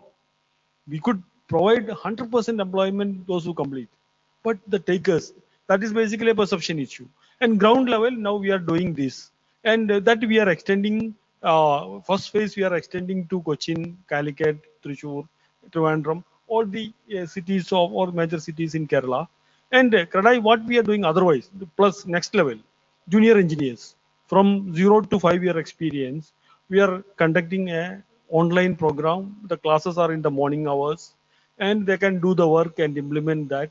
Uh, those who are working with the developers, we are doing a program for junior engineers. And within next few months, 5 and above years, we are separately starting a program. And from the senior management and promoter level, we have two tie-ups. One IIM Bangalore and IIM Ahmedabad for a program to 15 days, 2 or 3 times classroom sessions plus online sessions, and SEPT University Ahmedabad for technical. And that way we are covering entire spectrum of our employees, managers, skilled workers, senior management, everybody. We are giving an opportunity to the continuous training. And as far as concerned with Kerala, especially with KKEM's efforts for doing the skilling, Kradai is willing to join with KKEM and develop to prepare industry ready graduates. We are willing to start a training program. It may be 2 or 3 months program, depends upon the syllabus and availability of this thing. We can do Calicut, Kochi, Trivandrum, Thrissur, all these centers. We can arrange a session for fresh graduates, and we can give them on job training, means few hours of the classes, and thereafter the on site actual site training, and make them ready for employment in this sector. That will help for them to get employment in the member companies here, plus they can go anywhere. That we are willing. And if we can get a support or thing from KKEM side also, that may be a long term, it may be very useful for developing skill in Kerala. That we can every stage, technology level, every sector, high tech areas also, we can look in the similar model. And Mr. Anil Verma, it's already, since he is doing something similar, he will be able to explain that kind of a arrangement also. Thank you. So what about your views? Maybe you can share few action points which are concretely useful for the state to take up. Yeah, sure. I think we talked about construction industry. I said, do we have a status like that, construction industry? No, government has not recognized as a construction industry. there are many other industries like IT, lot of things. So it should start from there. Government should recognize construction as an industry. Like so many, I think after agriculture, the maximum number of people working are in construction. So that has to be given the status of construction industry. And if you take the statistics, like almost all the engineering colleges, the civil engineering course, I think there are a lot of vacancies. It is not getting filled up. Almost 50% is vacant. If you take a worker, skilled or unskilled, he gets almost around 1,000 rupees in Kerala. He works for 25 days, he's getting 25,000 rupees. Whereas a civil engineer coming from a engineering college, and he joins for maybe 10,000, 15,000. So that has to change. I think the industry has to give salary to them. Like if they go to IT industry, the same boy or girl will get maybe 25, 30,000 rupees, the beginners.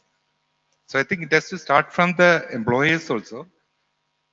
Employers should also take initiative, and we should attract engineers as well as the technicians. Like he said, that it's not carpenter; it is a wood technician. It should be like that. So that also should change. That stigma should be changed. Plumber, electrician, mason. So that has to change. So it should be technician or a engineering, something related with engineering.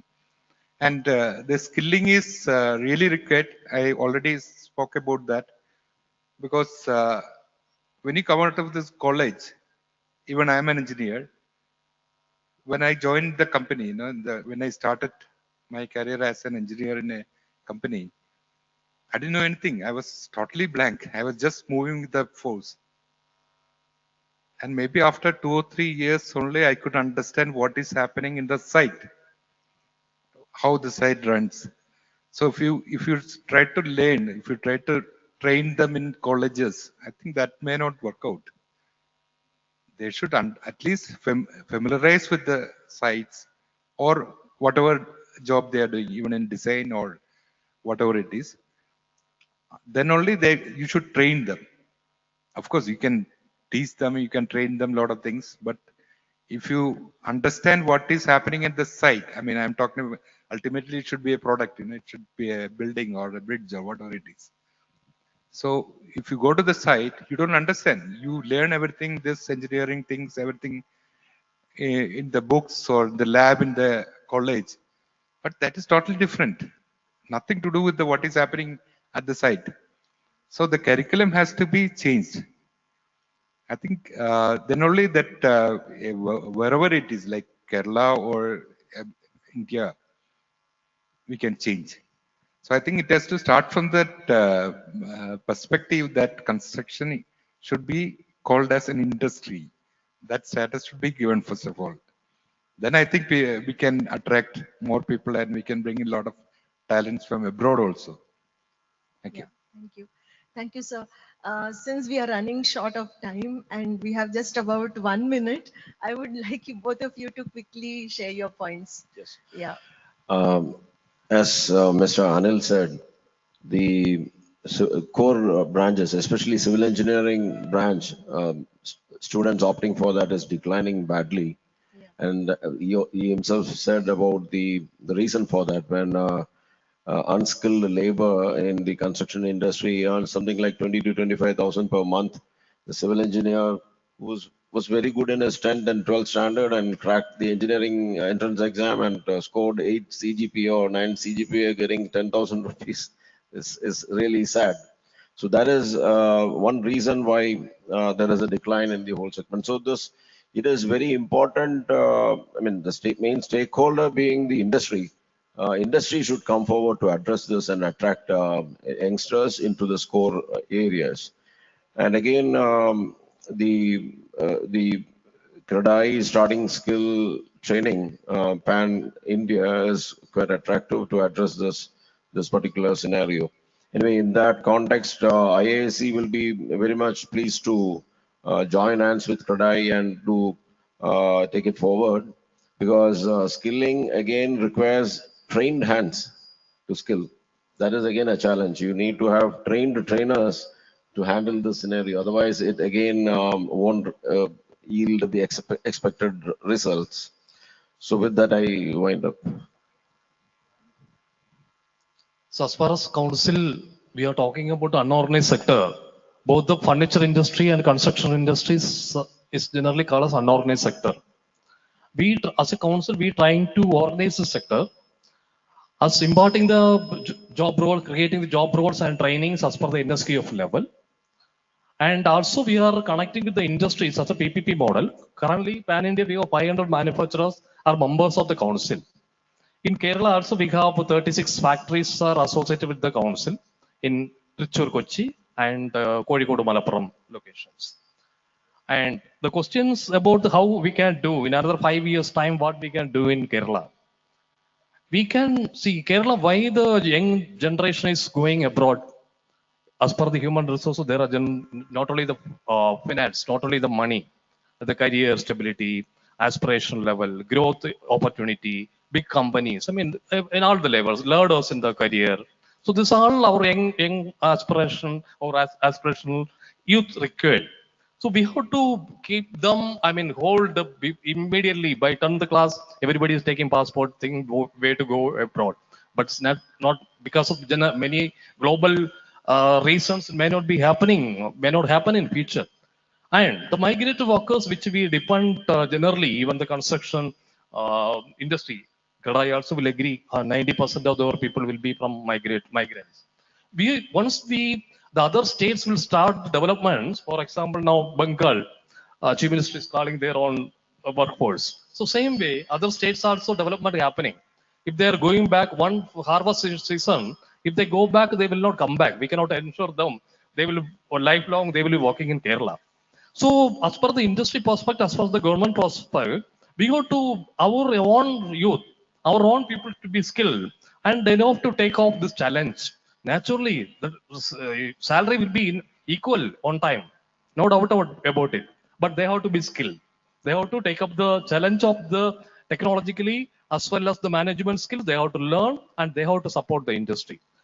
As per the council, now the CREDAI or the industry and IASC, everybody is ready to join together.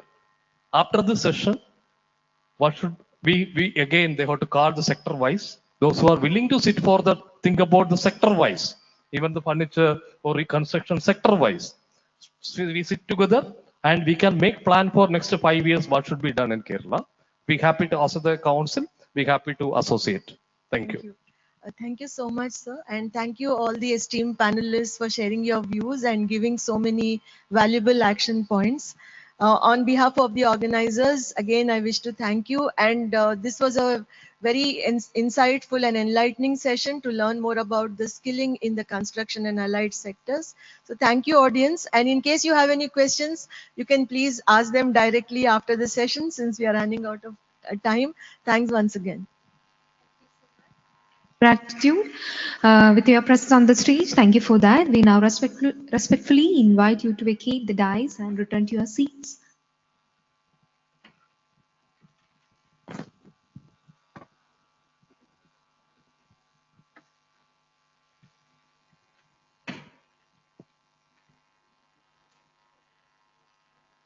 Okay, it's running over the time and we have one more session to complete. Kindly, I'm inviting Matthew Joseph, the CEO of Fresh to Home, to the dais. Ladies and gentlemen, please appreciate it through using the applause. Thank you.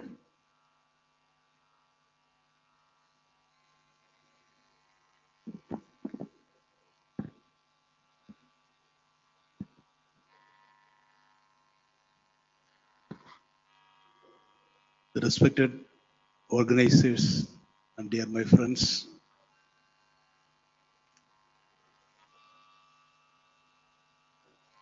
you see the topic of my session is following fish.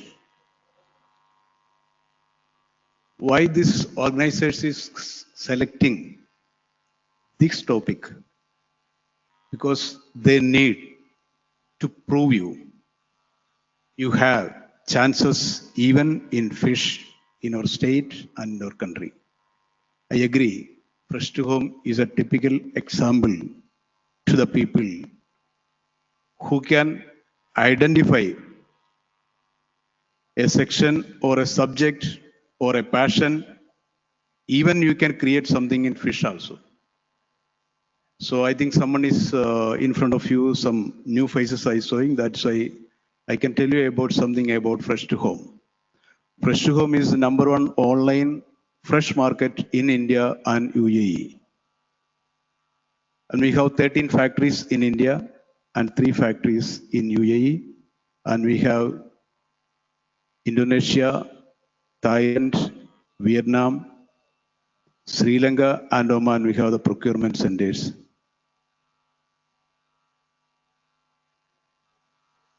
See,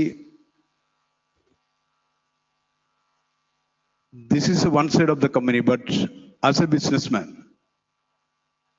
I got the satisfaction from other side of that company. When I was started a small company in Chertala, Alapi district, now Fresh to Home is giving direct and indirectly in India, 17,000 people is working this company. That is my satisfaction as a businessman. So I think someone needs to know about the Fresh to Home. And you know, the Fresh to Home is invested, the world famous, you know, the companies Microsoft, Google, Facebook, American Government Development Finance Corporation, Dubai Government, Abu Dhabi Government, Al Ghurair Group, last one is Amazon. These all companies invested in my company. I am proudly announced they are also my partner. So this type of one thing we can create from our Kerala, even in fish, you can create bigger than this from this state and from this country. I think you are all are 90% is from Malus. That's why I'm speaking something in Malayalam, because as a fishmonger, Malayalam is the best language. That's why I'm speaking to Malayalam. ഞാനൊരുമാതിരി ലോകത്ത് കുറേ രാജ്യങ്ങൾ പോകാനുള്ള ഒരു അവസരം ഉണ്ടാക്കിയിട്ടുണ്ട്. അപ്പം നമ്മുടെ നാട്ടിൽ ഇങ്ങനെ ബിസിനസ്സിന് ഇത്രയും പ്രോത്സാഹനങ്ങൾ കൊടുത്തു വരുമ്പോഴും എനിക്ക് മനസ്സിലാകാത്തൊരു കാര്യമുണ്ട്. ഞാൻ ഇന്നും രാവിലെയാണ്, ഇന്ന് വെളുപ്പിനെയാണ് ഇപ്പോൾ ഇന്തോനേഷ്യയും വിയറ്റ്നാമും തായ്ലൻഡും കഴിഞ്ഞ് വന്നത്. ഇനിയിപ്പോൾ 3-ാം തീയതി കുവൈറ്റ് പോകും, അത് കഴിഞ്ഞ് ദുബായ് പോകും. ഇത്ര ഇങ്ങനെ രാജ്യങ്ങൾ ഇങ്ങനെ ഇടയ്ക്കിടയ്ക്ക് സഞ്ചരിക്കാറുണ്ടെങ്കിലും എനിക്ക് മനസ്സിലാകാത്തൊരു കാര്യം, ഏതെങ്കിലും ഒരു രാജ്യത്ത് ചെന്നിട്ട്, അല്ല ലോകത്തിലെ ഏതെങ്കിലും രാജ്യത്ത്, എല്ലാ രാജ്യത്തുമുണ്ട് എന്ന് പറയാൻ പറ്റുന്ന ഒരു ബ്രാൻഡ് നമ്മുടെ കേരളത്തിൽ നിന്നില്ല, ഈവൻ നമ്മുടെ ഇന്ത്യയിൽ നിന്ന് പോലും ഇല്ല. നിങ്ങൾക്ക് അങ്ങനെ ഒരു ബ്രാൻഡിനെ ഐഡന്റിഫൈ ചെയ്യാൻ പറ്റും ഇന്ത്യയിൽ നിന്ന്? ലോകത്ത് എവിടെ പോയാലും പെപ്സിക്കോള ഉണ്ട്, എവിടെ പോയാലും കൊക്കക്കോള ഉണ്ട്, എവിടെ പോയാലും സാംസങ് ഉണ്ട്, എവിടെ പോയാലും ആപ്പിൾ ഉണ്ട്, എവിടെ പോയാലും കിയ ഉണ്ട്, എവിടെ പോയാലും ഹുണ്ടായി ഉണ്ട്. പക്ഷേ നമ്മുടെ രാജ്യത്തിന്റെ ബ്രാൻഡ് എന്ന് പറയാൻ ഒരു സാധനം നമ്മുടെ രാജ്യത്തില്ല എന്നത് നമ്മുടെ രാജ്യത്തെ നമ്മളടക്കമുള്ള അല്ലെങ്കിൽ വരുന്ന തലമുറ അടക്കമുള്ളവരുടെ കഴിവ് കുറവ് കൊണ്ടാണോ? അല്ല എന്ന് 100% ഉറപ്പിച്ച് പറയാം. ഞാനിപ്പോ പറഞ്ഞ ബ്രാൻഡുകളിലേക്ക് ഏറ്റവും തലപ്പത്തുള്ള ഒരു 25 ആൾക്കാരെ നിങ്ങളെടുത്തോ, അതിൽ 5 പേര് ഇന്ത്യക്കാരായിരിക്കും, മിനിമം 2 പേര് മലയാളിയായിരിക്കും. അപ്പൊ നമുക്ക് കഴിവില്ലാഞ്ഞിട്ടല്ല. പിന്നെ വിദ്യാഭ്യാസത്തിന്റെ കുഴപ്പമാണോ? ഞാനും നിങ്ങളും കൊട്ടിഘോഷിക്കുന്ന ഓക്സ്ഫോർഡും കേംബ്രിഡ്ജും ഒക്കെ യൂണിവേഴ്സിറ്റിയുള്ള സ്ഥലത്ത്, ഇപ്പോൾ യൂണിവേഴ്സിറ്റിയിൽ ഇരിക്കുന്ന സ്ഥലത്ത് പട്ടിയും പാമ്പും പശുവും മേഞ്ഞു കിടന്ന കാലത്ത് നളന്ദ എന്ന ലോകത്തിലെ ആദ്യത്തെ സർവകലാശാല ഉണ്ടായിരുന്നത് നമ്മുടെ മണ്ണിലാണ്. അപ്പൊ അതിൻ്റെയും കുഴപ്പമില്ല. കുഴപ്പം മുഴുവൻ എൻ്റെയും നിങ്ങളുടെയാണ്. നമ്മൾ കുറെ നാളുകളായി ഉണ്ടാക്കി വെച്ച ചില വികാരങ്ങളുണ്ട്. ഞാൻ പഠിക്കുന്നത് ജോലി വാങ്ങാനാണ്. ഇവിടെ ഇത്തിരി മുമ്പ് സെഷനിൽ പറഞ്ഞ കേട്ടു, എഞ്ചിനീയർക്ക് 10,000 രൂപ, വർക്കറിന് 30,000 രൂപ. നമ്മളുണ്ടാക്കിയ സിസ്റ്റം. എന്തുകൊണ്ടാണെന്നറിയോ? എംപ്ലോയർ ശ്രദ്ധിക്കണമെന്ന് അദ്ദേഹം പറഞ്ഞു. എംപ്ലോയർക്ക് എൻ്റെ ആവശ്യമില്ലെന്ന്. എനിക്ക് 10,000 രൂപയ്ക്ക് ഇഷ്ടംപോലെ എഞ്ചിനീയർമാരെ കിട്ടും, പക്ഷെ എനിക്ക് 10,000 രൂപയ്ക്ക് മണ്ണ് നമുക്ക് നാളെ കിട്ടുന്നില്ല. അപ്പൊ ഞാൻ അവന് 30,000 കൊടുക്കും. ഇത് ഞാനും നിങ്ങളും ക്രിയേറ്റ് ചെയ്തു വെച്ചിരിക്കുന്ന ഒരു സിസ്റ്റത്തിന്റെ പരിണിത ഫലമാണ്. അതിനെ മാറ്റിമറിക്കണമെങ്കിൽ നമ്മളുടെ ചിന്താഗതികൾ മാറണം. പ്രത്യേകിച്ച് നമ്മുടെ വിദ്യാഭ്യാസം എങ്ങനെ കൊണ്ടുപോകുന്നോ, അത് ഏത് തലത്തിലേക്ക് പോകുന്നോ, അതിനെ പൊളിച്ചെഴുതേണ്ട കാലം അതിക്രമിച്ചു കഴിഞ്ഞിരിക്കുകയാണ്. ഞാനൊരു കോളേജ് ക്ലാസ് ഇടയ്ക്ക് ഇങ്ങനെ കോളേജിൽ ക്ലാസ്സിക്കാൻ പോകണ കുറേ സമയം എൻ്റെ പോകുന്നുണ്ട്. അപ്പോൾ കോളേജ് ക്ലാസ്സിൽ എനിക്ക് ഭയങ്കര ഇഷ്ടമാണ് പക്ഷേ കുട്ടികളോട് സംസാരിക്കാൻ. അപ്പോൾ ക്ലാസ് എടുക്കാൻ പോയപ്പോഴേ ഒരു കോളേജ് എന്നപ്പോൾ ഞാൻ പറയും എനിക്കറിയാവുന്ന നിങ്ങൾക്ക് എല്ലാത്തിനും ചാൻസ് ഉണ്ട്, നിങ്ങൾ ബിസിനസ്സുകാരനാകണമെന്ന് പറഞ്ഞാൽ നിങ്ങളുടെ മനസ്സിലുള്ള എന്ത് പാഷനും, ഇപ്പം എനിക്ക് മീനായിരുന്നുകൊണ്ട് ഞാൻ മീൻ തുടങ്ങി, നിങ്ങൾക്ക് എന്ത് പാഷനാണോ അത് വെച്ച് ബിസിനസ് ചെയ്യാനുള്ള എല്ലാ സാഹചര്യവും ഇന്ന് രാജ്യത്തുണ്ട്, അതുകൊണ്ട് നിങ്ങൾക്ക് എന്ത് വേണേലും എടുക്കാം എന്ന് പറഞ്ഞ് ഞാനെ കൊടുത്തൊരു ഉദാഹരണം പറഞ്ഞത് ഒരു കബഡി കളിക്കാരൻ്റെ കഥ പറഞ്ഞു. കഥയല്ല സംഭവം. ബാംഗ്ലൂർ എനിക്കറിയാവുന്ന ഒരു കബഡി കളിക്കാരനുണ്ട്. അവൻ പൂനെയിലെ ഒരു കബഡി ടീമിൽ മെമ്പറാണ്. ഒരു വർഷത്തെ ശമ്പളം അവൻ്റെത് 60 ലക്ഷം രൂപയാണ്, അതായത് ഒരു മാസം 5 ലക്ഷം രൂപ. ക്ലാസ് കഴിഞ്ഞ് പുറത്തിറങ്ങി വന്നപ്പോൾ ഒരു അധ്യാപകൻ, നിങ്ങൾ പറഞ്ഞതൊക്കെ ശരിയാ, പക്ഷെ എന്നാലും തള്ളുന്ന ഇച്ചിരി കുറച്ച് തള്ളണം. ഞാൻ എന്തു പറ്റി? ഇവിടെ കബഡി കളിച്ച് ആർക്കും അവിടെ 5 ലക്ഷം രൂപ കിട്ടുന്നത്? ഞാൻ ആ മനുഷ്യനോട് തർക്കിക്കാനൊന്നും പോയില്ല. ഒരു 3-4 മാസത്തിന് മുമ്പ് മനോരമയിലും മാതൃഭൂമിയിലൊക്കെ ന്യൂസ് വന്നു, നിങ്ങൾ കണ്ടു കാണും. ഈ കഴിഞ്ഞ വർഷത്തെ കബഡി ലേലത്തിൽ പോയത് 2 കോടിയാണ്. ഏറ്റവും കുറവാണ് 60 ലക്ഷം രൂപ. ഞാൻ ആ പത്രത്തിന്റെ ഫോട്ടോ എടുത്തിട്ട് ആ അധ്യാപകനും അദ്ദേഹത്തിന്റെ പ്രിൻസിപ്പളിനും അയച്ചു കൊടുത്തു. എന്നിട്ട് ഞാൻ അമ്മയോട് ഇതൊന്നും അറിയാതെ നിങ്ങൾ എന്തീ കുട്ടികളെ പഠിപ്പിക്കാനാണോ? ഇതിൽ കോളേജ് അധ്യാപകർ ഇരിപ്പുണ്ടാ? ആ, കുട്ടികളുടെയൊക്കെ മനസ്സെല്ലാം മാറി. ഡോക്ടർ ആണോ എഞ്ചിനീയർ ആണോ എന്ന് പറഞ്ഞ് കൈവെക്കുന്നവരുടെ എണ്ണം വളരെ കുറവാണെന്ന്. എനിക്ക് സ്വന്തമായി എന്തെങ്കിലും ചെയ്യണമെന്ന് ആഗ്രഹിക്കുന്ന, സ്റ്റാർട്ടപ്പുകൾ തുടങ്ങുമെന്ന് ആഗ്രഹിക്കുന്ന കുട്ടികളുടെ എണ്ണം ഇന്ന് വളരെ കൂടുതലാണ്. പക്ഷെ അധ്യാപകർ, കുറ്റം പറയുന്നതായിട്ട് കൂട്ടരുത്, നിങ്ങളുടെ 90% ഇപ്പോഴും വിചാരിക്കുക 99% മാർക്കും മേടിച്ച് A+ ഗ്രേഡും മേടിച്ച് വന്നോ മാത്രമേ രക്ഷപ്പെടുകയുള്ളൂ എന്ന് നിങ്ങൾ അവരിൽ കുത്തിവെക്കുന്ന ചില സാധനങ്ങളുണ്ട്. അതൊക്കെ എടുത്ത് കളയണം. എൻ്റെ ഒരു സന്തോഷം എന്താണെന്ന് അറിയാം, ഇപ്പൊ നിങ്ങളോട് ഞാൻ പറഞ്ഞില്ലേ ഓക്സ്ഫോർഡ് യൂണിവേഴ്സിറ്റിയുടെ കാര്യം. ഓക്സ്ഫോർഡ് യൂണിവേഴ്സിറ്റി ഫ്രഷ് ടു ഹോമിനെ അടുത്ത വർഷം മുതൽ അവരുടെ ബിസിനസ്സിൽ പഠിക്കുന്നതിന് വേണ്ടി എന്നെ ഇന്റർവ്യൂ ചെയ്യണമെന്ന് പറഞ്ഞിരിക്കുകയാണ്. ഇപ്പോൾ already Stanford University fresh to ഹോമിനെ ഒരു വിഷയമാക്കി അവിടെ പഠിക്കുന്നുണ്ട്. നിങ്ങൾക്ക് വേണമെങ്കിൽ ചെക്ക് ചെയ്യാം. അതാണ് നമ്മുടെ രാജ്യവും മറ്റു രാജ്യങ്ങളും തമ്മിലുള്ള വ്യത്യാസം. പ്രാക്ടിക്കൽ സൈഡിൽ ഇന്ന് കുട്ടികൾക്കുള്ള ഏത് കഴിവിനെയും ഏത് താല്പര്യത്തെയും നമുക്ക് അവർക്ക് ജീവിക്കാവുന്ന തലങ്ങളിലേക്ക് എത്തിക്കാനുള്ള എല്ലാ ചാൻസും ഇന്ന് ഈ രാജ്യത്തുണ്ടെന്ന്. ആ വലിയ രാജ്യത്താണ് ഞാനും നിങ്ങളും ജീവിക്കുന്നത്. ഞാൻ മുമ്പ് പറഞ്ഞ വലിയ കമ്പനികളൊക്കെ ശ്രമിച്ചുകൊണ്ടിരിക്കുന്ന ഇന്ത്യ എന്ന മാർക്കറ്റ് പിടിക്കാനാണ്. ഞാൻ ഒരൊറ്റ ഉദാഹരണം പറയാം. നിങ്ങൾക്ക് എല്ലാവർക്കും അറിയാവുന്ന LIC. LIC ഇന്ത്യയിലെ ഏറ്റവും വലിയ കമ്പനി അല്ലേ? ലോകത്തിലെ തന്നെ എണ്ണപ്പെട്ട കമ്പനികൾ ഒന്നാണ്. LIC കഴിഞ്ഞ 2023-24 ഇന്ത്യയിൽ എത്ര പോളിസി വിറ്റെന്നറിയോ? 2,04,00,000 പുതിയ പോളിസികളാണ് LIC ഇന്ത്യയിൽ വിറ്റത്. 2,04,00,000 എന്ന് പറയുന്നത് ഇന്ത്യൻ ജനസംഖ്യയുടെ എത്രയാണെന്നറിയോ?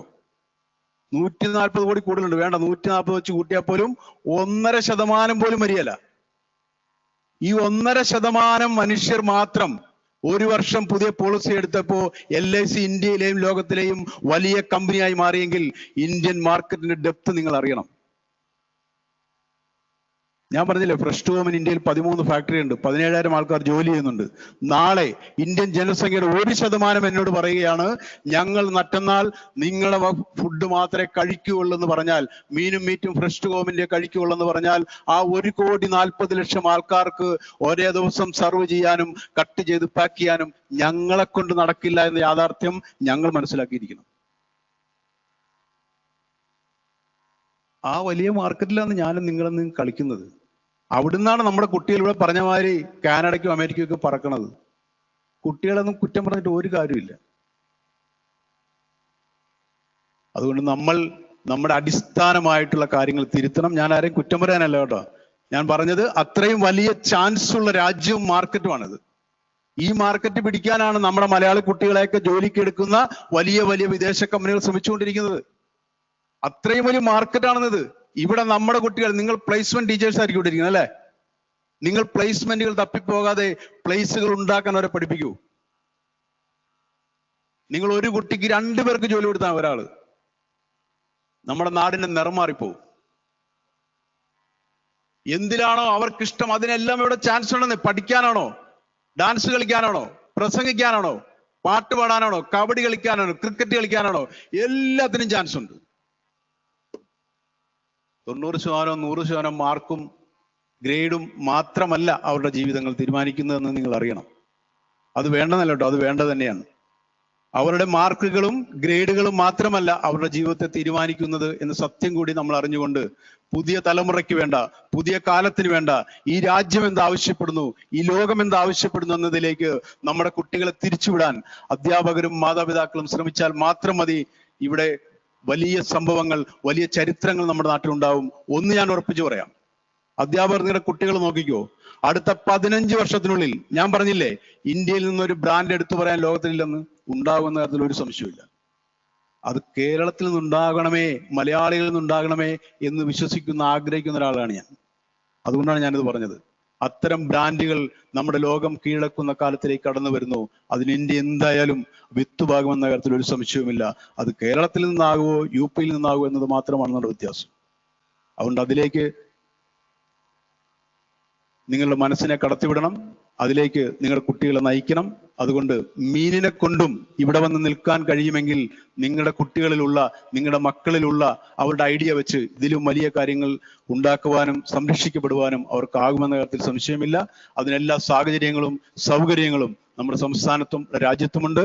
രാഷ്ട്രീയ മുഖങ്ങളൊക്കെ മാറ്റിവെച്ചോ, കേരളം ബിസിനസ്സിന് പറ്റിയതാണോ, എല്ലാത്തിനും എക്സ്ക്യൂസുകളാണ് നമുക്ക്. ഞാൻ ഇന്ത്യയിലെ ഏകദേശം എല്ലാ സംസ്ഥാനങ്ങളും ബിസിനസ് ചെയ്യുന്ന ഒരാളാണ്. എല്ലായിടത്തും അതിൻ്റെതായ പ്രശ്നങ്ങളുണ്ടാവും. ചിലയിടത്ത് കുറച്ചുകൂടി ഈസി ആയിരിക്കാം.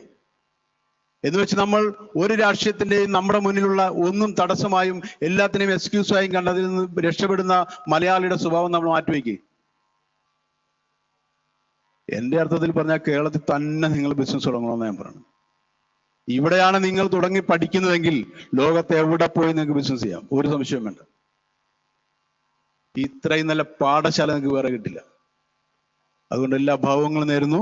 സംഘാടകരോട് പറഞ്ഞു പെട്ടെന്ന് നിർത്തണം, അവർക്ക് ഈ ഇതെല്ലാം അവിടെ ഒന്നിച്ചാക്കി സമ്മേളനത്തിന് ഇതുകൊണ്ട് സമയം പോയിരിക്കുന്നു.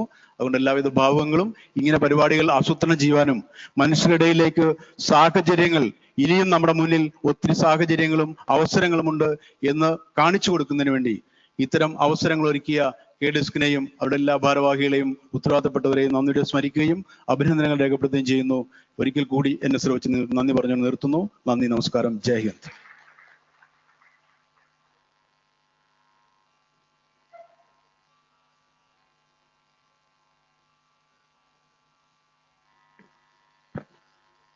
Thank you, sir. Here the sessions are over. I extend my heartfelt gratitude to all our distinguished speakers, esteemed guests, and the participants for making this summit a grand success. It has been my privilege to host the stage as Skill Bee at the Skill Kerala Global Summit 2025. With this, we officially conclude the session. Now we kindly invite the audience to proceed to the center stage for the valedictory function. So thank you. Wishing you a wonderful evening.